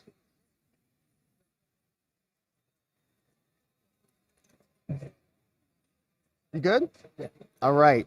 My friends, this is Sammy. Sammy is a motivational speaker. He is a Holocaust survivor. and he's here at AmFest, and so we're going to chat. So, Sammy, you want to tell us who you are? Yes. And a little bit about yourself. So my name is Sammy Stan. I am a Holocaust survivor, child of Holocaust survivors, which means both of my parents survived. I'm a motivational speaker, educator, and at the same time I served in the Israeli Air Force. My mission in life is an acronym of a Hebrew word called emet, which means truth. So it's to educate the next generation, motivate them to be the best they can be, empower them to become upstanders. All the tragedies in the world happened because the world stood by, it did not. So by educating them, I don't want it to be just to be knowledgeable. I want them also to become active. Yeah. Intolerance for me does not mean to accept somebody's misbehavior. It means to accept somebody's opinion or culture. And that will bring us together instead of separating us. Yeah, that's pretty motivational. And can you tell us how you got into this space? I mean, obviously you've got your origin story, maybe the Holocaust. Yes. Can you tell us about the journey to where you are today and how this whole career and this path and this vision for truth developed? Well, when I was deported with my parents in 1941. Okay, how old are you now? Tomorrow I will be 85. 85 tomorrow. Happy birthday tomorrow. 85, amazing. So I was only a year and a half. You were 1.5 years old? Yes, and that was 1941 in an area in the former Soviet Union which was annexed by the Romanians, okay, called Transnistria. And I was there in a labor camp because I was so young. Obviously, I could not work, did not have the strength, the skills. And if your audience knows, 1.5 million children were murdered. Yeah. So if you ask any survivor, how come you're alive today? Everybody will use only one word, and that is luck. Luck. So my luck was I was never separated from my parents. I was subjected to medical experiments. I have suffered all my life, every single second, and I will suffer for the rest of my life, but you will not see it on my face because I have a very high pain tolerance. So you're in physical pain still, is what you're saying? Yeah, well, I have suffered and still suffer from head, neck, shoulders, and back. Now, because of my age, I have other issues, but not related to the medical experiments. Well, you look pretty good to us, man. You're moving around here and you look great. And later on, after they finished with the medical experiments, came a stage that I was dying of starvation. In a German woman, where she saw the physical signs at the risk of her entire family, she decided to give me milk. So I teach the young people not to stereotype, not everybody, not every German was a criminal. Wow, that's a powerful lesson after what you've been through. And by the way, I teach young people that a lot of us identify ourselves, how much money we have, how big the house is, okay, the spouse, many, many different ways. Yes. I am saying with everything that I went through, that is not my identity. Okay? I am not what happened to me. I am what I choose to be. And within my means, I choose to be a happy person. Yes, that's very powerful. And I read that book called Night by Eli Wiesel. Yes. Yes. And that was very much an attitude book as well, right? He was talking about how he was able to have the mental ability to get through that. Yes. And you now take that experience and you're helping other people. What types of people are you working with or motivating? You know, because I'm sure what I'm envisioning is I'm an entrepreneur or somebody. I want to level my life up, right? I have a current problem, whatever it is, pales in comparison to what you went through. So how are you working with people and connecting with them when when you've gone through an experience like that? Well, the way I look at things, okay, there's nothing you can do about the past. Yeah. Okay, so dwelling on it won't make any difference. Yeah. So in my particular case, when I went through some obstacles, yeah, the question was, okay, not to dwell on it, but what do I do to move forward? So to give an example, in my case, number one, I was homeless. I live in the most expensive city in the country, Manhattan, New York, and a monthly income of $1,602. I still smile. Yeah. At the same time, I have a son. I have two grandchildren. Does not allow me to be in touch with the grandchildren. So instead of dwelling on the negative, I turn it into a positive. And I tell the young people not to feel sorry for me, but to learn from me how I overcame the obstacles and remain a positive person. But where did you learn that? Where did that come from? I think a lot of our society today focuses on only the problems and what can people do for me and why is my life in the current environment and it should be better, I should have more or whatever. How do you help people reframe that into a contentment or a fulfillment? Well, the problem that we have, in my opinion, is that everything is given to the young people on a silver platter. So it's too easy a little bit. Right. And when they face some challenges, they don't know how to deal with it. Yeah. And then basically what happens is they use drugs. Yeah. They use, they belong to different groups just to feel that they belong. Everything else. In my particular case, we had to learn from our experiences. By overcoming obstacles, you become a stronger person, you become a kinder person, and you become a better person.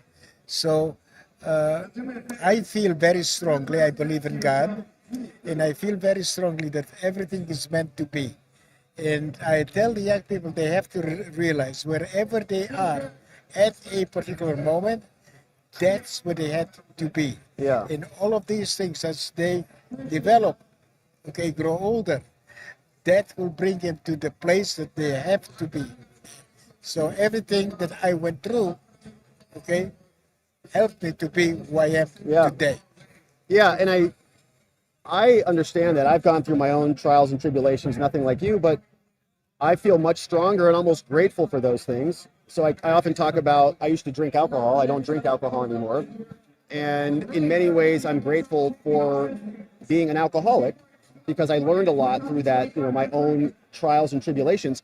But I'm kind of an example, I think, of what you were talking about. Like, not that anything was handed to me nicely, but I definitely turned to alcohol. My younger brother, was addicted to drugs and stuff like that. And our society, I think in addition, I do think for some people it is very easy, but there's also like this missing purpose.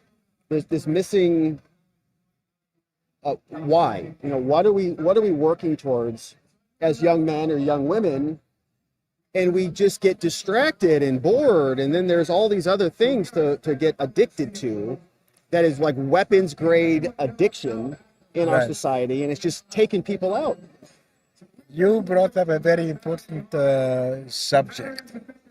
And interestingly enough, when I went through some of the challenges, to give an example,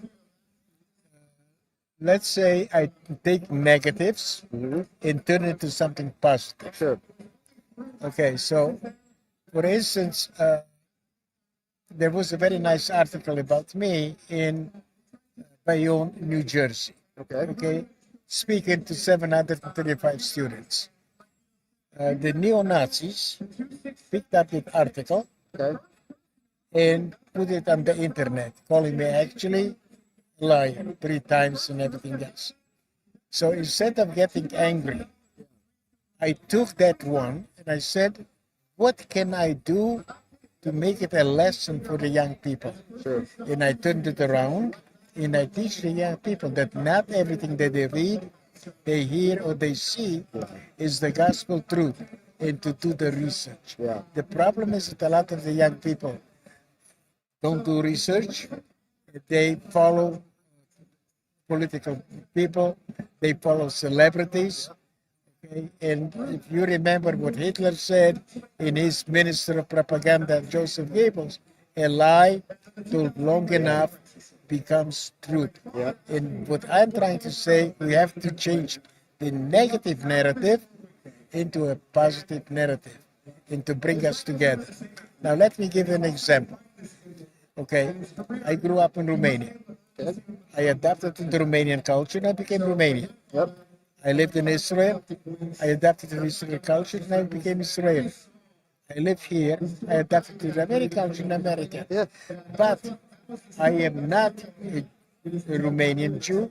I am not an Israeli Jew. I am not an American Jew. I am an American. Yeah. But I'm very proud of my heritage. Yeah. And a lot of people identify themselves through their heritage.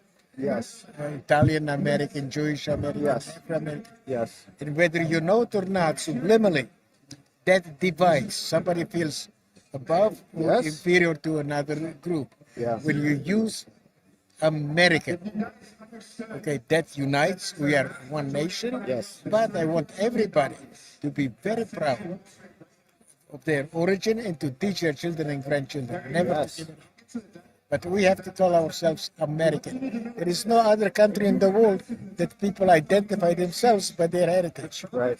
Yeah, I think that in many ways, being an American for some people who are younger or maybe even older has become a negative thing, like a dirty word, and they're actively working to undermine the First Amendment or the Second Amendment, right? All these amendments. And this is America, as you said, right? If they don't. Well, this is not America. This is the America that has become. Yeah. And we have to turn it around. And this is why, for instance, what Charlie Kirk does, an organization, and everything else, that is very important, okay, to teach them and to bring the young people, the next generation. He's doing an amazing job. I heard James O'Keefe is doing an amazing job. I mean, there's a whole group of people who are working to help that next generation learn how this really works. And the interesting part is, okay, one of the things that helped me to be what I am today is the fact that I was homeless. And you would be surprised. How can I call being homeless one of the most important moments in my life? Yeah. Because I started to volunteer by helping other people. You are helping yourself. Yeah. And the interesting part is that by doing that, I have found my mission in life. And a lot of people are looking for something because they want to leave a legacy. If I pass away, let's assume tomorrow. Yeah. I have no problem. Okay, but I have no problem because what I'm saying is I know that in a very, very, very small way, I have made a difference in this world. And this is what everybody is looking to feel, that they have a legacy. Yeah, and what you do is the same thing, okay? By educating the next generation, everything, you will do the same thing, but with your skills in a different way that I'm doing. Yeah, and I feel like I've been on a journey to find my unique ability and my purpose, and it's not always been right? So my process, and maybe you can comment on this, my process has been, in many ways to follow my heart and my instincts, but to try things and stuff that doesn't work, forget it, right? Just it's not working, it's not in alignment, so move on to the next thing. And throughout my 39 years here, right, I've slowly been, I think, dialing in and getting closer to my purpose and to what I've been put on this planet to do. What is my unique ability? How is that? How do you work through that process, right? How does that go? Somebody comes to you, I'm a young man, I don't know what I'm doing with my life, man. Help me, what am I doing? Which I've been there, and I know many of us have been there. What's the roadmap? There is only one roadmap. Yeah. Okay. Whatever your strength is. Okay. Whether you like to write, whether you like music, there are many ways that you can bring people together. Yeah. Okay. So what's important is to know who you are, never to give up, okay, the self, okay? And people have asked me, do you regret anything that happened in your life? And I said, absolutely not. Amazing. Because if there was one little thing, okay, like for instance today, if I wouldn't be here because I was invited, okay, but if I wouldn't be here, I wouldn't be able to talk to you, to the audience. So everything is meant to I know, be. and you were walking by at the perfect time. It was amazing. Right, and that's what I'm saying. It's very important. And when people ask me, do you regret anything? And I says, absolutely nothing. Yeah. Because that made me, okay, the person that I am today. Yeah. And what I heard is be authentic, be who you are, be yourself. But for a lot of people, that's difficult because they've been told and programmed that society wants them a certain way. They have to have the right car, the right house, or the right wife, or these things, and that doesn't make them fulfilled or happy. So, how do you work with people? Is it about repetition? Is it about learning new skill sets? How do people come out the other end with the new tools and things like that to do stuff with their life? The way I do is, okay, I'm saying in very simple terms, you cannot teach somebody not to smoke if you smoke. Yes. So I am a very private person. Okay. So normally I am always in the background. Yeah. But when I give my presentations, I am extremely open. Anything you want to ask me, I will ask. And basically what I want them to do, I don't want them, I will say whatever I have to say, but I don't want them necessarily to agree with me. All I'm asking from them is to respect that I may have a different opinion. And all I want them to do is to learn from my experiences how I remain a positive person, for them to adapt it to their lives, and to find a meaning in their life. So almost like modeling a little bit. You can model the right way to do it. Correct. Okay. I don't tell them what to do. I don't tell them how to do it, but they are smart enough when I say, how did I overcome? To give an example, remain a happy person when I cannot see my grandchildren. Yeah. How do you do that? And if you want, for your audience, I'll tell you how I did it. Yeah. Okay, so number one, we all have a want and a need. Yep. A want does not have to be fulfilled. Okay, like for instance, my want is to go to Australia. If it happens, wonderful. If not, I can go on the internet and see any city I want. But a need must be fulfilled. Yes. My need is to teach and to share. I cannot do it with my son, with my grandchildren. So, for instance, you allow me to fulfill my need. Yes. When I speak to the kids, to the young people, I tell them, you allow me to fulfill my need. And whether you know it or not, from the time we are together, okay, you become my substitute grandchildren. Yes. And that allows me to move forward. Yes. So I think now you understand how I get to them. But I use personal example. I'm a motivational speaker. And most of the motivational speakers speak from the academic viewpoint. Yeah. When I've seen a lot of them, When I use it, they charge a lot of money. Yes, I know. When I use a cliche, I always give a personal example or what it means to me. And they can understand and they can relate.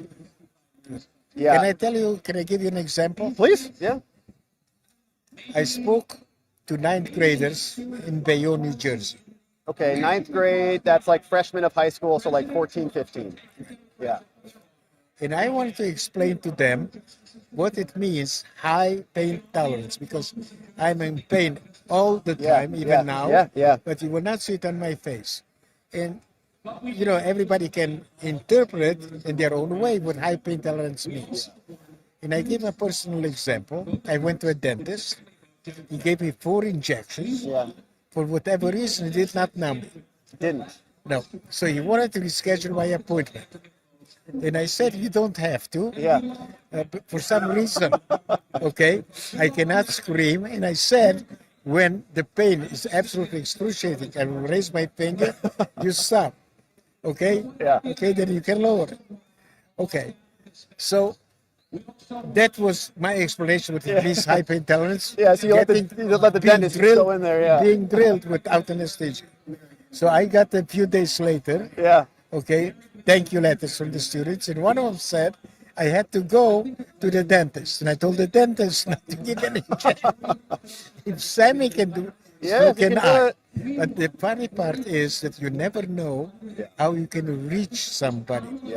And at the end of the letter, she wrote, okay, if Sammy, with everything that he went through, if he can still smile, if he can still be happy, so can I. So obviously, okay, I didn't have a chance to find out what she did and everything else, but you can see the impact that we have when we explain, okay, what we mean by the words. I don't let them to interpret. I tell them what it means to me and how I dealt with it. And they can relate to it. And you show them what's possible. And I think, in my experience, a lot of my biggest moments of growth or learning or understanding have been just seeing that something else is possible, right? Just to see, maybe you're in pain, but you can still live and you can still smile. And so other people can see that and say, oh, well, if he can do that, I can do that. But it changes the whole paradigm. Correct. To see one other person do it, it opens up a whole world of possibilities. And so, now the interesting part, if I may, okay, a lot of people don't want to talk about themselves or what they are going through. But if you open up yourself, like I do, all of a sudden I found out that a lot of people are opening up, and okay, they can relate and they're willing to talk to me. And what's happening when I go to schools, universities, even for instance churches, synagogues, a lot of people come to me and they ask for advice. Okay, and I'm sure that you know exactly what I'm talking about because you went through it. I do, and that's how you found your mission in life. Yes, and it's like a little hidden benefit or like a hidden little secret, but it's when you start talking about your own difficulties, your own trials, and your own tribulations, you realize many other people have gone through those, and you bond at a deeper level. And so it's like, we talk about it in our AA group as, we call it the middle position. Yes. So we use this we put up 3 fingers, right? And we say, and this is kind of the AA format, right? But you have the sponsor who's going to be over here. Then you've got the guy in the middle who's going through the program, and then you have the sponsee, right? So the sponsor helps the guy in the middle, and the guy in the middle helps the guy behind him. So everybody's kind of being of service to somebody else, and that helps keep us all upright, right? And you want to be in that middle position where you've got somebody who's a mentor, who's guiding you so you can see what's possible, and you also want somebody who you're showing so that you've got a purpose, right? You've got something to share and to teach with the world. And it sounds like that's exactly what you do. And there are 2 things that I'm extremely unhappy what's happening in this country. Yeah. Number 1, people have forgotten how to disagree in a civil way. Sure. And number 2, if you pay attention to the news, to our leaders, the politicians, celebrities, okay, nobody is accountable. Nobody is responsible. So when I became homeless, nothing happens in a vacuum. I decided to find out, how did I become homeless? What did I do that led to that point? And all of a sudden, I started to take responsibility, and I realized that I made 2 mistakes. These were people I trusted. So I gave them cash. I did not put anything in writing. So I said, you know something? They are not guilty. They took advantage of my stupidity. So by doing that, okay, all of a sudden, I don't have the need for the revenge, to be angry, to be bitter. But at the same time, I had to do something for myself. Number 1, I had to forgive myself for making the mistake. So not to dwell on it, but to learn from it and not go forward. And number 2, okay, I had to be kind to myself. We are kind to many other people. We forget to be kind to ourselves. We make a mistake and start blaming. Why did I do this? Okay, you did it. Learn from it. Move forward. And if one of them would come to me and say, Sammy, how are you? Guess what? Okay, because I forgave myself and I forgave them because I said they took advantage of my stupidity. I would talk to them. They're complete strangers. But I've learned my lesson. Will I ever be friends with them? Absolutely. Of course not. Yeah. Yeah. So That, but that is an example, how you take a personal, call it tragedy, call it drama, whatever you want to call it, and turn it into something positive. So by taking responsibility for your action, and if you look at the business card, take a look at it. Okay. What does it say? It says, I am not what happened to me. I am what I choose to be. And I choose to be, within my means, a happy person.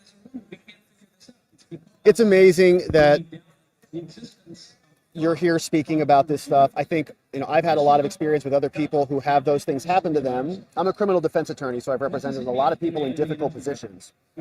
And the idea is, how do we can deal with the criminal case, for sure, right? That's just courts and people and prosecutors, but we also have to help the person so that they don't get in trouble again, and so that they don't carry this resentment with them from this experience for the rest of their lives. And so it's about, what I found, and it's been very helpful for me, is to clear out those resentments by acknowledging what my part was in that resentment, right? I'm upset because somebody did this thing to me, or I'm upset because this happened. But like you said, you've got a part in that. Even if you're late for work, right? Or even if you get in an accident, you're late for work, or you left 2 minutes early or 2 minutes late or something. There's a lot that, we're powerless over, but we also have responsibility over. And so we can blame everybody else, or we can accept responsibility, process it, and move on. Exactly. That is exactly the point. That's exactly what I teach the young people. And by being very open. By the way, if you will go on my website, okay, you will see that 4 years ago, there was an article by an NBC. Okay. I answered questions for 16 hours straight. Whoa. Okay, and the questions were not only about the Holocaust. And the interesting part is that being so passionate, like you are passionate of what you're doing, it doesn't feel like work. People ask me, how could you do for 16 hours? But I'm passionate about it. I know. I get that question too. Right. And you... Not 16 hours. But right. And whether you know it or not, and I'm sure that you know it, we basically went through a lot of the trauma. Okay, and we decided to turn it around and use it for the good in your experiences. So you have a lot of things in common. Man, yes. Well, you have been very inspirational here today. I know many people in the chat are saying the same thing. And they're asking what your website is and how they can follow you and how they can connect with you. Okay, why don't you tell them? I'll tell them. The website is sammyspeaks.com. But when you say Sammy, S-A-M-I, it's my official name. S-A-M-I, sammyspeaks.com. And Sammy, you can see, here's his business card. Go to the website, and you can also give him my telephone number if you want. If somebody wants to contact me, if they want to invite me to speak to their group or the church or students. Amazing. Okay. I was just going to ask that. Yeah. So you're available. I am available throughout the year. You're available. Not only through major holidays. And where are you located? In Manhattan. Manhattan. And guess where? Where? Central Harlem. Central Harlem. Yes, and most of the people are from Africa. No Jewish people. And they watch me. And it's going well? Very well. I feel very safe. I walked the streets, in Harlem, are longer than in Midtown Manhattan. Sure. And I walked from 125th Street to 149th Street. Wow. Okay? And you see what it says here? No fear, yeah. Okay. No fear, problem. not even a bit. Yeah, young people were there. So it's not the Harlem that people heard of. Yeah. So don't pay attention what's in the news. Yeah. Because they make money by confrontation. Totally. Okay? And you will find out that people are kinder than you think. Yeah, they want us to all hate each other, but we don't really hate each other. We don't. We don't hate each other. And there's, there is only one world, and we have to be caring for each other. And I teach the young people, and I say, to the world, you are one person, but to one person, you are the world, and we're interconnected. And what happens to me will affect you, will affect her, will affect her. Okay, so we have to help for each other. There's too much hate in this. There's way too much. Way too We much. don't need it. I'm really glad that we have guys like you, man, who are still out and about, speaking the good truth. Thank you, my friend. And that's exactly like I told you. The acronym of it is the word net. Okay, truth. Truth. You're the man. Sammy, my friends, be sure to check out sammyspeaks.com and connect with Sammy because he is the man. Thank you so much. Thank you. Thank you for honoring me. Okay. It's been my pleasure. 100% my pleasure. Thank you so much.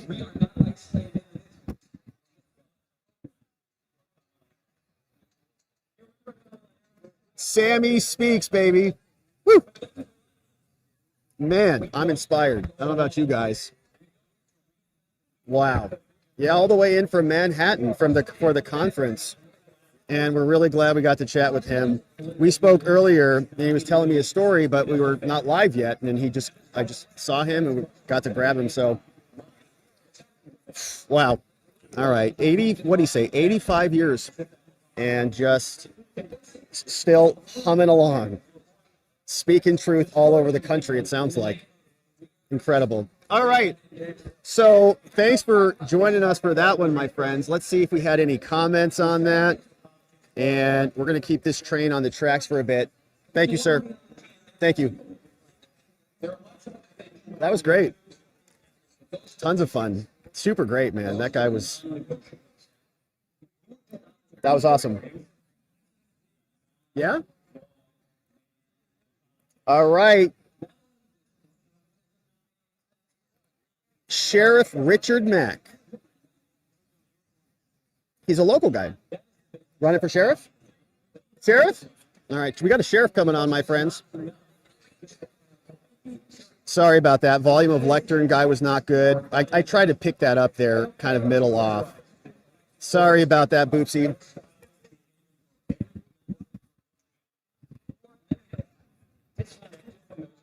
We have another gentleman who's going to be joining us. Looks like he might be running for sheriff.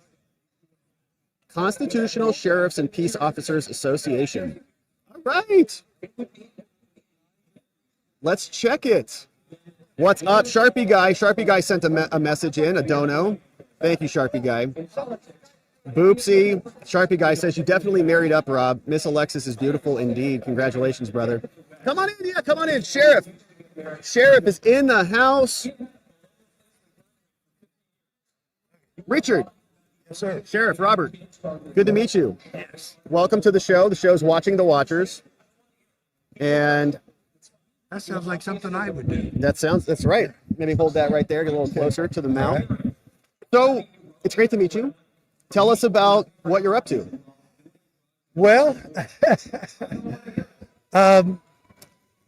you might not know this about me, but the only reason that you and I are talking right now is because when I was sheriff right here in southeast Arizona, Graham County, I did something really crazy. Yeah.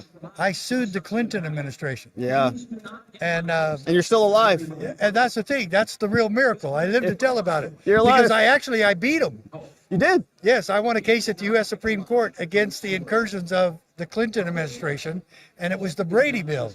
And the Brady Bill was the first time in American history that a federal, quote, law commandeered the office of sheriff for federal bidding. And I maintained that the federal government nor any employee of the federal government cannot tell your sheriff what to do. Sure. And I took it all the way to the Supreme Court. 6 other sheriffs joined me in the lawsuit. Okay. Sheriff Prince from Montana and I ended up at the Supreme Court in December of 1996. Okay. Scalia, Justice Antonin Scalia, wrote Rest the in peace. decision. Yeah, Yes, rest in may he peace. rest in peace. And he wrote the decision. And what was the holding? What was the finding? It was that we were absolutely correct. Yeah. And then it went 10 times further than I ever imagined or ever dreamed. Scalia actually quoted the Federalist Papers. Wow. Yeah. And when was the last time anybody in the Supreme Court did that? It's been a while. Yeah. And so Scalia said that we have held, however, and this was a quote from the New York v. U.S. decision, based on state sovereignty. Okay. He said, we have held, however, that state legislatures are not subject to federal direction, which means the federal government's not our boss. Right. Yeah. Your state legislature. We've got Correct. dual federalism, dual systems. Yeah. Federalism. And this was probably the biggest federalism case in the history of America. Wow. And so I recommend everybody get it. Do I have one? Did you give us one maybe? Well, did he give us something? Let me get a copy of the story real quick.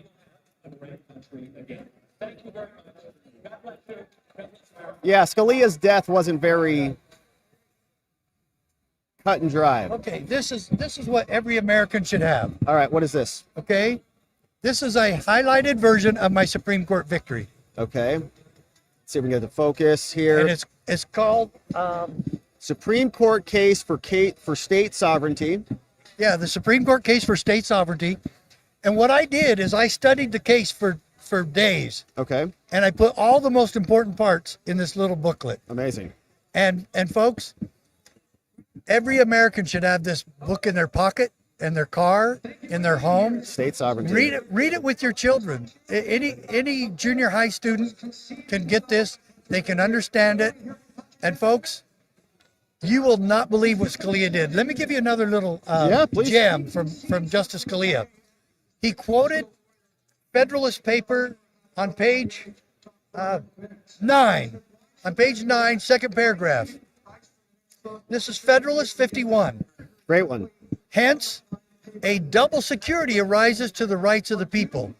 The different governments will control each other. And so, how powerful is that? Yeah. That it's our job in the cities and counties and states to make sure that we're controlling any government official, whether state, local, or federal, that they are not oppressing the people in my county. Every sheriff should be standing strong and standing tall and interpose. It's the doctrine of interposition, that he should make sure that no one from the IRS, FBI, or any other agency is violating the rights of the people in my county. That's right. And that's what this decision helps with. Yeah, this is a great decision. And I'm looking at another page. It says states are not puppets, right? Preservation of the states are independent, autonomous political entities. Have you ever heard anything so powerful? No, but I love it. I mean, this is really kind of funny too. The states are not puppets of a ventriloquist Congress. Right. Don't you love it? Yeah, and they try to make us that. And this is something that a lot of people don't even understand, is how the government uses the money to make the states comply. It's like they say, we're going to cut off your federal funds if you don't raise your drinking age or raise your speed limit to the interstate limits or whatever. And we all have to pay taxes into the system. So like we're coming out of pocket, right? Us Arizonans are paying in, but they will then withhold that money unless we oblige with their requirements. But my solution to that? Yeah. Stop sending money to Washington, D.C. and keep your money and run it how you want. Because Washington, D.C. doesn't make any money. They get it from the states. Right. I don't care if it's income tax or whatever. Keep your money. No sheriff should be taking federal funds. County should not take federal funds. Yeah. Run your own county and be independent of the corruption of Washington, D.C. Now, I'm grateful that Trump got in. Yeah. And I think we're going to straighten out some of those things.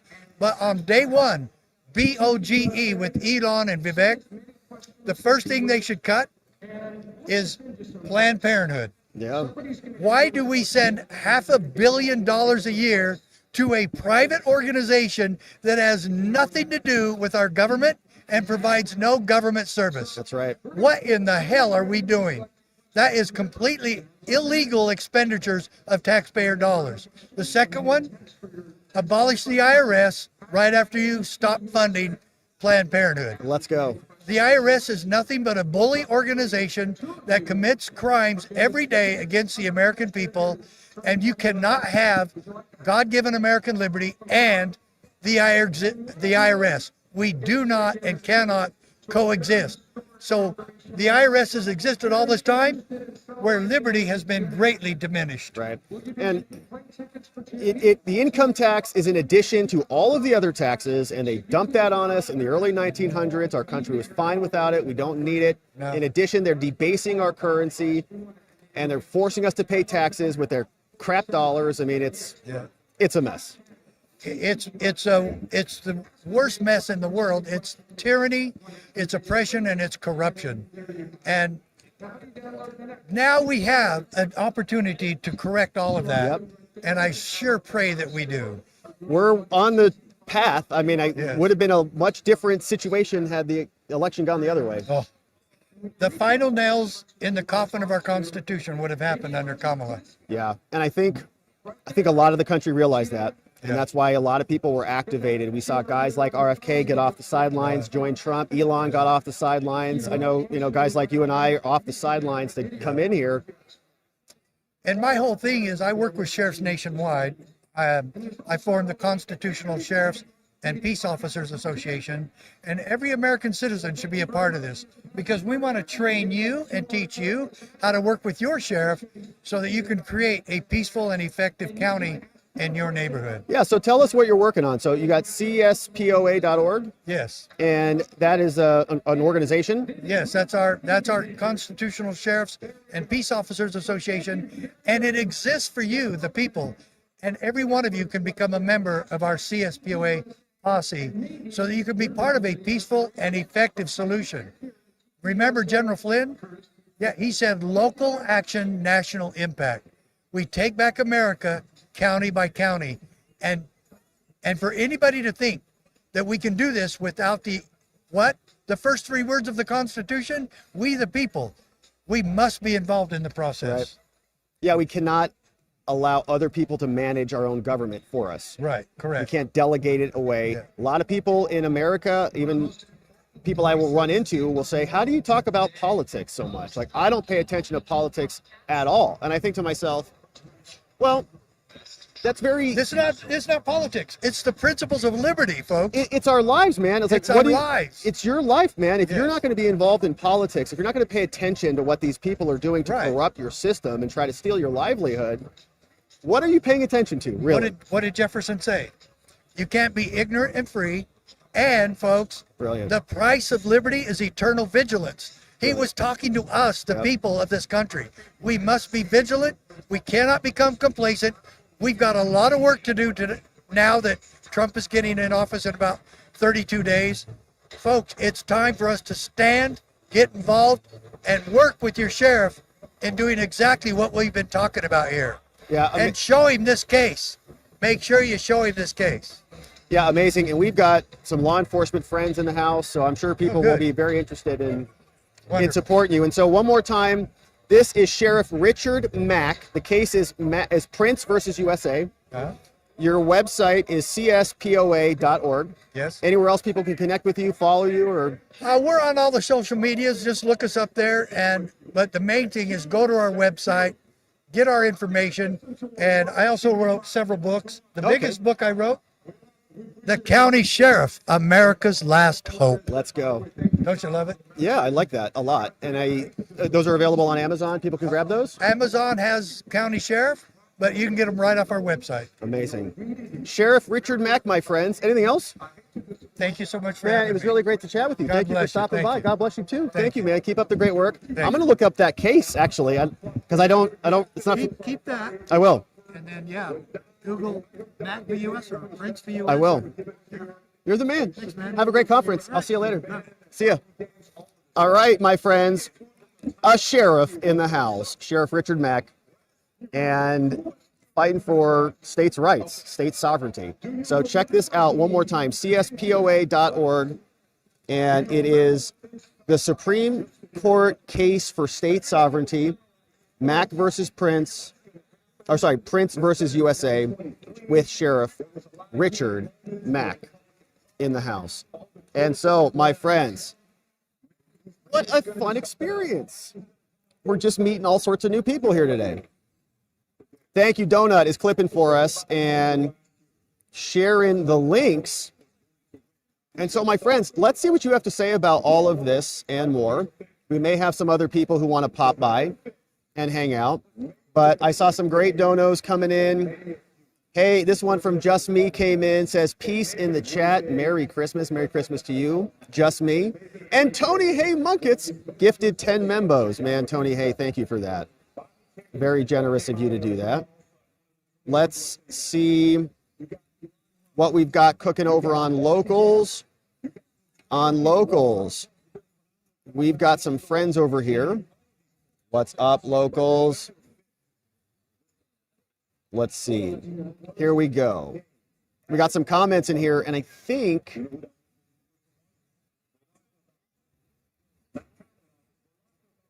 let's see. Trying to open up another window while we're here.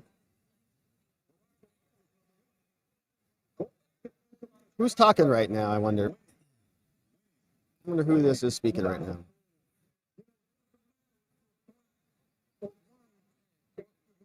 All right, we are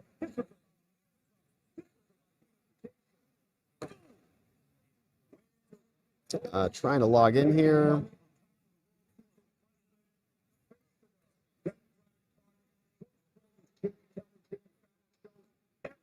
All right, getting close, getting closer.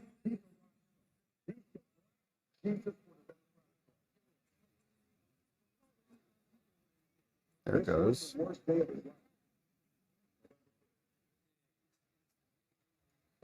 Okay, so my friends, we are getting linked up over here. And hey, Donut, man, Donut, you're the man. Donut is clipping for us. Wow, unbelievable. Donut, you rock. All right, so what's going on? All right, we got some friends. Hey, it's Friday in the house. Thank you, Donut, for clipping for us, starting off the day. Rainbow Rabbit Hole said earlier today, came in late, cool freaking guest, man, hashtag mega. Thank you, Rainbow Rabbit Hole. Very nice, Dono. And that was, I think that's what came in when we were talking with Jacob and Jelly Chansley, aka the QAnon shaman. Boopsy saying, oh, is he in touch with other J6ers? Is he able to encourage them? Yeah, it sounds like it, especially Adam. I mean, it sounds like Adam's pretty plugged in and he's pretty connected, helping other people make sense of what has happened. Thank you, Boopsy, for that one. John Lynn says, support from the UK for the J6 political prisoners. Amen on that, man. Thank you, John Lynn, for shouting us out all the way from the UK. 11 months as a membo. Great to have you, John. Thank you so much for that. Hey, J.M. Sparger says, if the founders and veterans of the revolution could see what we the people have allowed this country to become, they would declare war on us. Yeah, they'd have to liberate us from our own tyranny. Be another revolution. They'd be like, all right, you guys are done. We're going to take care of this. Be better. Hey, Jennifer says, focus on contacting your senators. Politely request that they nominate Trump's cabinet picks and stay the course. Yeah, and I think, from what we're seeing, I mean, I think that there's a good chance that they all get through. I mean, Pete Hegseth was the one, but I'm not hearing, from my perspective, a lot of negativity.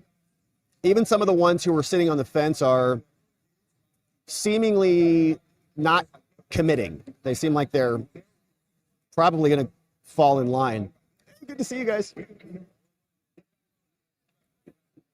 What's up?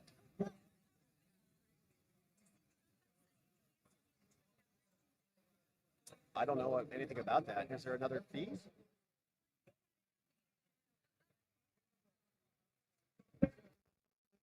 Oh, yeah, I think you can buy just a Sunday ticket. A Sunday only ticket.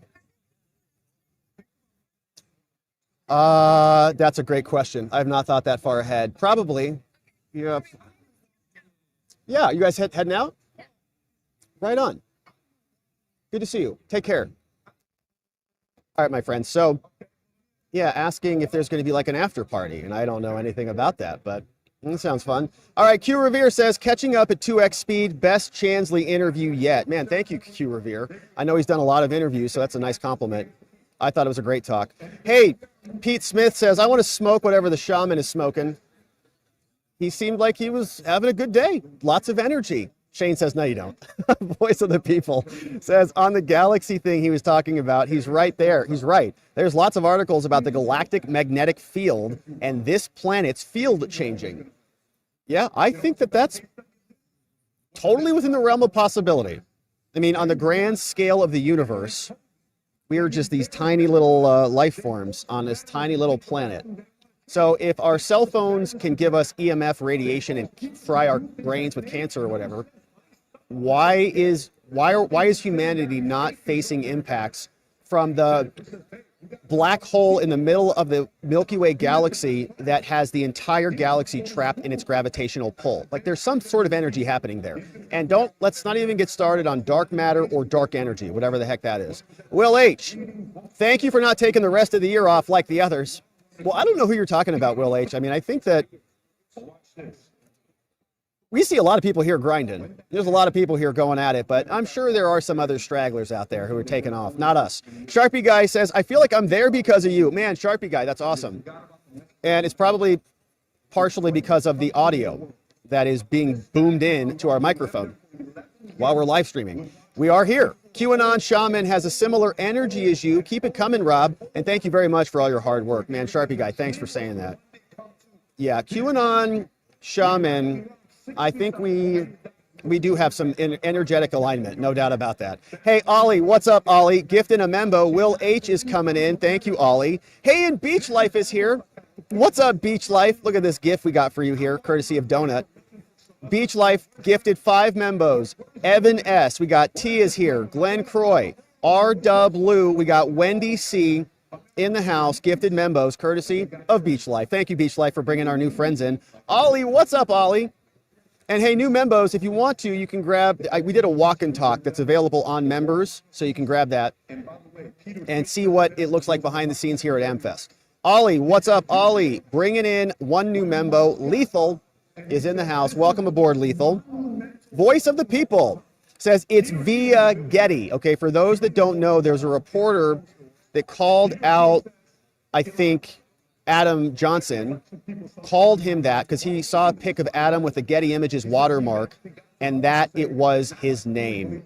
Amazing. So they called it via Getty. They called him via Getty. I didn't catch that. I didn't realize that had happened. Hey, Boopsy says volume of lectern guy is not good. Sorry, I think I turned it up a little bit. I boosted the volume about halfway through. And thank you, Boopsy, for the heads up. Voice of the People says, I want to buy a personalized lectern from Adam. They'll be available. I'm going to be getting one too. So he said that the website is going to be, I think, happening in January. And maybe he'll get a pardon, and then he can start a YouTube channel too. Voice of the People. Hey, we got a new baby here. Brenda T. Gay. What's up, Brenda? Have any J6ers turned against Trump? And I think that, yeah, I think that there have been some. And there have been J6ers that turned against their own crews, took plea deals while other people went to trial. I think the most biggest example of that is the Proud Boys trial. Sweet in the house. Sweet says, tell him to write a book on marriage. I would read the heck out of that book. That is so much stress. God bless him and his family. Awesome, Sweet. Yeah, I think that's right. I think that's right. Glenn Croy, I don't know what the heck kind of video game creature that is, but Glenn Croy is here. What's up, Glenn Croy? Bringing in 10 new membos. Thank you, Glenn, for doing this. G. Usury. Tigger is here. We got Kiki Lee, Andrew Wonder, Rachel Holzer, Candace Alexander, Pamela G. What's up? Gina's here. Sonic Garage Guitars. That sounds awesome. We've got What's Her Name in the house. And Tony Haymunkets. shouting out Glenn Croy for bringing in 10 new amazing membos. We've also got the Noble Spud. What's up, Spuds? Spuds is bringing in 5 membos. Paddlin is here. James C. What's up, Julius Seether? Glenn H. and Prince Vibes gifted membos, courtesy of Spuds. Thank you, Spuds. We love you, Spuds. Spuds, I saw you on the lodge, too. Good to see you. Hello, Stephen. Stephen O is here. Bringing in 10 membos. Stephen, you rock. Thanks for this. Fun Size, Mighty Family of God, Gerald Campos, Doris Nogueras, Dory Amy is here. What's up, Judy Q is here. Ellie Belly, Buddy Chipman, OA, Mike Chaput, and John Ullman gifted membos, courtesy of Stephen O. Thank you, Stephen O, for bringing them in. Hey, Lenny says, don't forget to smash that like button, post on all the social media platforms, and more. Thank you, Lenny, for the reminder, and don't forget to do that, my friends. This one came in from Voice of the People, says, Mama G, she's coming? Ma'am, you've raised some wonderful kids. Let Rob have a little fun on the stream, though, LOL. Yeah, when Mom's not around, we're going to call so many people idiots and losers. I can't wait. Hey, Sharpie guy, you definitely married up, Rob. Miss Alexis is beautiful indeed. Congratulations, brother.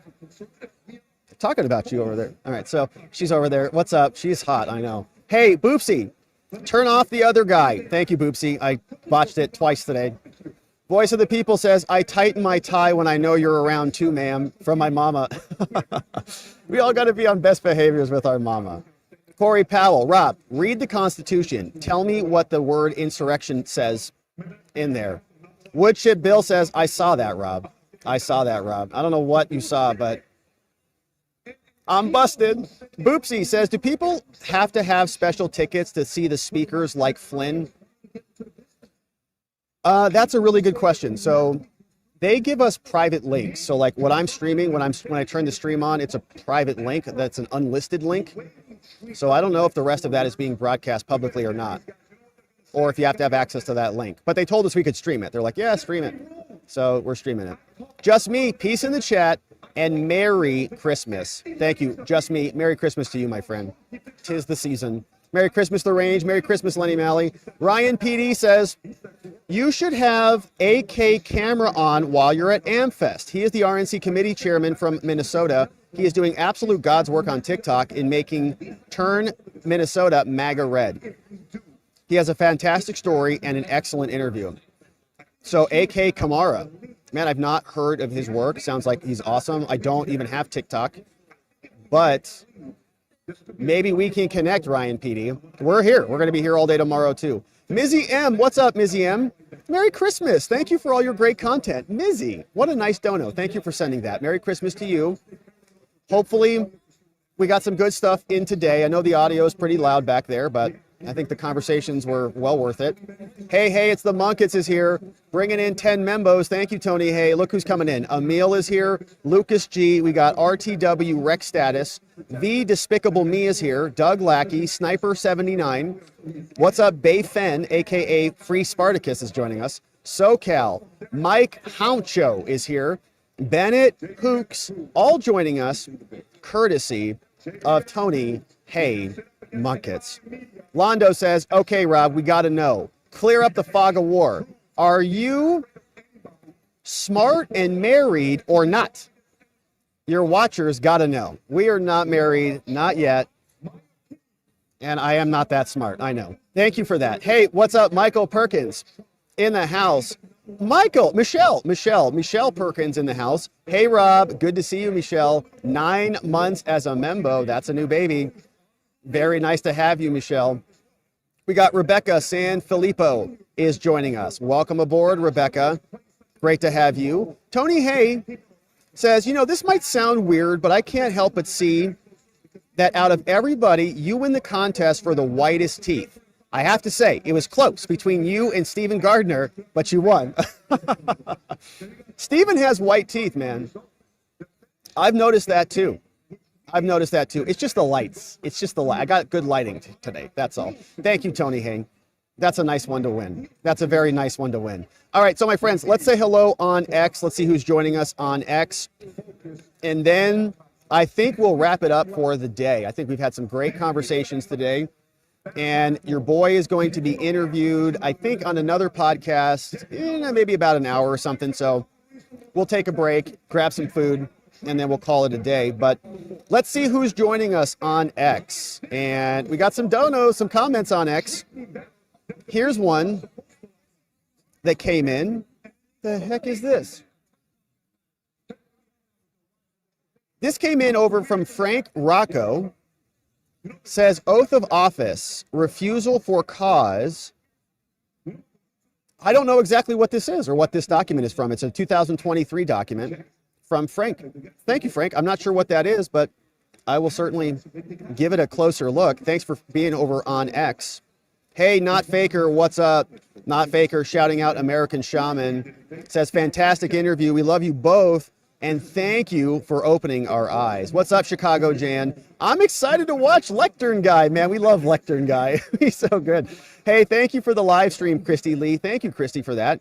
I appreciate you being here. No way, says Patriot Pants. Ask him if he's running for speaker. I should have asked him that. Great work, Rob. Vivek for speaker, supreme debater, and an extra vote. That would be nice. Vivek or Elon, either one. I think we'll take either one of those. Hey, what's up? Hunters HD Gold says, wow, glad to see he's okay. Glad to see he's okay. And, oh my gosh, we got, hey, oh my gosh, you took a photo. This is Amaryllis. Amaryllis is here. We didn't even get to see you, Amaryllis. You're going to have to come back. I'm going to have to say hello to you. From your favorite fan, Amaryllis. Man, we love you. All right, so thank you for being here. I'm going to make sure we give you a follow back. And come back and say hi. We missed you. Sorry we missed you. I definitely want to say hello. God bless America. You look amazing. Hope you're having a beautiful conference and having some fun. Thanks for sharing a photo of what we're doing here. That's the booth, man. That's what it looks like. That's the other side of the booth. So you can see Jacob Chansley was there. And we're right kind of near the entrance. A lot of people are walking by our booth. We got prime real estate. It's good stuff. And Ricky's over here too. What's up, Ricky? Good to see you, man. We got some good friends who are back.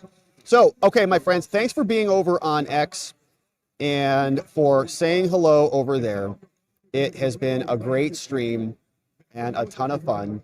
It's AmFest day one. Is it day one? Day two? Day two. Day one was yesterday. Tomorrow's going to be Saturday, day 3. Day 4 on Sunday. Trump is going to be here.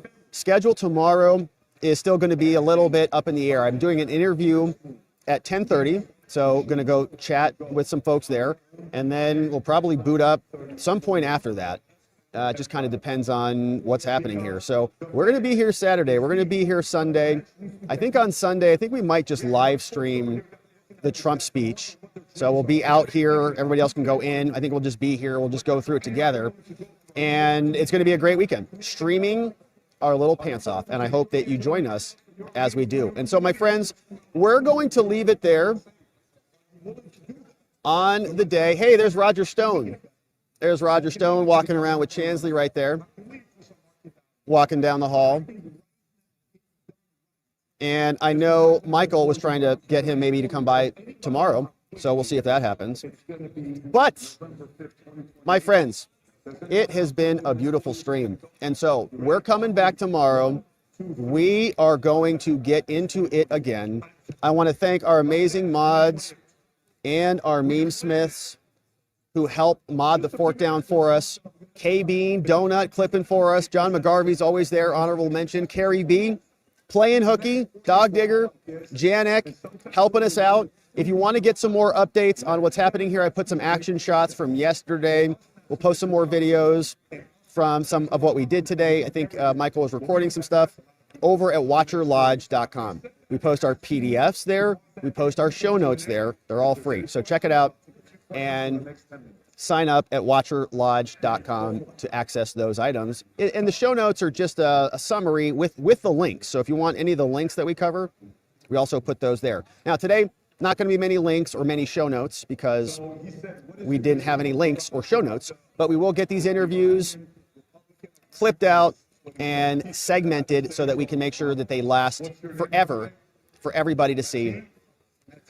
Moving forward, into eternity. But my friends, it has been a beautiful Friday. We made it through another busy week. We're not done yet. We're coming back tomorrow and on Sunday. We got a lot of streaming to do. And my friends, in order to do that appropriately, in order to make sure that we get it done, we're going to need, please help yourself, we're going to need to see you right back here so that together, with your help, we can shine that big, beautiful spotlight of accountability and transparency down upon our system with the hope of finding justice. Locals, hang tight. We're coming over there, my friends. Make it a great night, a beautiful Friday. Hopefully you're having something fun, amazing, like pizza and maybe some wings and ice cream. We're coming back tomorrow on Saturday. I hope to see you here. Until then, make it a great night, and I'll see you soon. Bye-bye.